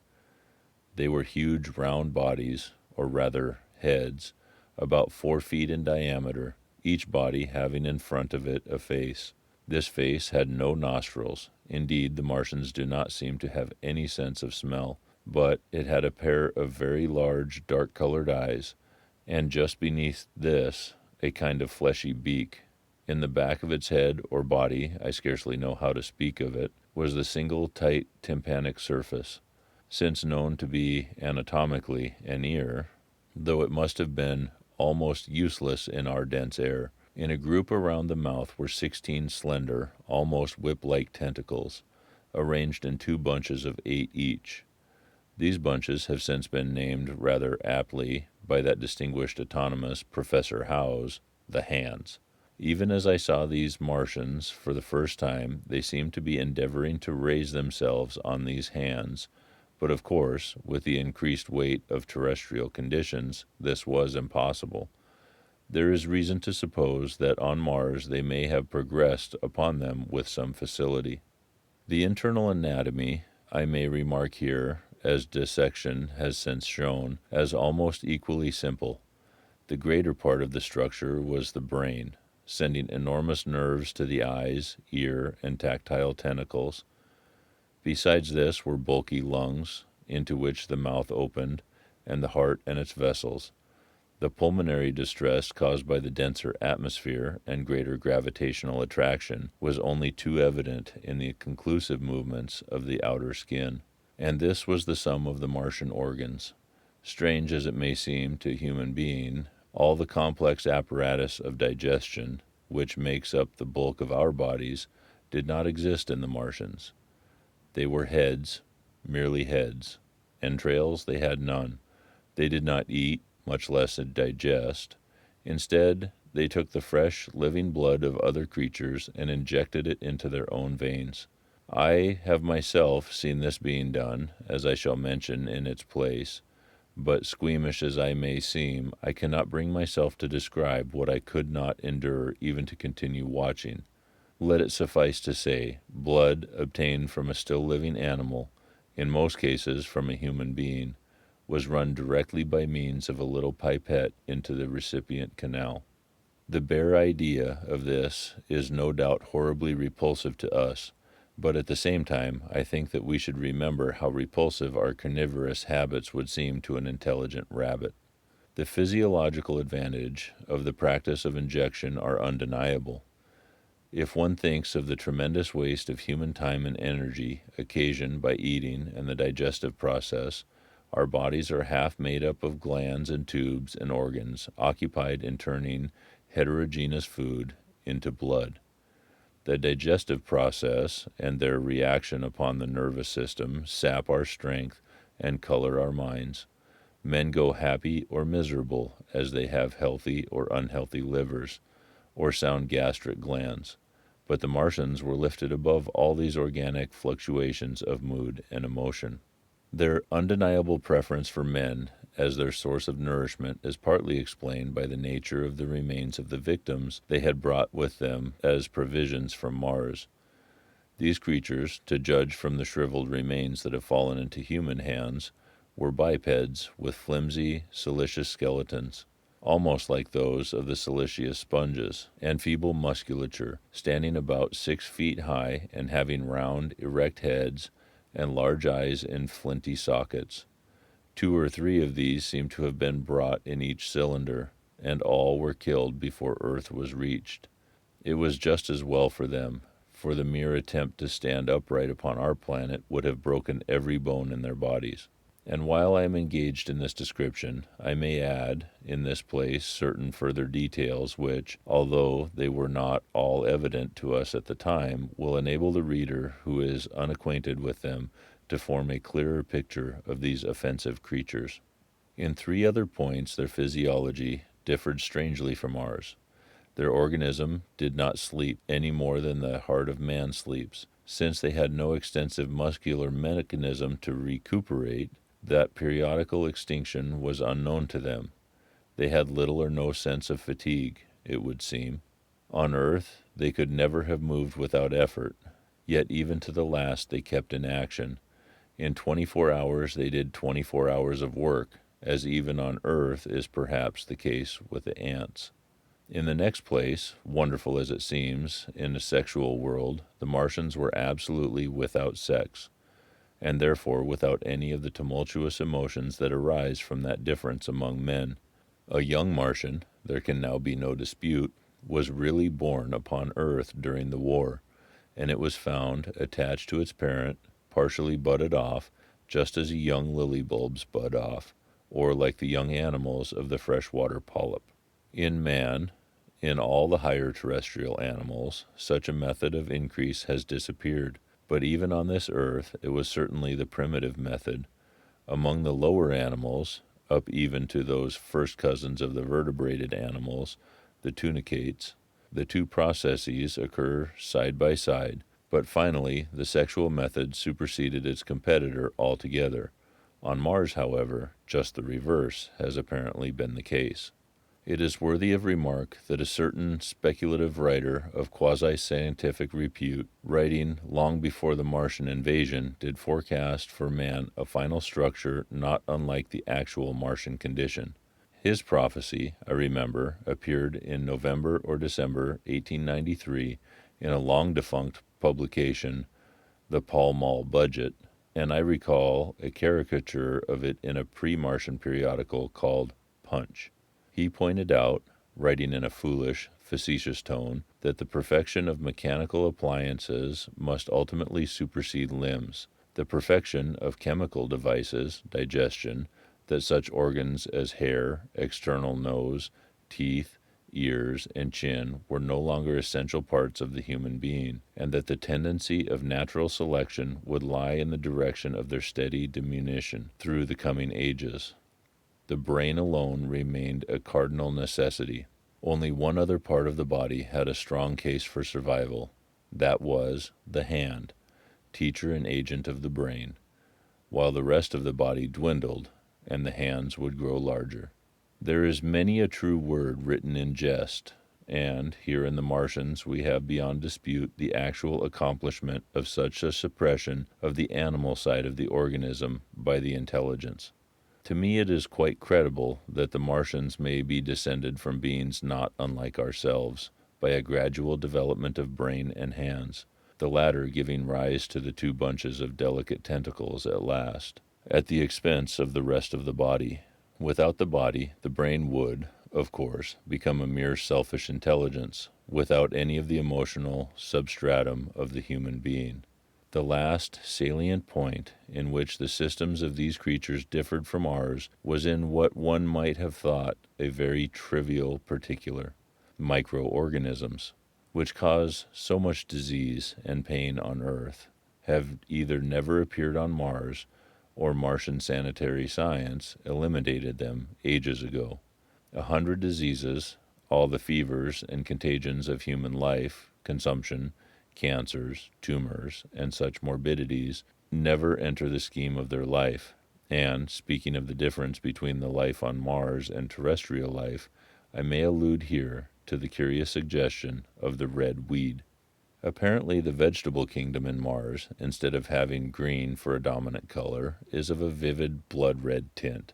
At any rate, the seeds which the Martians, intentionally or accidentally, brought with them gave rise, in all cases, to red-colored growths.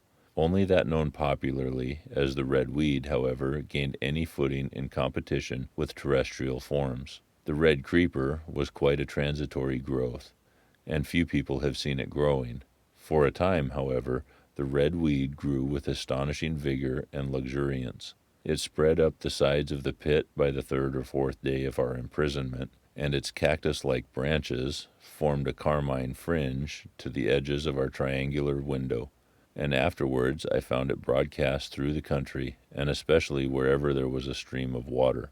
The Martians had what appears to have been an auditory organ, a single round drum at the back of the head body, and eyes with a visual range not very different from ours, except that, according to Phillips, blue and violet were as black to them. It is commonly supposed that they communicated by sounds and tentacular gesticulations, This is asserted, for instance, in the able but hastily compiled pamphlet, written evidently by someone not an eyewitness of Martian actions, to which I have already alluded, and which, so far, has been the chief source of information concerning them. Now, no surviving human being saw so much of the Martians in action as I did. I take no credit to myself for an accident, but the fact is so, and I assert that I watched them closely for time after time, and that I have seen 4, 5, and once 6 of them sluggishly performing the most elaborately complicated operations together without either sound or gesture.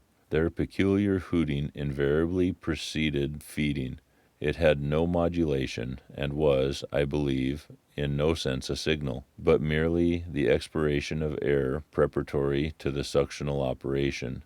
I have a certain claim to at least an elementary knowledge of psychology, and, in this matter, I am convinced, as firmly as I am convinced of anything, that the Martians interchange thoughts without any physical intermediation. And I have been convinced of this in spite of strong preconceptions.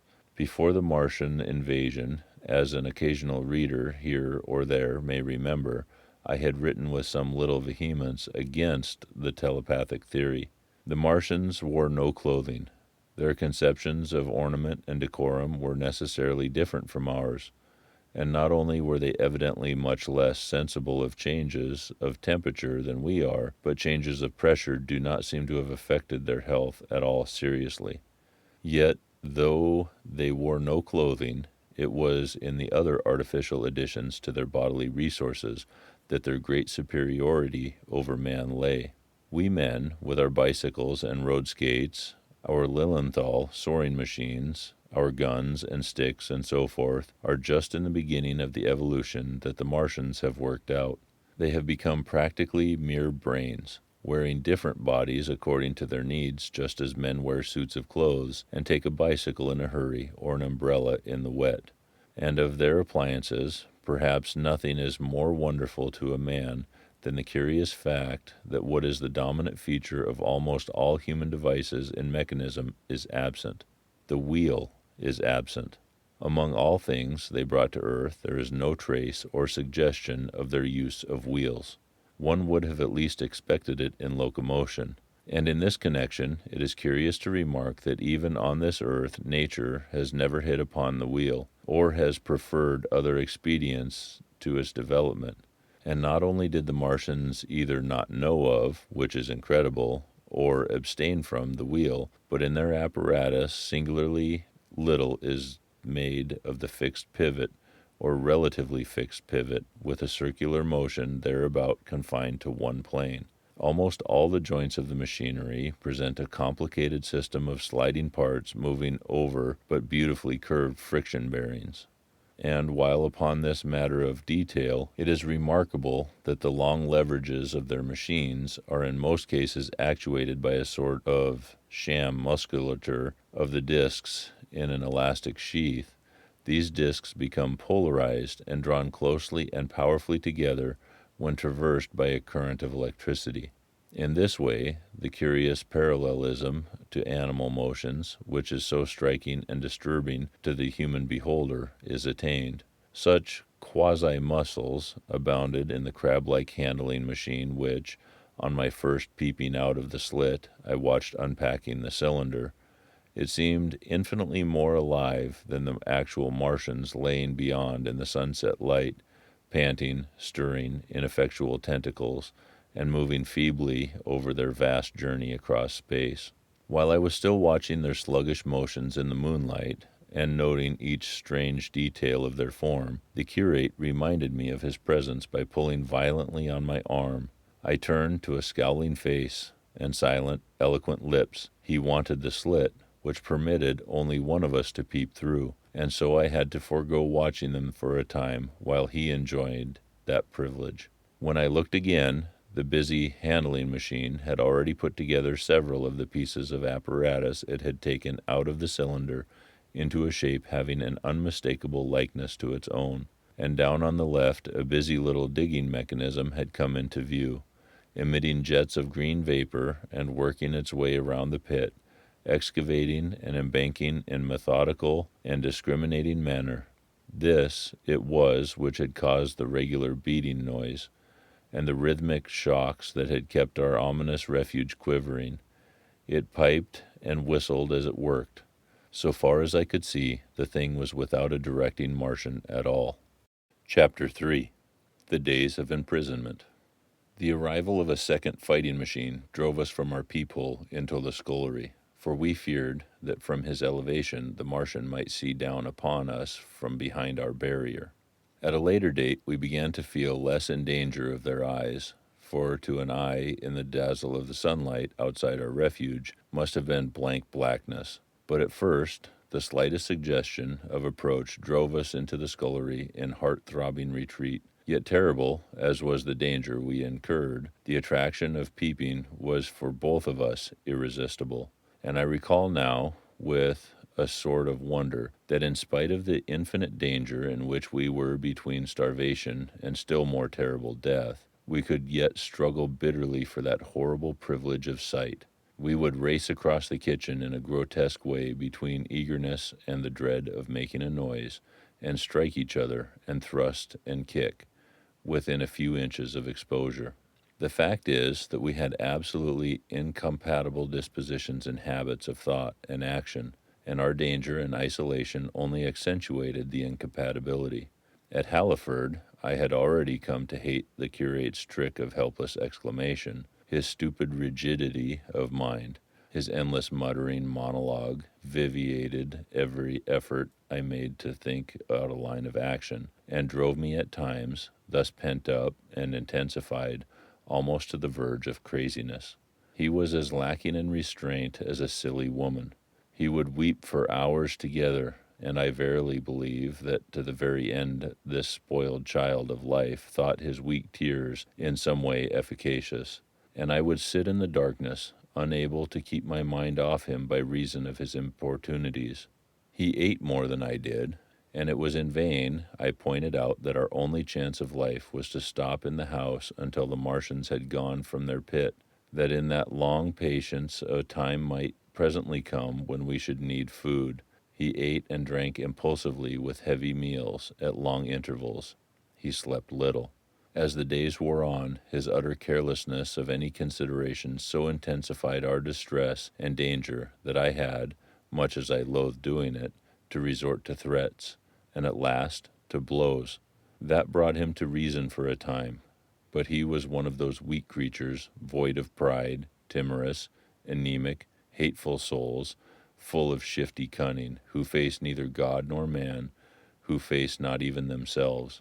It is disagreeable for me to recall and write these things, but I set them down that my story may lack nothing. Those who have escaped the dark and terrible aspects of life will find my brutality, my flash of rage in our final tragedy, easy enough to blame, for they know what is wrong as well as many, but not what is possible to tortured men. But those who have been under the shadow, who have gone down to last to elemental things, will have a wider charity. And while within we fought out our dark, dim contest of whispers, snatched food and drink, and gripping hands and blows, without, in the pitiless sunlight of that terrible June, was the strange wonder, the unfamiliar routine of the Martians in the pit. Let me return to those first new experiences of mine. After a long time, I ventured back to the peephole, to find that the newcomers had been reinforced by the occupants of no fewer than 3 of the fighting machines. These last had brought with them certain fresh appliances that stood in an orderly manner about the cylinder. The second handling machine was now completed, and was busied in serving one of the novel contrivances the big machine had brought. This was a body resembling a milk can in its general form, above which oscillated a pear-shaped receptacle, and from which a stream of white powder flowed into a circular basin below. The oscillatory motion was imparted to this by one tentacle of the handling machine. With 2 spatulate hands, the handling machine was digging out and flinging masses of clay into the pear-shaped receptacle above. while with another arm it periodically opened a door and removed rusty and blackened clinkers from the middle part of the machine. Another steely tentacle directed the powder from the basin along a ribbed channel towards some receiver that was hidden from me by the mound of bluish dust. From this unseen receiver, a little thread of green smoke rose vertically into the quiet air. As I looked, the handling machine, with a faint and musical clinking, extended telescopic fashion, the tentacle that had been a moment before a mere blunt projection, until its end was hidden behind the mound of clay. In another second, it had lifted a bar of white aluminum into sight, tarnished as yet, and shining dazzling, and deposited it in a growing sack of bars that stood at the side of the pit. Between sunset and starlight, this dexterous machine must have made more than 100 such bars out of the crude clay, and the mound of bluish dust rose steadily until it topped the side of the pit. The contrast between the swift and complex movements of these contrivances and the inert, panting clumsiness of their masters was acute, and for days I had to tell myself repeatedly that these latter were indeed the living of the two things. The curate had possession of the slit when the first men were brought to the pit. I was sitting below, huddled up, listening with all my ears. He made a sudden movement backward, and I, fearful that we were observed, crouched in a spasm of terror. He came sliding down the rubbish and crept beside me in the darkness, inarticulate, gesticulating, and for a moment I shared his panic. His gesture suggested the resignation of the slit, and after a little while my curiosity gave me courage, and I rose up, stepped across him, and clambered up to it. At first I could see no reason for his frantic behavior. The twilight had now come, the stars were little and faint, but the pit was illuminated by a flickering green fire that came from the aluminum-making machine. The whole picture was a flickering scheme of green gleams and shifting, rusty black shadows, strangely trying to the eyes. Over and through it all went the bats, heeding it not at all. The sprawling Martians were no longer to be seen. The mound of blue-green powder had risen to cover them from sight, and a fighting machine, with its legs contracted, crumpled, and abbreviated, stood across the corner of the pit. And then, amid the clangor of the machinery, came the drifting suspicion of human voices that I entertained at first only to dismiss. I crouched, watching this fighting machine closely, satisfying myself now for the first time that the hood did indeed contain a Martian. As the green flames lifted, I could see the oily gleam of this integument and the brightness of his eyes. And suddenly I heard a yell and saw a long tentacle reaching over the shoulder of the machine to the little cage that hunched upon its back. Then something struggling violently, was lifted high against the sky, a black, vague enigma against the starlight. And as the black object came down again, I saw by the green brightness that it was a man. For an instant he was clearly visible. He was a stout, ruddy, middle-aged man, well-dressed. 3 days before he must have been walking the world, a man of considerable consequence. I could see his staring eyes and gleams of light on his studs and watch chain. He vanished behind the mound, and for a moment there was silence, and then began a shrieking and a sustained and cheerful hooting from the Martians.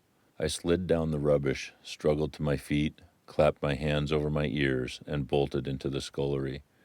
The curate, who had been crouching silently with his arms over his head, looked up as I passed, cried out quite loudly at my desertion of him, and came running after me.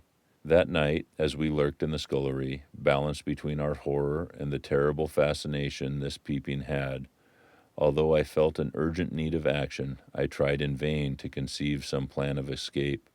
But afterwards, during the second day, I was able to consider our position with great clearness. The curate, I found, was quite incapable of discussion. This new and culminating atrocity had robbed him of all vestiges of reason or forethought. Practically, he had already sunk to the level of an animal, but, as the saying goes, I gripped myself with both hands. It grew upon my mind, once I could face the facts, that terrible as our position was, there was as yet no justification for absolute despair. Our chief chance lay in the possibility of the Martians making the pit nothing more than a temporary encampment, or, even if they kept it permanently, they might not consider it necessary to guard it, and a chance of escape might be afforded us.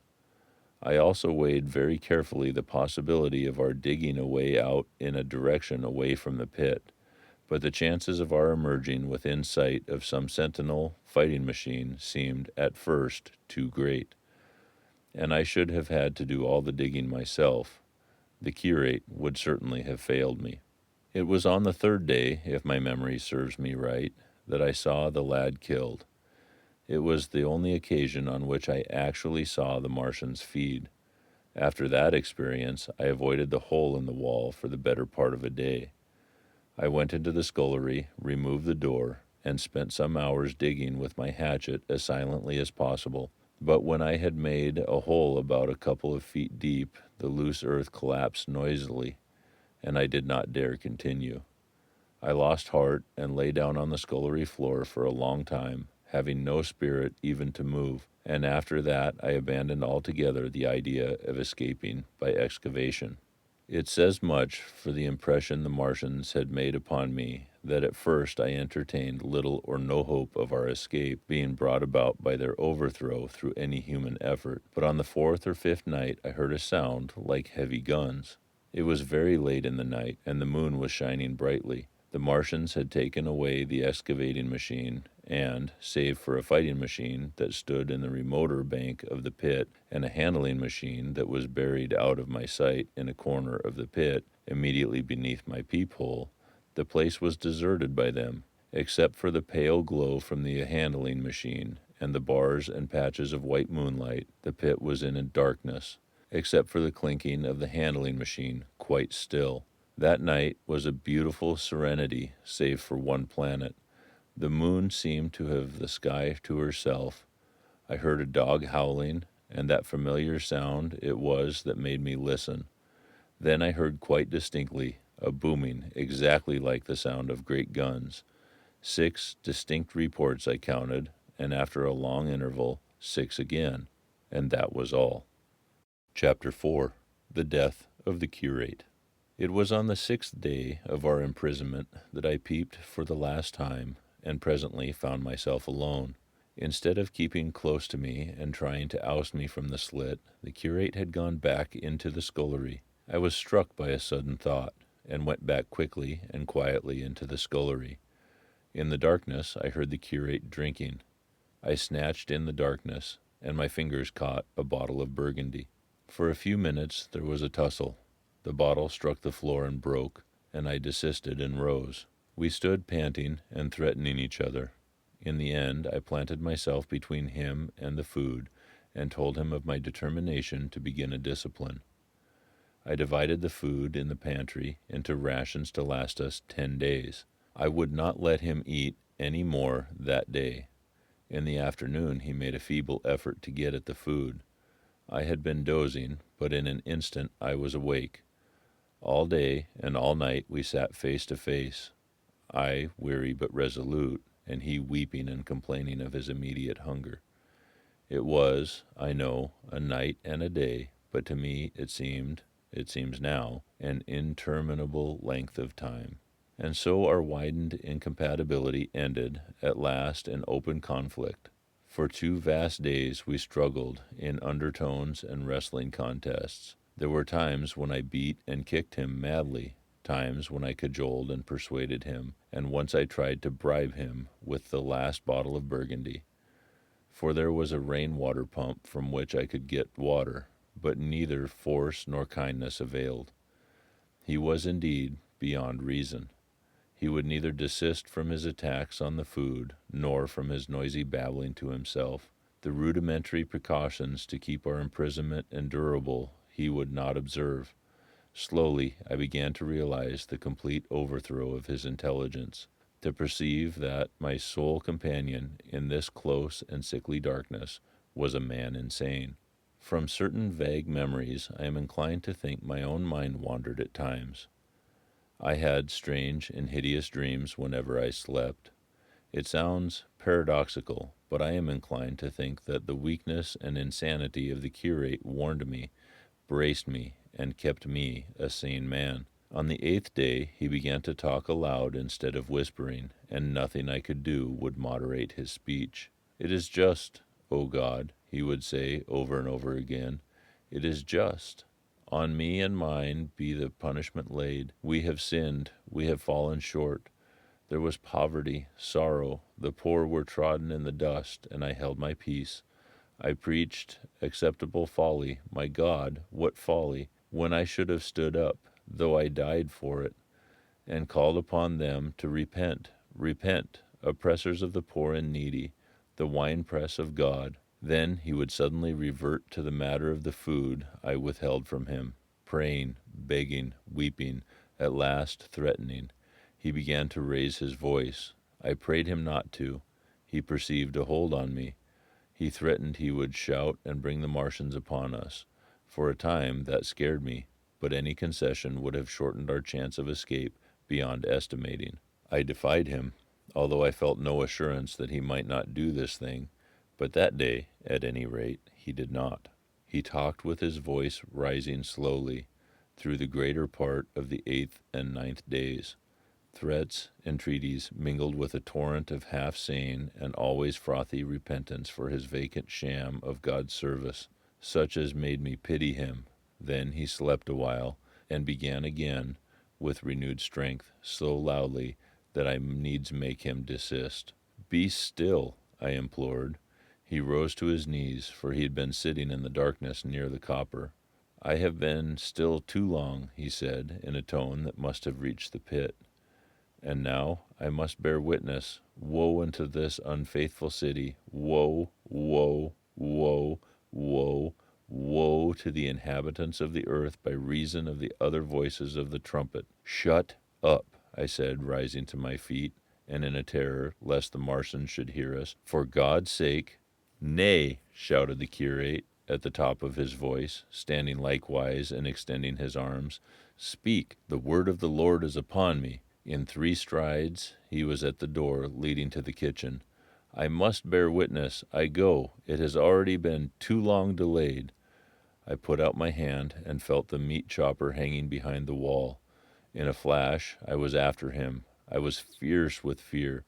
Before he was halfway across the kitchen, I had overtaken him.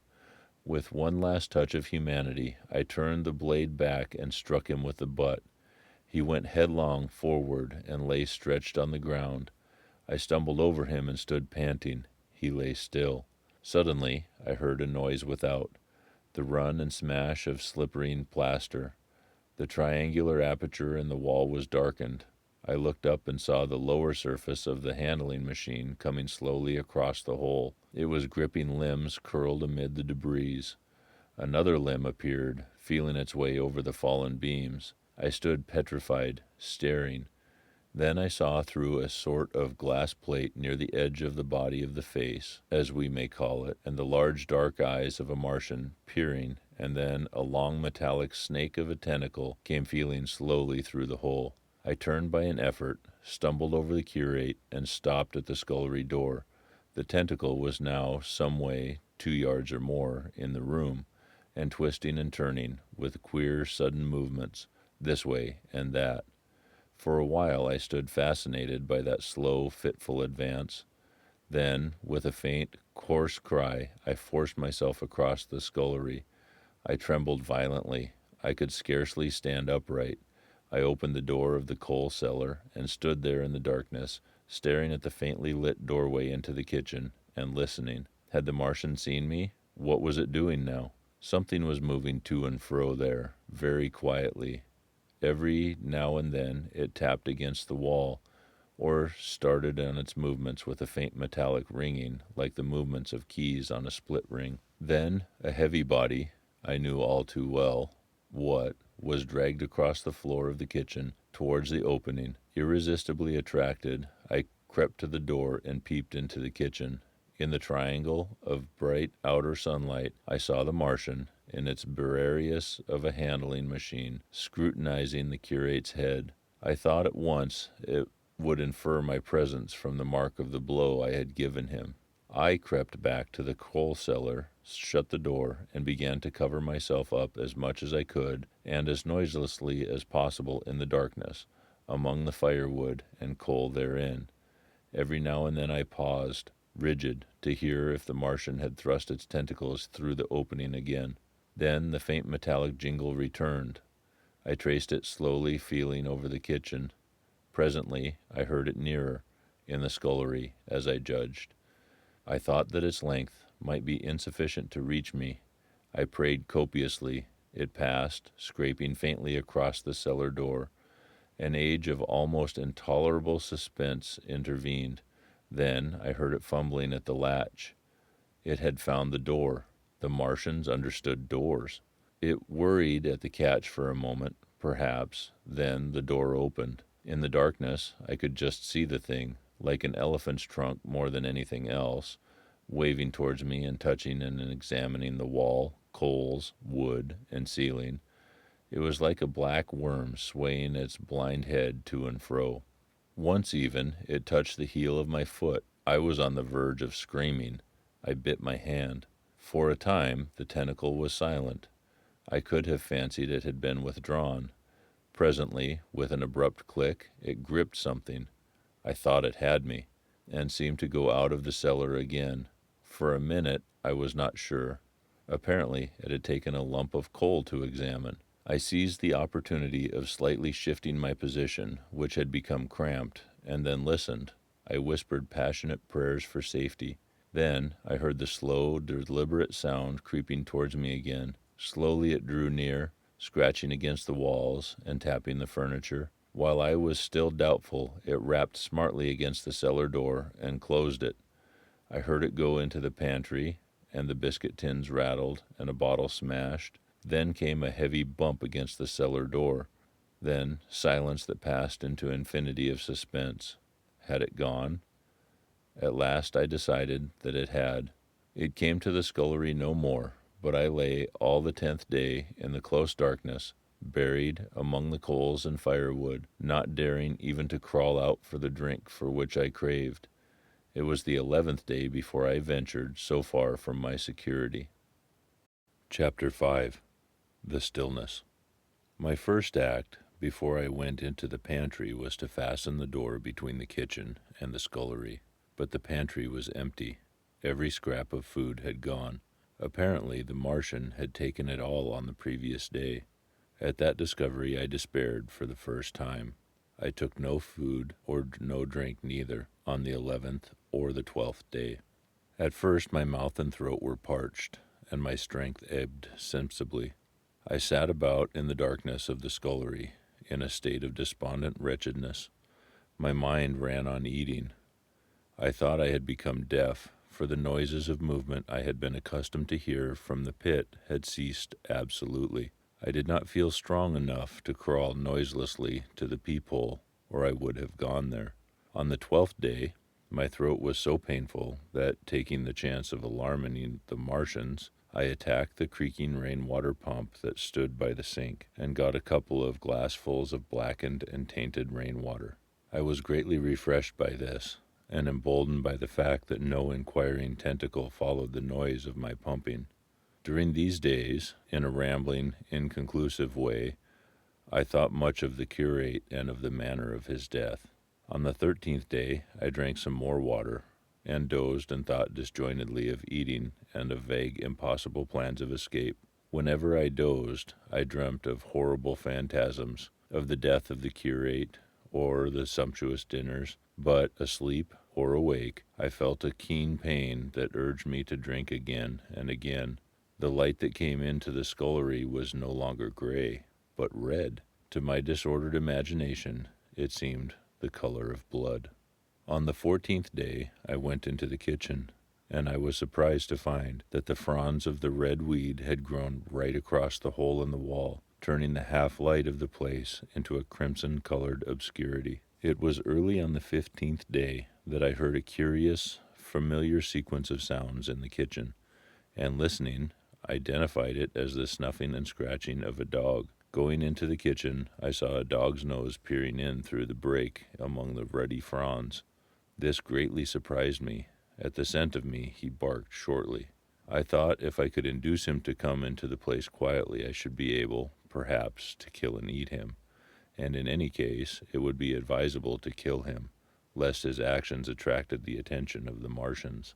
I crept forward, saying, "Good dog," very softly, but he suddenly withdrew his head and disappeared. I listened. I was not deaf, but certainly the pit was still. I heard a sound like the flutter of a bird's wings and a horse croaking, but that was all. For a long while I lay close to the peephole, but not daring to move aside the red plants that obscured it.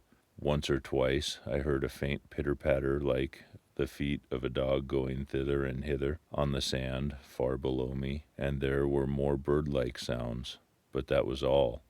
At length, encouraged by the silence, I looked out.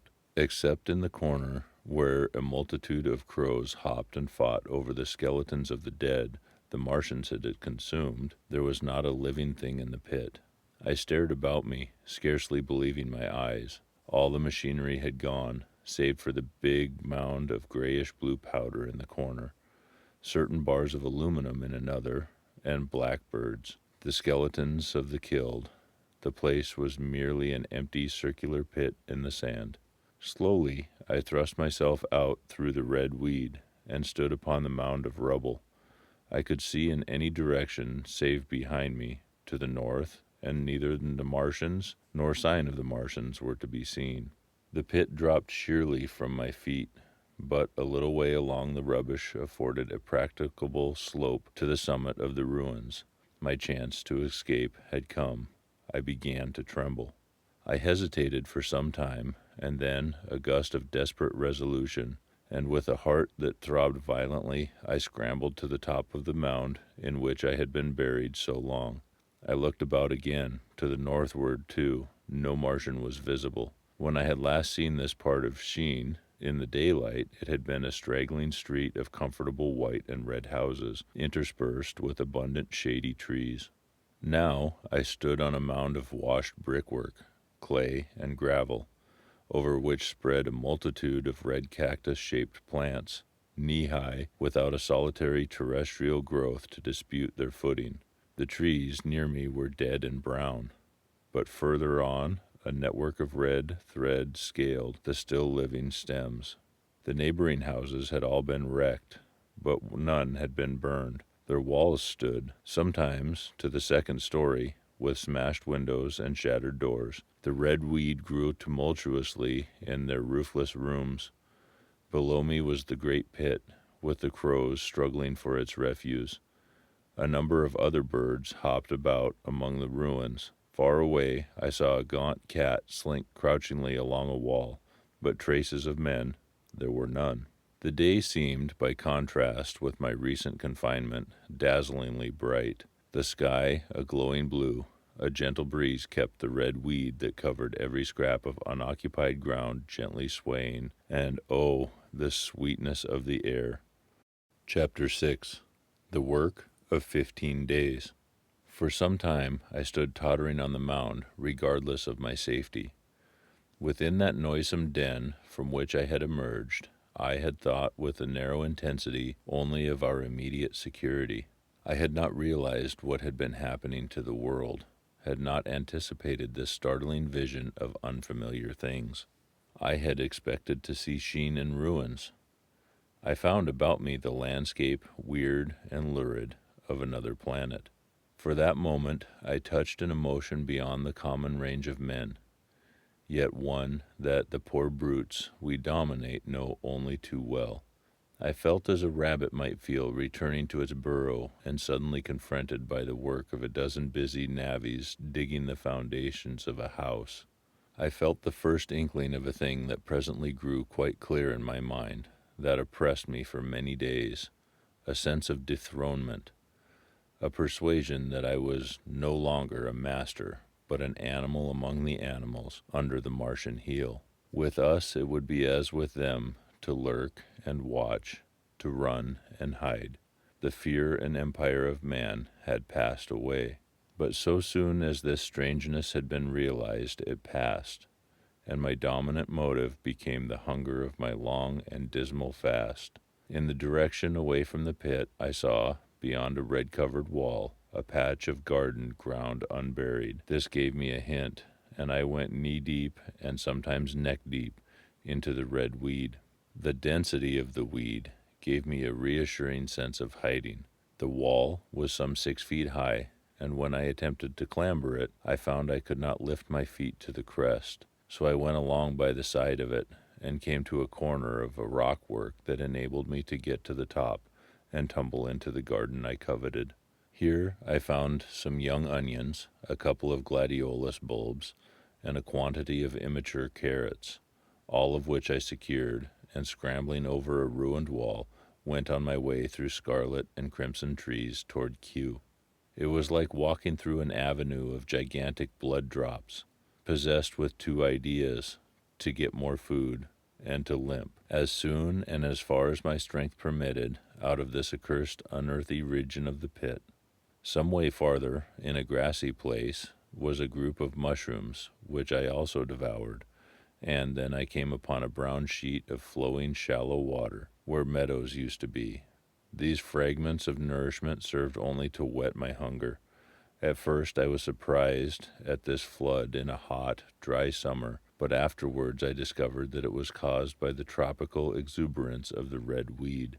Directly this extraordinary growth encountered water, it straightway became gigantic and of unparalleled fecundity.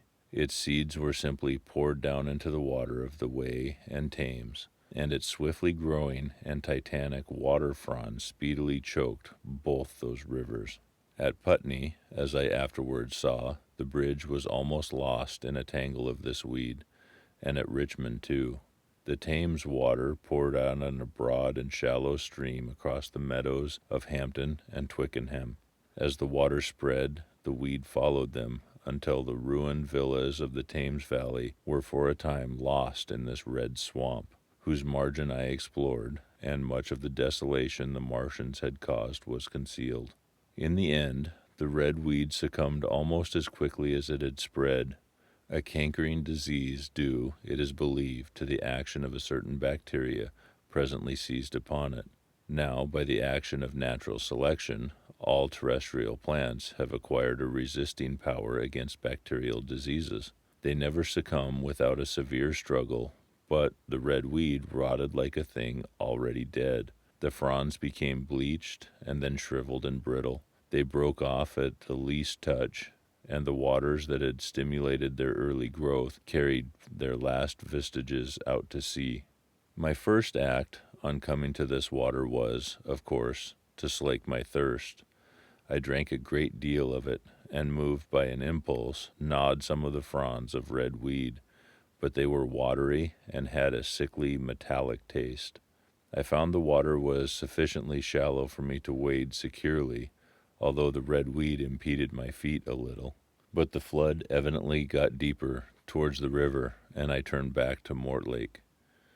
I managed to make out the road by means of occasional ruins of its villas and fences and lamps, and so presently I got out of this spate and made my way to the hill going up towards Roehampton, and came out on Putney Common. Here the scenery changed from the strange and unfamiliar to the wreckage of the familiar. Patches of ground exhibited the devastation of a cyclone, and in a few score yards I would come upon perfectly undisturbed spaces, houses with their blinds trimly drawn and doors closed, as if they had been left for a day by the owners, or as if their inhabitants slept within. The red weed was less abundant. The tall trees along the lane were free from the red creeper. I hunted for food among the trees, finding nothing, and I also raided a couple of silent houses, but they had already been broken into and ransacked. I rested for the remainder of the daylight in a shrubbery, being, in my enfeebled condition, too fatigued to push on. All this time I saw no human beings, and no signs of the Martians. I encountered a couple of hungry-looking dogs, but both hurried circuitously away from the advances I made them. Near Roehampton I had seen 2 human skeletons, not bodies, but skeletons picked clean, and in the wood by me I found the crushed and scattered bones of several cats and rabbits and the skull of a sheep. But though I gnawed parts of these with my mouth, there was nothing to be gotten from them. After sunset, I struggled on along the road towards Putney, where I think the heat ray must have been used for some reason, and in the garden beyond Roehampton I got a quantity of immature potatoes, sufficient to stay my hunger. From this garden one looked down upon Putney and the river. The aspect of the place in the dusk was singularly desolate. Blackened trees, blackened, desolate ruins, and down the hill the sheets of the flooded river, red-tinged with the weed, and over all silence. It filled me with indescribable terror to think how swiftly that desolating change had come. For a time I believed that mankind had been swept out of existence, and that I stood there alone, the last man left alive. Hard by the top of Putney Hill I came upon another skeleton, with the arms dislocated and removed several yards from the rest of the body. As I proceeded, I became more and more convinced that the extermination of mankind was, save for such stragglers as myself, already accomplished in this part of the world. The Martians, I thought, had gone on and left the country desolated, seeking food elsewhere. Perhaps, even now, they were destroying Berlin or Paris, or it might be they had gone northward. Chapter 7. The Man on Putney Hill. I spent that night in the inn that stands at the top of Putney Hill, sleeping in a made bed for the first time since my flight to Leatherhead. I will not tell the needless trouble I had breaking into that house. Afterwards, I found the front door was on the latch, nor how I ransacked every room for food until just on the verge of despair, in what seemed to be a servant's bedroom, I found a rat-gnawed crust and 2 tins of pineapple. The place had already been searched and emptied. In the bar, I afterwards found some biscuits and sandwiches that had been overlooked. The latter I could not eat, they were too rotten, but the former not only stayed my hunger, but filled my pockets. I lit no lamps, fearing some Martian might come beating that part of London for food in the night. Before I went to bed, I had an interval of restlessness, and prowled from window to window, peering out for some sign of these monsters. I slept a little. As I lay in bed, I found myself thinking consecutively, a thing I do not remember to have done since my last argument with the curate. During all the intervening time, my mental condition had been a hurrying succession of vague emotional states, or a sort of stupid receptivity. But in the night, my brain, reinforced, I suppose, by the food I had eaten, grew clear again, and I thought. 3 things struggled for possession of my mind: the killing of the curate, the whereabouts of the Martians, and the possible fate of my wife. The former gave me no sensation of horror or remorse to recall. I saw it simply as a thing done, a memory infinitely disagreeable, but quite without the quality of remorse. I saw myself then as I see myself now, driven step by step towards that hasty blow, the creature of a sequence of accidents leading inevitably to that. I felt no condemnation, yet the memory, static, unprogressive, haunted me. In the silence of the night, with that sense of the nearness of God that sometimes comes into the stillness and the darkness, I stood my trial, my only trial, for that moment of wrath and fear. I retraced every step of our conversation from the moment when I had found him crouching beside me, heedless of my thirst, and pointing to the fire and smoke that streamed up from the ruins of Weybrige. He had been incapable of cooperation. Grim chance had taken no heed of that. Had I foreseen, I should have left him at Halliford, but I did not foresee, and crime is to foresee and do. And I set this down, as I have set all this story down, as it was. There were no witnesses. All these things I might have concealed, but I set it down, and the reader must form his judgment as he will. And then, by an effort, I had set aside that picture of a prostrate body. I faced the problem of the Martians and the fate of my wife. For the former I had no data. I could imagine 100 things, and so, unhappily, I could for the latter. And suddenly that night became terrible. I found myself sitting up in bed, staring at the dark. I found myself praying that the heat ray might have suddenly and painlessly struck her out of being. Since the night of my return from Leatherhead, I had not prayed. I had uttered prayers, fetish prayers, had prayed as heathens mutter charms when I was in extremity. But now I prayed indeed, pleading steadfastly and sanely, face to face with the darkness of God. Strange night, strangest in this, that so soon as dawn had come, I, who had talked with God, crept out of the house like a rat leaving its hiding place, a creature scarcely larger, an inferior animal, a thing that for any passing whim of our masters might be hunted and killed. Perhaps they also prayed confidently to God. Surely, if we have learned nothing else, this war has taught us pity, pity for those witless souls that suffer our dominion. The morning was bright and fine, and the eastern sky glowed pink, and was fetid with little golden clouds.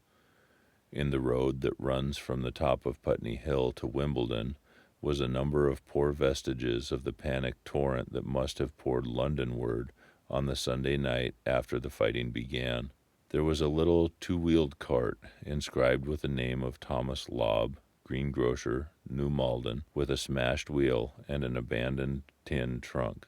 There was a straw hat trampled into the now-hardened mud, and at the top of West Hill, a lot of blood-stained glass about the overturned water trough. My movements were languid, my plans of the vaguest. I had an idea of going to Leatherhead, though I knew that there I had the poorest chance of finding my wife. Certainly, unless death had overtaken them suddenly, my cousins and she would have fled thence. It seemed to me I might find or learn there whither the Surrey people had fled. I knew I wanted to find my wife, that my heart ached for her and the world of men, but I had no clear idea how the finding might be done. I was also sharply aware now of my intense loneliness. From the corner I went, under cover of a thicket of trees and bushes, to the edge of Wimbledon Common, stretching far and wide. That dark expanse was lit in patches by yellow gorse and bloom. There was no red weed to be seen, and as I prowled, hesitating, on the verge of the open, the sun rose, flooding it all with light and vitality. I came upon a busy swarm of little frogs in a swampy place among the trees. I stopped to look at them, drawing a lesson from their stout resolve to live, and presently, turning suddenly, with an odd feeling of being watched, I beheld something crouching amid a clump of bushes. I stood regarding this. I made a step towards it, and it rose up and became a man armed with a cutlass. I approached him slowly. He stood silent and motionless, regarding me. As I drew nearer, I perceived he was dressed in clothes as dusty and filthy as my own. He looked, indeed, as though he had been dragged through a culvert. Nearer, I distinguished the green slime of ditches mixing with the pale drab of a dried clay and shiny coaly patches. His black hair fell over his eyes, and his face was dark and dirty and sunken, so that at first I did not recognize him. There was a red cut across the lower part of his face. "Stop," he cried, when I was within 10 yards of him, and I stopped. His voice was hoarse. "Where did you come from?" he said. I thought, surveying him. "I come from Mortlake," I said. "I was buried near the pit the Martians made about their cylinder. I have worked my way out and escaped." "There's no food about here," he said. "This is my country. All this hill down to the river and back to Clapham and up to the edge of the common. There is only food for me. Which way are you going?" I answered slowly. "I don't know," I said. "I have been buried in the ruins of a house for 13 or 14 days. I don't know what has happened." He looked at me doubtfully, then started and looked with a changed expression. "I've no wish to stop about here," said I. "I think I shall go to Leatherhead, for my wife was there." He shot out a pointing finger. "It's you," he said. The man from Woking. And you weren't killed at Weybrige? I recognized him at the same moment. You're the artillery man who came into my garden? Good luck, he said. We are the lucky ones. Fancy you. He put out a hand, and I took it. I crawled up a drain, he said, but they didn't kill everyone, and after they went away, I got off towards Walton across the fields. But that's not 16 days altogether, and your hair is gray. He looked over his shoulder suddenly. Only a rook, he said. One gets to know that birds have shadows these days. This is a bit open. Let's crawl under those bushes and talk. Have you seen any Martians? I said, since I crawled out. They've gone away across London, he said. I guess they've got a bigger camp there. Of a night, all over there, Hampstead way. The sky is alive with their lights. It's like a great city, and in the glare you can just see them moving. By daylight you can't, but nearer, I haven't seen them. He counted on his fingers. 5 days, then I saw a couple across Hammersmith way, carrying something big, and the night before last. He stopped and spoke impressively. It was just a matter of lights, but it was something up in the air. I believe they built a flying machine and are learning to fly. I stopped on hands and knees, for we had come to the bushes. Fly? Yes, he said, fly. I went on into a little bower and sat down. It is all over with humanity, I said. If they can do that, they'll simply go around the world. He nodded. They will, but it will relieve things over here a bit, and besides, he looked at me. Aren't you satisfied it's up with humanity? I am. We're down. We're beat. I stared. Strange as it may seem, I had not arrived at this fact, a fact perfectly obvious so soon as he spoke. I had still a vague hope, rather. I had kept a lifelong habit of mind. He repeated his words. We're beat. They carried absolute conviction. It's all over, he said. They've lost one, just one, and they've made their footing good and crippled, the greatest power in the world. They've walked over us. The death of that one at Weybrige was an accident, and these are only pioneers. They kept on coming, these green stars. I've seen none these 5 or 6 days, but I've no doubt they're falling somewhere every night. Nothing's to be done. We're under. We're beat. I made him no answer. I sat staring before me, trying in vain to devise something countervailing thought. This isn't a war, said the artilleryman. It never was a war, any more than there's war between man and ants. Suddenly I recalled the night in the observatory. After the 10th shot they fired no more, at least until the first cylinder came. How do you know? Said the artilleryman. I explained. He thought. Something's wrong with the gun, he said. But what if there is? They'll get it right again. And even if there's a delay, how can it alter the end? It's just men and ants. There's the ants build their cities, live their lives, have wars, revolutions, until the men want them out of the way, and then they go out of the way, and that's what we are now, just ants. Only, yes, I said, we're eatable ants. We sat looking at each other, and what will they do with us? I said. That's what I've been thinking, he said. After Weybrige, I went south, thinking. I saw what was up. Most of the people were hard at it, squealing and exciting themselves, but I'm not so fond of squealing. I've been in sight of death once or twice. I'm not an ornamental soldier, and, at the best and worst, death. It's just death, and it's the man that keeps on thinking that comes through. I saw everyone tracking away south, says I. Food won't last this way, and I turned right back. I went for the Martians like a sparrow goes for man, all around. He waved a hand to the horizon. They're starving in heaps, bolting, treading on each other. He saw my face and halted awkwardly. No doubt lots who had money have gone away to France, he said. He seemed to hesitate whether to apologize, met my eyes, and went on. There's food all about here, canned things in shops, wines, spirits, mineral waters, and the water mains and drains are empty. Well, I was telling you what I was thinking. Here's intelligent things, I said, and it seems they want us for food. First, they'll smash us up, Ships, machines, guns, cities, all the order and organization, all that will go. If we were the size of ants, we might pull through, but we're not. It's all too bulky to stop. That's the first certainty, eh? I assented. It is. I've thought it out very well then. Next, at present, we're caught as we're wanted. A Martian has only got to go a few miles to get a crowd on the run, and I saw one day, out by Wadsworth, picking houses to pieces and routing among the wreckage. But they won't keep on doing that. So soon they've settled all our guns and ships, and smashed our railways, and done all the things they're going to do over there. They will begin catching us systematic, picking the best and storing us in cages and things. That's what they'll start doing in a bit. Lord, they haven't begun on us yet. Don't you see that? Not begun? I exclaimed. Not begun. All that's happened so far is through our not having the sense to keep quiet, worrying them with guns and such foolery, and losing our heads, and rushing off in crowds to where there wasn't any more safety than where we were. They don't want to bother us yet. They're making their things, making all the things they couldn't bring with them, getting things ready for the rest of their people. Very likely, that's why the cylinders have stopped for a bit, for fear of hitting those who are here.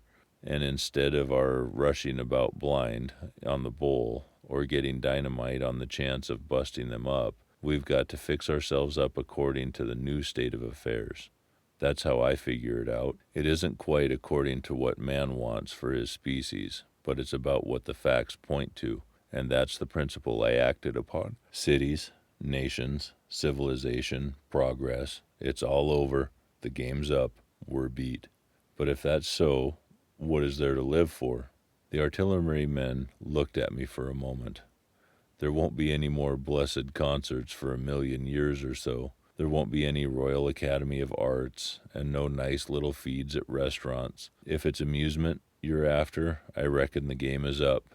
If you've got any drawing-room manners or dislike to eating peas with a knife or dropping H's, you better chuck 'em away. There ain't no further use. You mean? I mean that men like me are going on living, for the sake of the breed. I tell you, I'm grim set on living, and if I'm not mistaken, you'll show what insides you've got, too, before long. We aren't going to be exterminated, and I don't mean to be caught either, and tamed, and fattened, and bred like a thundering ox.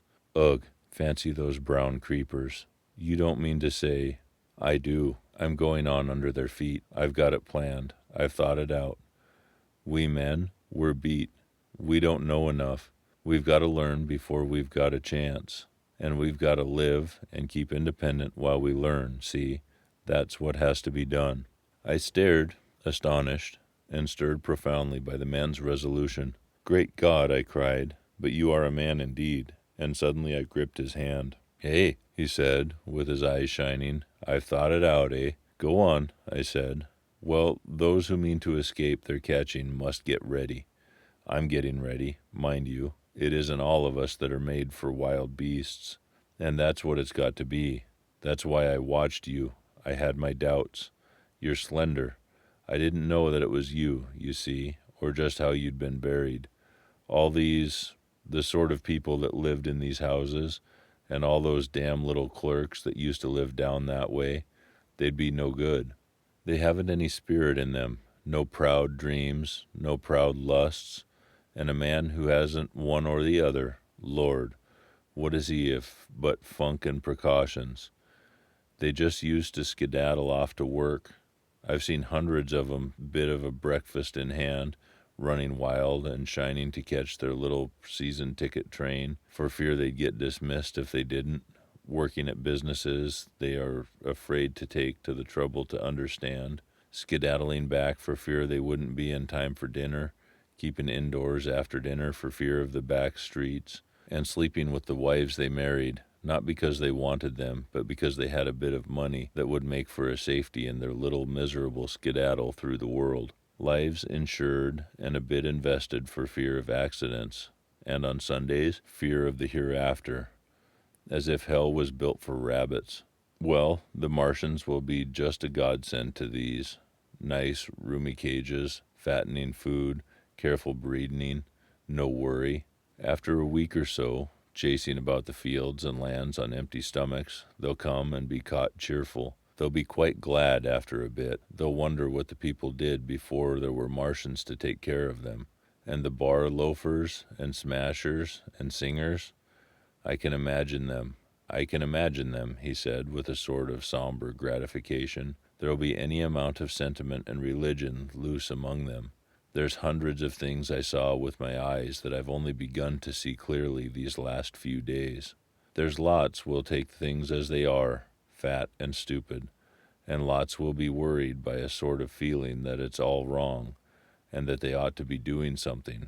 Now, whenever things are so that a lot of people feel they ought to be doing something, the weak, and those who go weak with a lot of complicated thinking, always make for a sort of do-nothing religion, very pious and superior, and submit to persecution in the will of the Lord.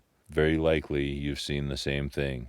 It's energy in a gale of funk, and turned clean inside out. These cages will be full of psalms and hymns and piety, and those of a less simple sort will work in a bit of, what is it, eroticism. He paused.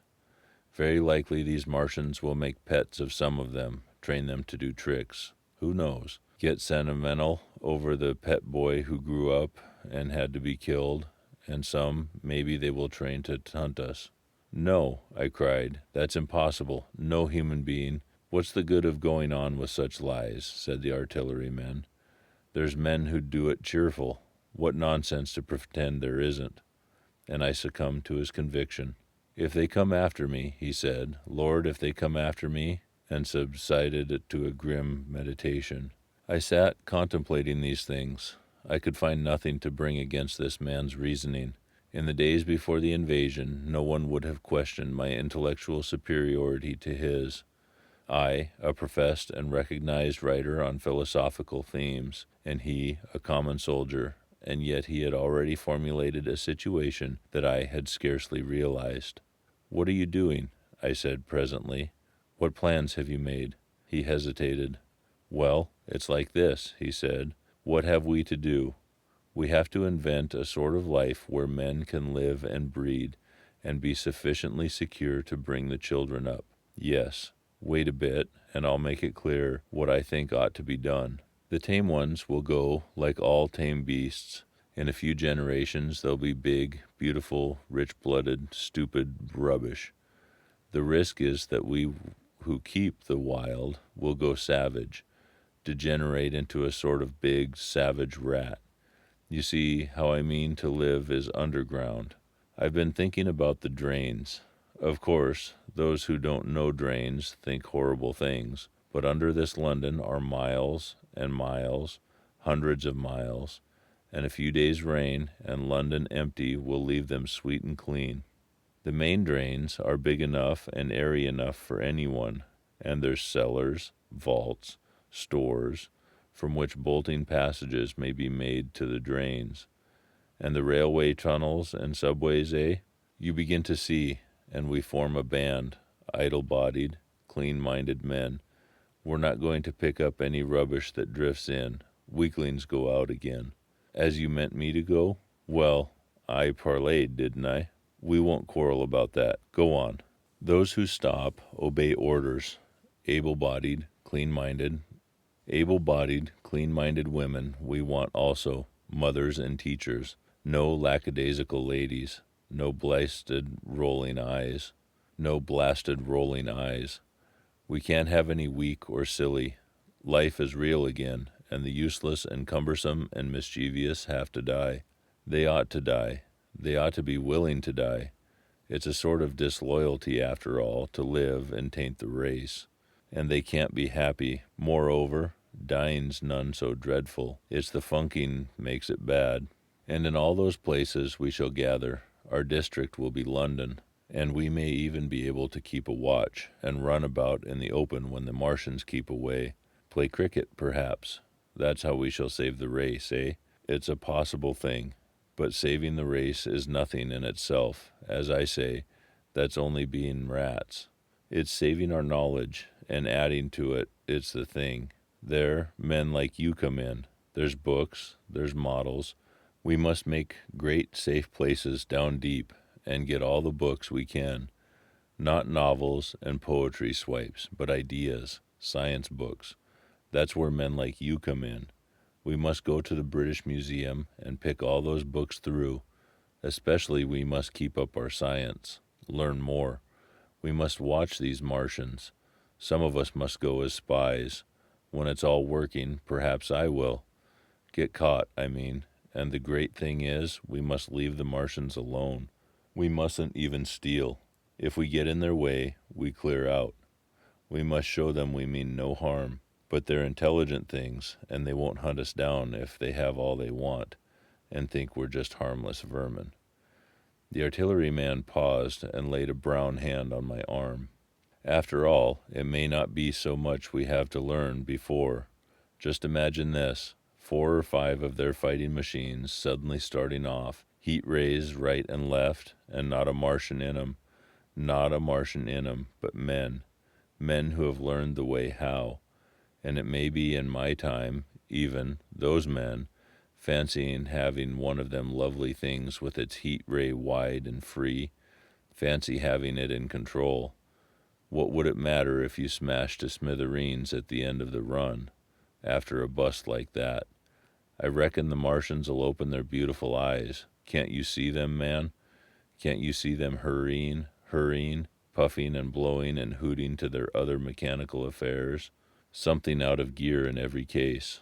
And swish, bang, rattle, swish. Just as they are fumbling over it, swish comes the heat ray, and behold, man has come back to his own. For a while, the imaginative daring of the artilleryman and the tone of assurance and courage he assumed completely dominated my mind.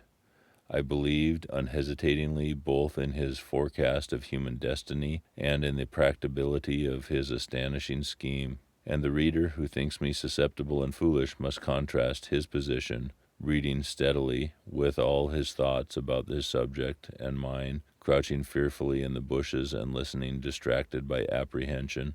We talked in this manner through the early morning time, and later crept out of the bushes, after scanning the sky for Martians, hurried precipitately to the house on Putney Hill, where he had made his lair.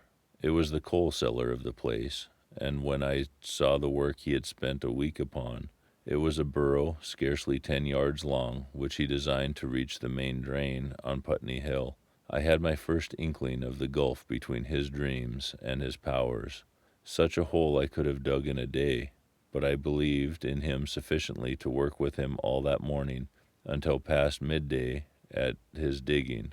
We had a garden barrow, and shot the earth we removed against the kitchen range.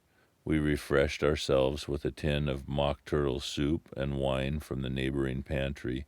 I found a curious relief from the aching strangeness of the world in this steady labor. As we worked, I turned this project over in my mind, and presently objections and doubts began to arise.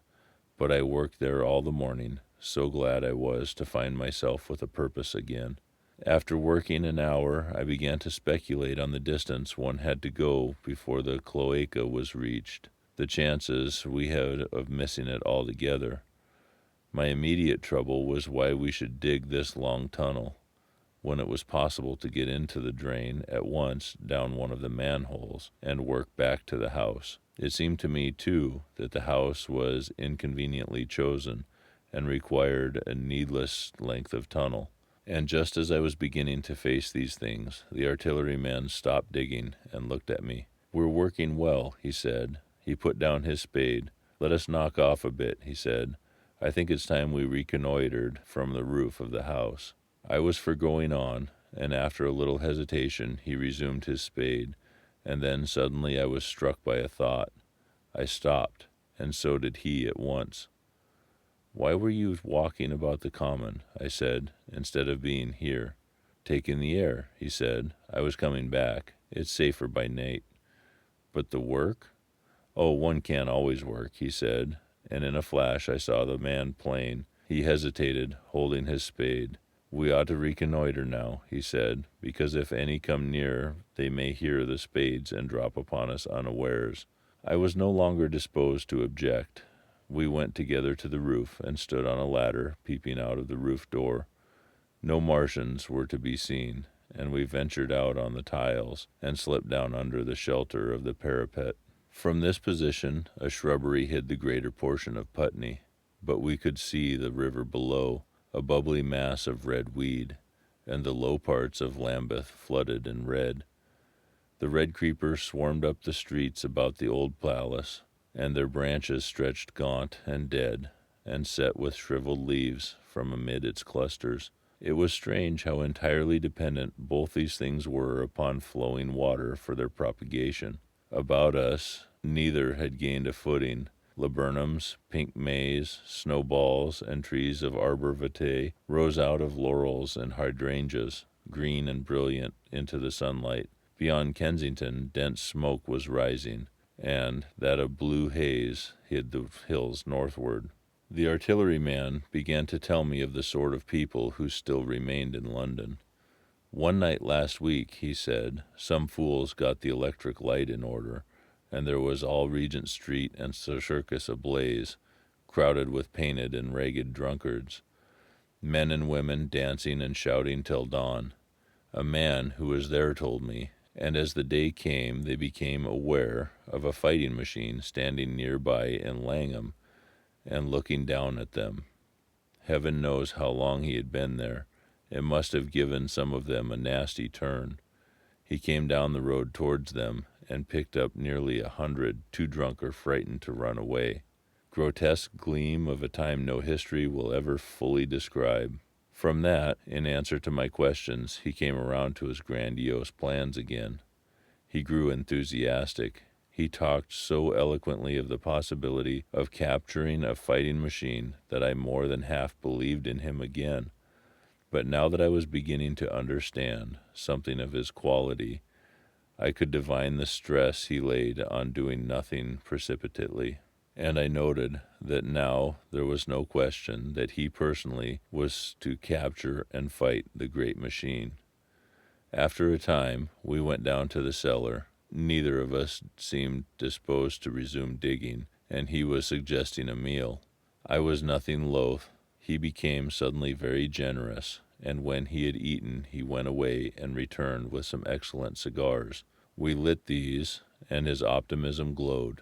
He was inclined to regard my coming as a great occasion. "There's some champagne in the cellar," he said. "We can dig better on this Thames side Burgundy," said I. "No," he said, "I am host today. Champagne. Great God, we have enough task before us. Let us take the rest and gather strength while we may. Look at these blistered hands." And pursuant to his idea of a holiday, he insisted upon playing cards after we had eaten. He taught me euchre, and after dividing London between us, I, taking the northern side and the southern, we played for parish points.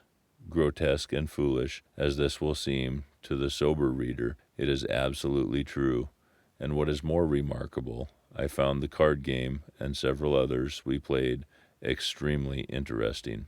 Strange mind of man, that, with our species upon the edge of extinction or appalling degradation, with no clear prospect before us but the chance of a horrible death, we could sit following the chance of this painted pasteboard and playing the joker with vivid delight. Afterwards, he taught me poker, and I beat him at 3 tough chess games. When dark came, we decided to take the risk and lit a lamp. After an interminable string of games, we supped, and the artilleryman finished the champagne. We went on smoking the cigars. He was no longer the energetic regenerator of his species I had encountered in the morning. He was still optimistic, but it was less kinetic, a more thoughtful optimism. I remember he wound up with my health, proposed in a speech of small variety and considerable intermittence. I took a cigar and went upstairs to look at the light of which he had spoken that blazed so greenly along the Highgate hills. At first, I stared unintelligently across the London valley. The northern hills were shrouded in darkness. The fires near Kensington glowed redly. and now and then an orange-red tongue of flame flashed up and vanished in the deep blue night. All the rest of London was black. Then, nearer, I perceived a strange light, a pale, violet-purple fluorescent glow, quivering under the night breeze.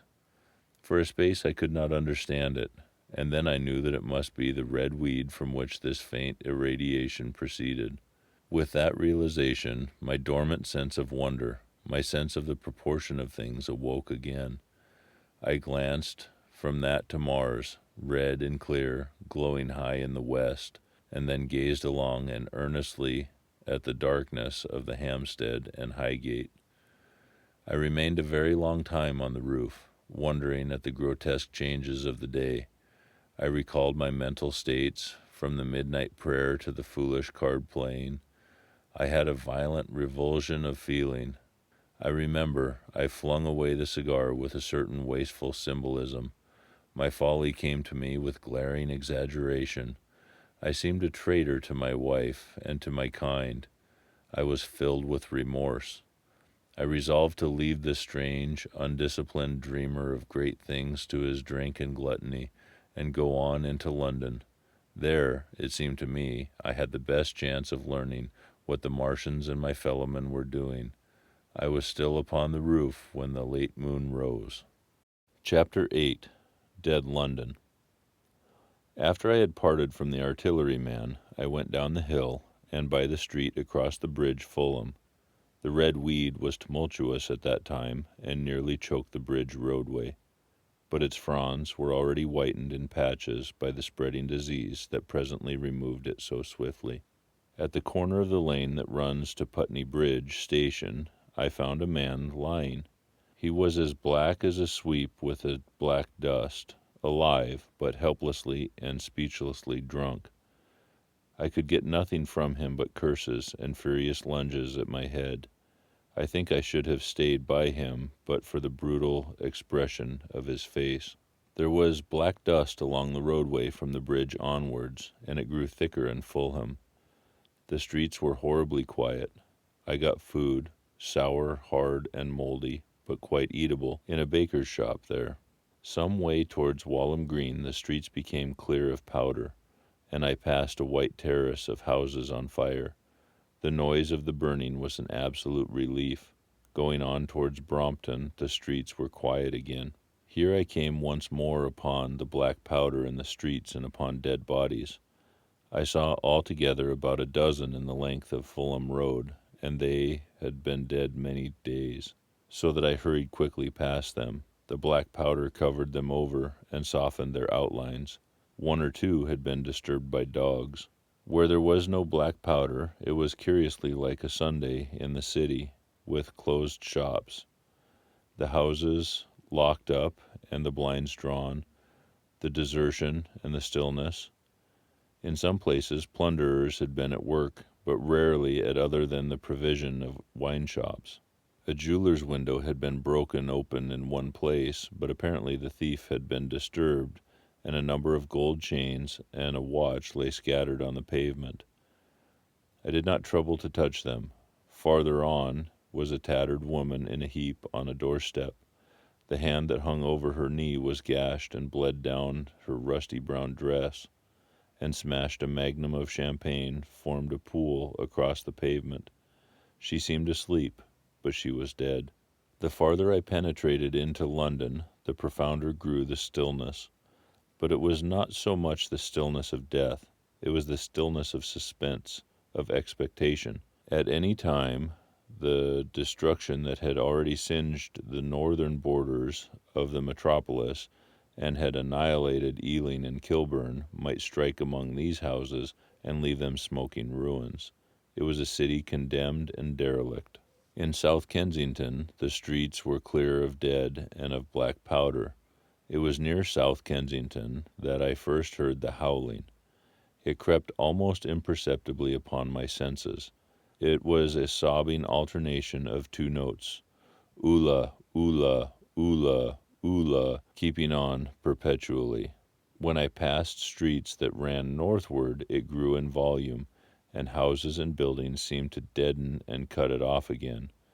It came in a full tide down Exhibition Road. I stopped, staring towards Kensington Gardens, wondering at this strange, remote wailing. It was as if that mighty desert of houses had found a voice for its fear and solitude. Oola, oola, oola, oola, wailed that superhuman note, great waves of sound sweeping down the broad, sunlit roadway between the tall buildings on each side. I turned northwards, marveling, towards the iron gates of Hyde Park. I had half a mind to break into the Natural History Museum and find my way up to the summits of the towers in order to see across the park. But I decided to keep to the ground, where quick hiding was possible, and so went on up Exhibition Road. All the large mansions on each side of the road were empty and still, and my footsteps echoed against the sides of the houses. At the top, near the park gate, I came upon a strange sight, a bus overturned, and the skeleton of a horse picked clean.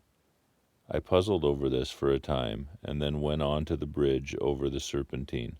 The voice grew stronger and stronger, though I could see nothing above the housetops on the north side of the park, save a haze of smoke to the northwest. Oola, oola, oola, oola, cried the voice, coming, as it seemed to me, from the district about Regent's Park.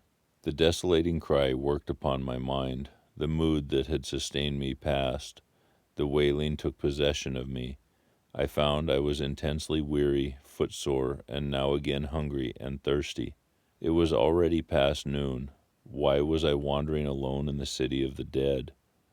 Why was I alone when all London was lying in state and in its black shroud? I felt intolerably lonely. My mind ran on old friends that I had forgotten for years. I thought of the poisons in the chemist shops, of the liquors the wine merchants stored. I recalled the two sodden creatures of despair, who, so far as I knew, shared the city with myself. I came into Oxford Street by the Marble Arch, and here again were black powder and several bodies, and an evil, ominous smell from the gratings of the cellars of some of the houses. I grew very thirsty after the heat of my long walk. With infinite trouble, I managed to break into a public house and get food and drink. I was weary after eating, and went into the parlor behind the bar and slept on a black horsehair sofa I had found. I awoke to find that dismal howling still in my ears. Oola, oola, oola, oola. It was now dusk, and after I had routed out some biscuits and cheese in the bar, there was a meat safe, but it contained nothing but maggots. I wandered on through the silent residential squares to Baker Street. Portman Square is the only one I can name, and so came out the last upon Regent's Park. And as I emerged from the top of Baker Street, I saw far over the trees, in the clearness of the sunset, the hood of the Martian giant from which its howling proceeded. I was not terrified. I came upon him as if it were a matter of course. I watched him for some time, but he did not move. He appeared to be standing and yelling for no reason that I could discover. I tried to formulate a plan of action. The perpetual sound of oola, oola, oola, oola confused my mind. Perhaps I was too tired to be very fearful. Certainly, I was more curious to know the reason of this monotonous crying than afraid. I turned back away from the park and struck into Park Road. Intending to skirt the park, went along under the shelter of the terraces, and got a view of this stationary, howling Martian from the direction of St. John's Wood.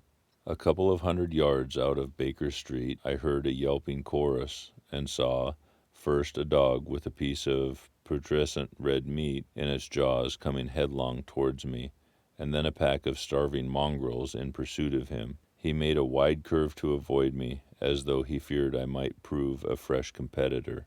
As the yelping died away down the silent road, the wailing sound of oola, oola, oola, oola reasserted itself. I came upon the wrecked handling machine halfway to St. John's Wood station.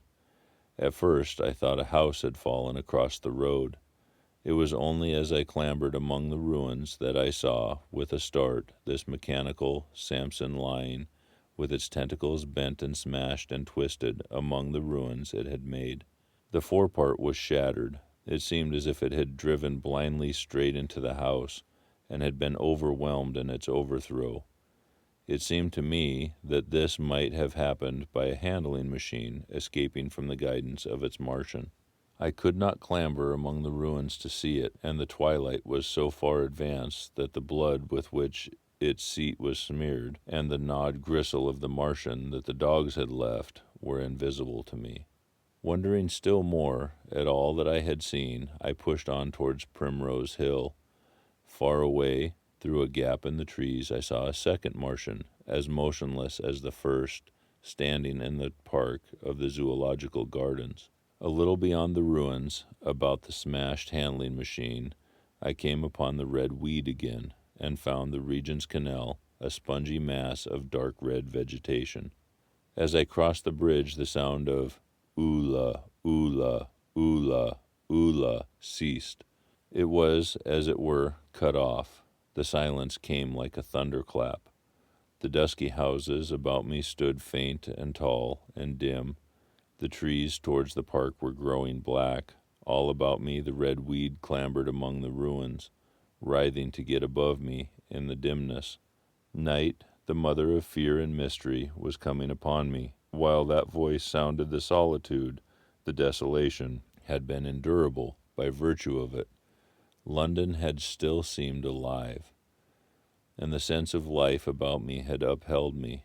Then suddenly a change, the passing of something, I knew not what, and then a stillness that could be felt, nothing but this gaunt quiet. London about me gazed at me spectrally. The windows in the white houses were like the eye sockets of skulls. About me, my imagination found 1,000 noiseless enemies moving.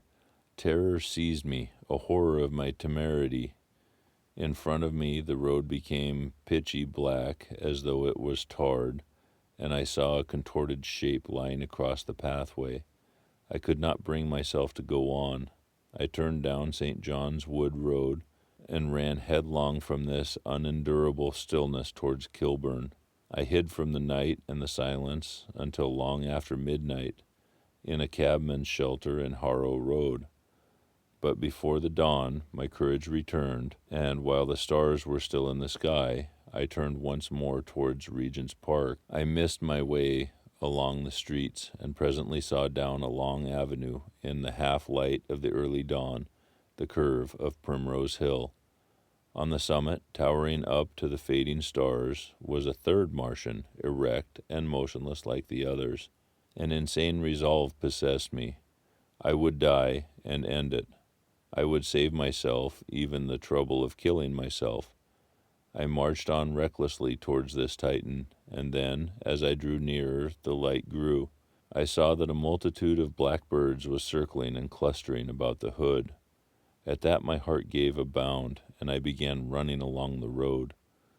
I hurried through the red weed that choked St. Edmund's Terrace. I waded breast-high across a torrent of water that was rushing down from the waterworks towards Albert Road, and emerged upon the grass before the rising of the sun. Great mounds had been heaped about the crest of the hill, making a huge rebound of it.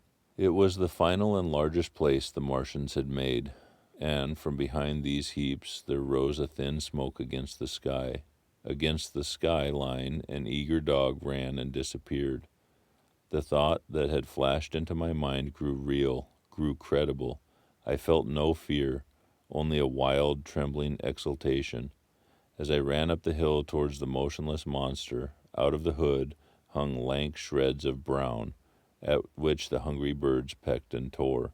In another moment I had scrambled up the earthen rampart and stood upon its crest, and the interior of the redoubt was below me.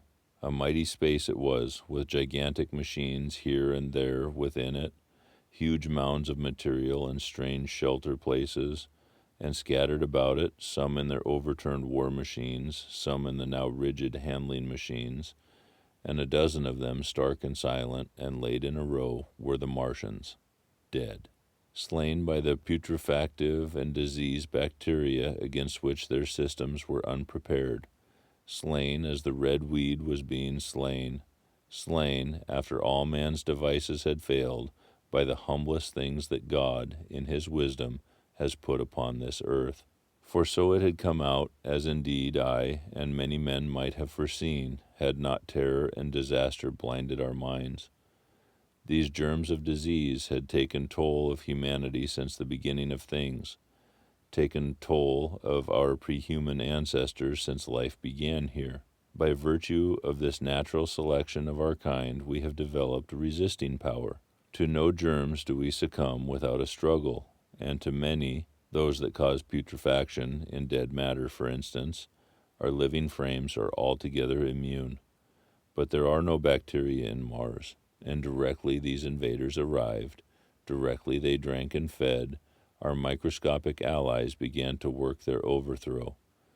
Already, when I watched them, they were irrevocably doomed, dying and rotting even as they went to and fro. It was inevitable. By the toll of 1 billion deaths, man has bought his birthright of the earth, and it is his against all comers. It would still be his were the Martians 10 times as mighty as they are, for neither do men live nor die in vain. Here and there they were scattered, nearly 50 altogether, in that great gulf they had made, overtaken by a death that must have seemed to them as incomprehensible as any death could be. To me also, at that time, this death was incomprehensible. All I knew was that these things had been alive, and so terrible to men, were dead. For a moment I believed that the destruction of Sennacherib had been repeated, that God had repented, and that the angel of death had slain them in the night. I stood staring into the pit, my heart lightened gloriously, even as the rising sun struck the world to fire about me with his rays. The pit was still in darkness. The mighty engines, so great and wonderful in their power and complexity, so earthly in their tortuous forms, rose weird and vague and strange out of the shadows towards the light. A multitude of dogs, I could hear, fought over the bodies that lay darkly in the depth of the pit, far below me. Across the pit, on its farther lip, flat and vast and strange, lay the great flying machine with which they had been experimenting upon our denser atmosphere when decay and death arrested them. Death had come not a day too soon. At the sound of the cawing overhead, I looked up at the huge fighting machine that would fight no more forever, at the tattered red shreds of flesh that dripped down upon the overturned seats on the summit of the Primrose Hill. I turned and looked down the slope of the hill to where, enhaloed now in birds, stood those 2 other great Martians that I had seen overnight just as death had overtaken them. The one had died, even as it had been crying to its companions. Perhaps it was the last to die, and its voice had gone on perpetually until the force of its machinery was exhausted. They glittered now, harmless tripod towers of shining metal in the brightness of the rising sun. All about the pit, and saved as by a miracle from everlasting destruction, stretched the great mother of cities. Those who have only seen London veiled in her somber robes of smoke can scarcely imagine the naked clearness and beauty of the silent wilderness of houses. Eastward, over the blackened ruins of the Albert Terrace and the splintered spire of the church, the sun blazed dazzling in a clear sky, and here and there some facet in the great wilderness of roofs caught the light and glared with white intensity. Northward were Kilburn and Hampstead, blue and crowded with houses. Westward the great city was dimmed, and southward, beyond the Martians, lay green waves of Regent's Park and Langham Hotel, and the dome of the Albert Hall, the Imperial Institute, and the giant mansions of the Brompton Road came clear and little in the sunrise. The jagged ruins of Westminster rising hazily beyond. Far away and blue were the Surrey hills, and the towers of the Crystal Palace glittered like 2 silver rods. The dome of St. Paul's was dark against the sunrise, and injured, I saw for the first time, by a huge gaping cavity on its western side. As I looked at this wide expanse of houses and factories and churches silent and abandoned, as I thought of the multitudinous hopes and efforts of the innumerable hosts and lives that had gone to build this human reef, and of the swift, ruthless destruction that had hung over it all, when I realized that the shadow had been rolled back, and that men might still live in the streets, and this dear vast dead city of mine be once more alive and powerful, I felt a wave of emotion that was near akin to tears. The torment was over. Even that day the healing would begin.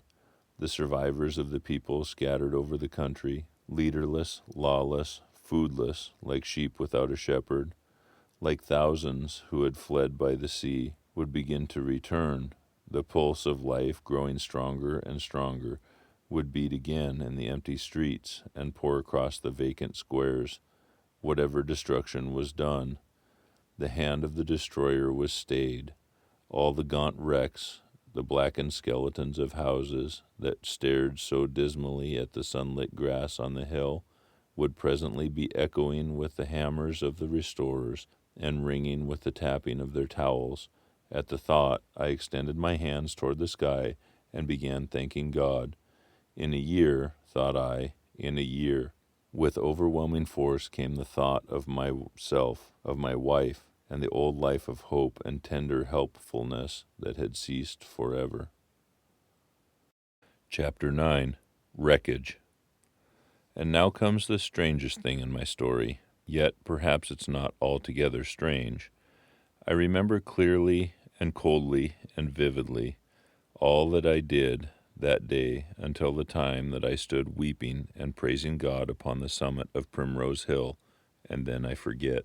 Of the next 3 days I know nothing. I have learned since that, so far from being the first discoverer of the Martian overthrow, several such wanderers as myself had already discovered this on the previous night. One man, the first, had gone to St. Martin's le Grand, and, while I sheltered in the cabman's hut, had contrived to telegraph to Paris. Thence the joyful news had flashed all over the world. 1,000 cities, chilled by ghastly apprehensions, suddenly flashed into frantic illuminations. They knew of it in Dublin, Edinburgh, Manchester, Birmingham. At the same time, when I stood upon the verge of the pit, already men, weeping with joy, as I have heard, shouting and staying their work to shake hands and shout, were making up trains, even as near as Crewe, to descend upon London. The church bells, that had ceased a fortnight since, suddenly caught the news, until all England was bell-ringing. Men on cycles, lean-faced, unkempt, scorched along every country lane, shouting of unhoped deliverance, shouting to gaunt, staring figures of despair. And for the food, across the Channel, across the Irish Sea, across the Atlantic, corn, bread, and meat were tearing to our relief. All the shipping in the world seemed going Londonward in those days, but of all this I have no memory. I drifted, a demented man. I found myself in a house of apprehensions, suddenly flashed into frantic illuminations. They knew of it in Dublin, Edinburgh, Manchester, Birmingham. I found myself in a house of kindly people, who had found me on the third day wandering, weeping, and raving through the streets of St. John's Wood.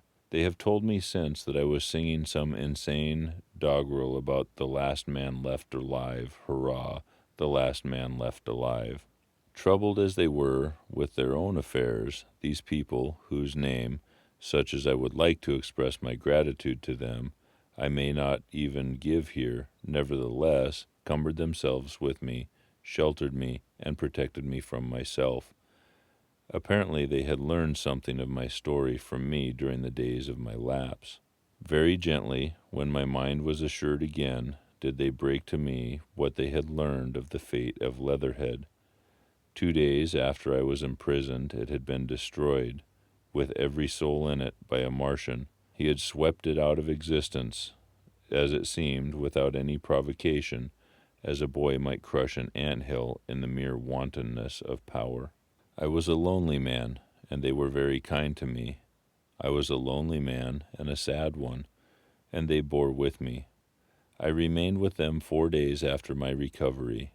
All that time I felt a vague, growing craving to look once more on whatever remained of the little life that seemed so happy and bright in my past. It was a mere hopeless desire to feast upon my misery. They dissuaded me. They did all they could to divert me from this morbidity, but at last I could resist the impulse no longer, and promising faithfully to return to them, and parting, as I will confess, from these 4-day friends with tears, I went out again to the streets that had lately been so dark and strange and empty. Already they were busy with the returning people. In places even there were shops open, and I saw a drinking fountain running water. I remember how mockingly bright the day seemed as I went back on my melancholy pilgrimage to the little house at Woking, how busy the streets and vivid the moving life about me. So many people were abroad everywhere, busied in 1,000 activities, and it seemed incredible that any great proportion of the population could have been slain. But then I noticed how yellow were the skins of the people I met, how shaggy the hair of the men, how large and bright their eyes, and that every other man still wore his dirty rags. Their faces seemed all with one of two expressions, a leaping exultation and energy or a grim resolution. Save for the expression of the faces, London seemed a city of tramps. The vestries were indiscriminately disturbing bread sent us by the French government. The ribs of the few horses showed dismally. Haggard special constables with white badges stood at the corners of every street. I saw little of the mischief wrought by the Martians until I reached Wellington Street, and there I saw the red weed clambering over the buttress of Waterloo Bridge. At the corner of the bridge, too, I saw one of the common contrasts of the grotesque time, a sheet of paper flaunting against a thicket of red weed, transfixed by a stick that kept it in place. It was the placard of a first newspaper to resume publication, the Daily Mail. I bought a copy for a blackened shilling and found in my pocket. Most of it was blank, but the solitary compositor who did the thing had amused himself by making a grotesque scheme of advertisement stereo on the back page. The matter he printed was emotional. The news organization had not yet found its way back.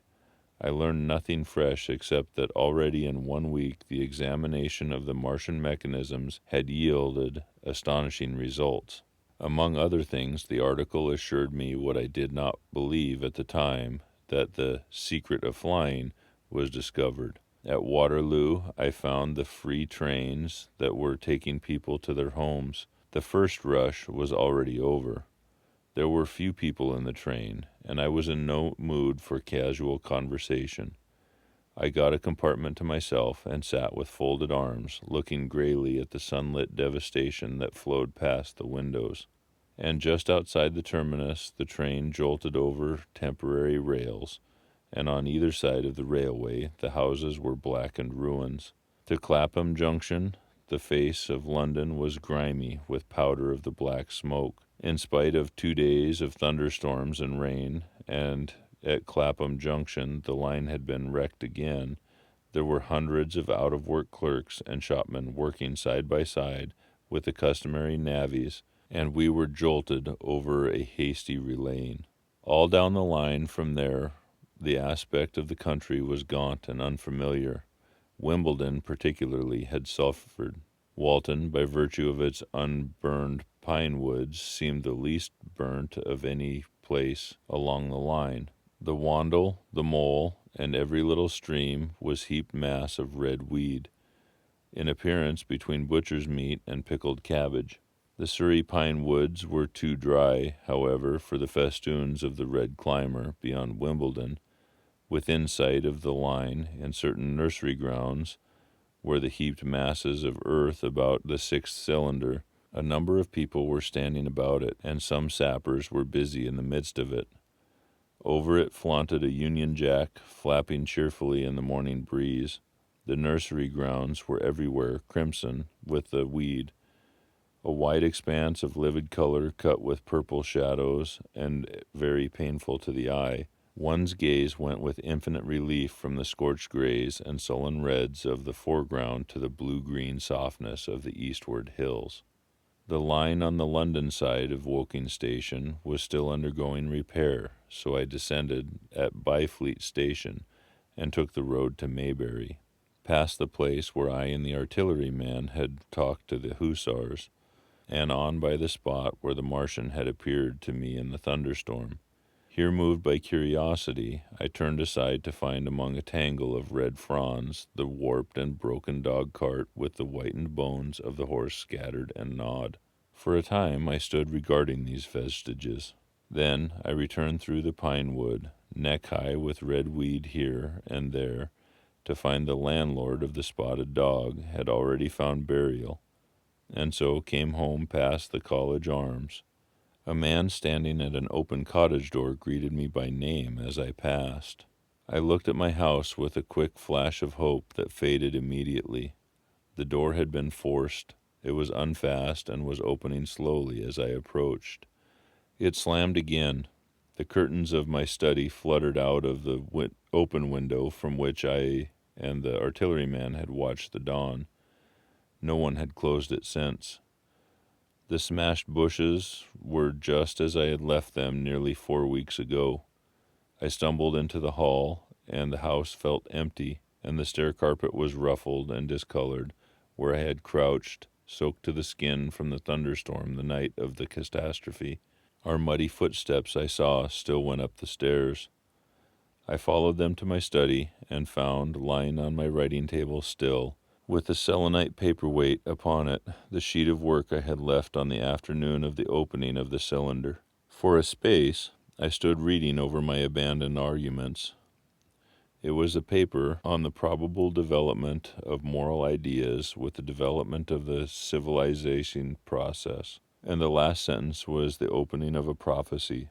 In about 200 years, I had written, we may expect. The sentence ended abruptly. I remembered my inability to fix my mind that morning. Scarcely a month gone by, and how I had broken off to get my daily chronicle from the newsboy. I remembered how I went down to the garden gate as he came along, and how I had listened to his odd story of men from Mars. I came down and went into the dining room. There were the mutton and the bread, both far gone now in decay, and a beer bottle overturned, just as I and the artilleryman had left them. My home was desolate. I perceived the folly of the faint hope I had cherished so long. And then a strange thing occurred. "It's no use," said a voice. "The house is deserted. No one has been here these 10 days. Do not stay here to torment yourself. No one escaped but you." I was startled. Had I spoken my thought out loud? I turned, and the French window was open behind me. I made a step to it and stood out looking. And there, amazed and afraid, even as I stood amazed and afraid, were my cousin and my wife.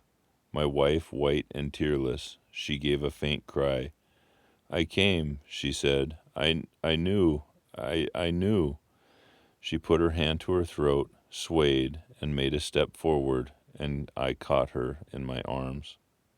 Chapter 10. The Epilogue. I cannot but regret, now that I am conducting my story, how little I am able to contribute to the discussion of the many debatable questions which are still unsettled. In one respect, I shall certainly provoke criticism. My particular province is speculative philosophy. My knowledge of comparative physiology is confined to a book or two, but it seems to me that Carver's suggestions as to the reason of the rapid death of the Martians is so probable as to be regarded almost as a proven conclusion. I have assumed that in the body of my narrative, at any rate in all the bodies of the Martians that were examined after the war, no bacteria except those already known as terrestrial species were found, that they did not bury any of their dead, and the reckless slaughter they perpetrated point also to an entire ignorance of the putrefactive process. But probable as this seems, it is by no means a proven conclusion. Neither is the composition of that black smoke known, which the Martians used with such deadly effect, and the generator of the heat rays remains a puzzle. The terrible disasters at Ealing and South Kensington laboratories have disinclined analysts for further investigations upon the latter. Spectrum analysis of the black powder points unmistakably to the presence of an unknown element with a brilliant group of 3 lines in the green, and it is possible that it combines with argon to form a compound which acts at once with deadly effect upon some constituent of the blood. But such unproven speculations will scarcely be of interest to the general reader, to whom this story is addressed. None of the brown scum that drifted down the Thames after the destruction of Shepperton was examined at the time, and now none is forthcoming. The results of an anatomical examination of the Martians, so far as the prowling dogs had left such an examination possible, I have already given, but everyone is familiar with the magnificent and almost complete specimen in spirits at the Natural History Museum, and the countless drawings that have been made from it. And beyond that, the interest of their physiology and structure is purely scientific. A question of graver and universal interest is the possibility of another attack from the Martians. I do not think that nearly enough attention is being given to this aspect of the matter. At present, the planet Mars is in conjunction, but with every return to opposition, I, for one, anticipate a renewal of their adventure. In any case, we should be prepared. It seems to me that it should be possible to define the position of the gun from which the shots are discharged, to keep a sustained watch upon this part of the planet, and to anticipate the arrival of the next attack. In that case, the cylinder might be destroyed with dynamite or artillery before it was sufficiently cool for the Martians to emerge, or they might be butchered by means of guns so soon as the screw opened. It seems to me that they have lost a vast advantage in the failure of their first surprise. Possibly they see it in the same light. Lessing has advanced excellent reasons for supposing the Martians have actually succeeded in effecting a landing on the planet Venus. 7 months ago now, Venus and Mars were in alignment with the Sun. That is to say, Mars was in opposition from the point of view of an observer on Venus. Subsequently, a peculiar luminous and sinuous marking appeared on the illuminated half of the inner planet, and almost simultaneously a faint dark mark on a similar sinuous character was detected upon a photograph of the Martian disk. One needs to see the drawings of these appearances in order to appreciate fully their remarkable resemblance in character. At any rate, whether we expect another invasion or not, our views of the human future must be greatly modified by these events.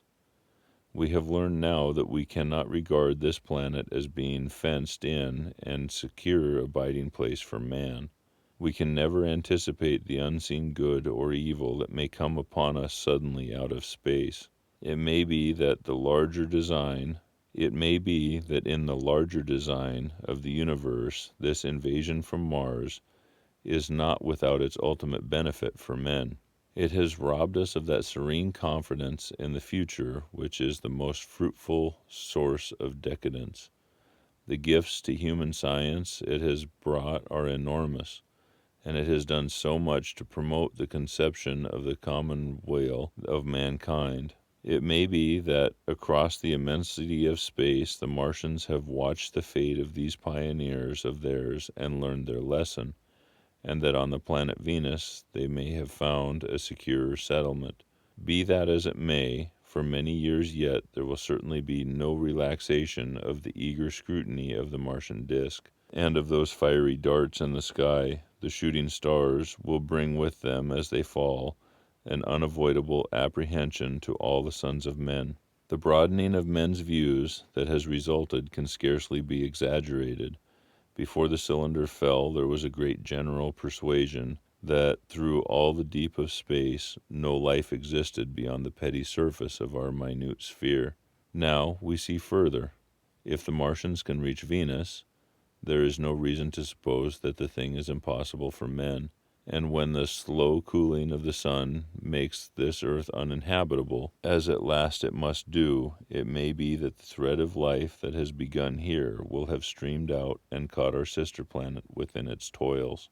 Dim and wonderful is the vision I have conjured up in my mind of the life spreading slowly from the little seed bed of the solar system throughout the inanimate vastness of the sidereal space. It may be, on the other hand, that the destruction of the Martians is only a reprieve. To them, and not to us, perhaps, is the future ordained. I must confess the stress and danger of the time have left an abiding sense of doubt and insecurity in my mind. I sit in my study writing by lamplight, and suddenly I see again the healing valley below set with writhing flames, and feel the house behind and about me and empty and desolate. I go out into the Byfleet Road, and vehicles pass me, a butcher boy in a cart, a cab full of visitors, a workman on a bicycle, children going to school, and suddenly they become vague and unreal, and I hurry again with the artilleryman through the hot, brooding silence. Of a night I see the black powder darkening the silent streets, and the contorted bodies shrouded in that layer. They rise upon me, tattered and dog-bitten.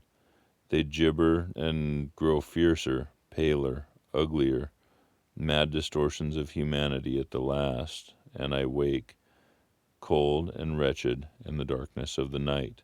I go to London and see the busy multitudes in Fleet Street and the Strand, and it comes across my mind that they are about the ghosts of the past, haunting the streets that I have seen silent and wretched, going to and fro, phantasms in a dead city, the mockery of life in a galvanized body. And strange, too, it is to stand on Primrose Hill, as I did but a day before writing this last chapter, to see the great province of houses, dim and blue through the haze of the smoke and mist, vanishing at last into the vague lower sky, to see the people walking to and fro among the flower beds on the hill, to see the sightseers about the Martian machine that stands there still, to hear the tumult of playing children, and to recall the time when I saw it all bright and clear-cut, hard and silent, under the dawn of that last great day. And the strangest of all is to hold my wife's hand again, and to think that I have counted her, and that she has counted me, among the dead.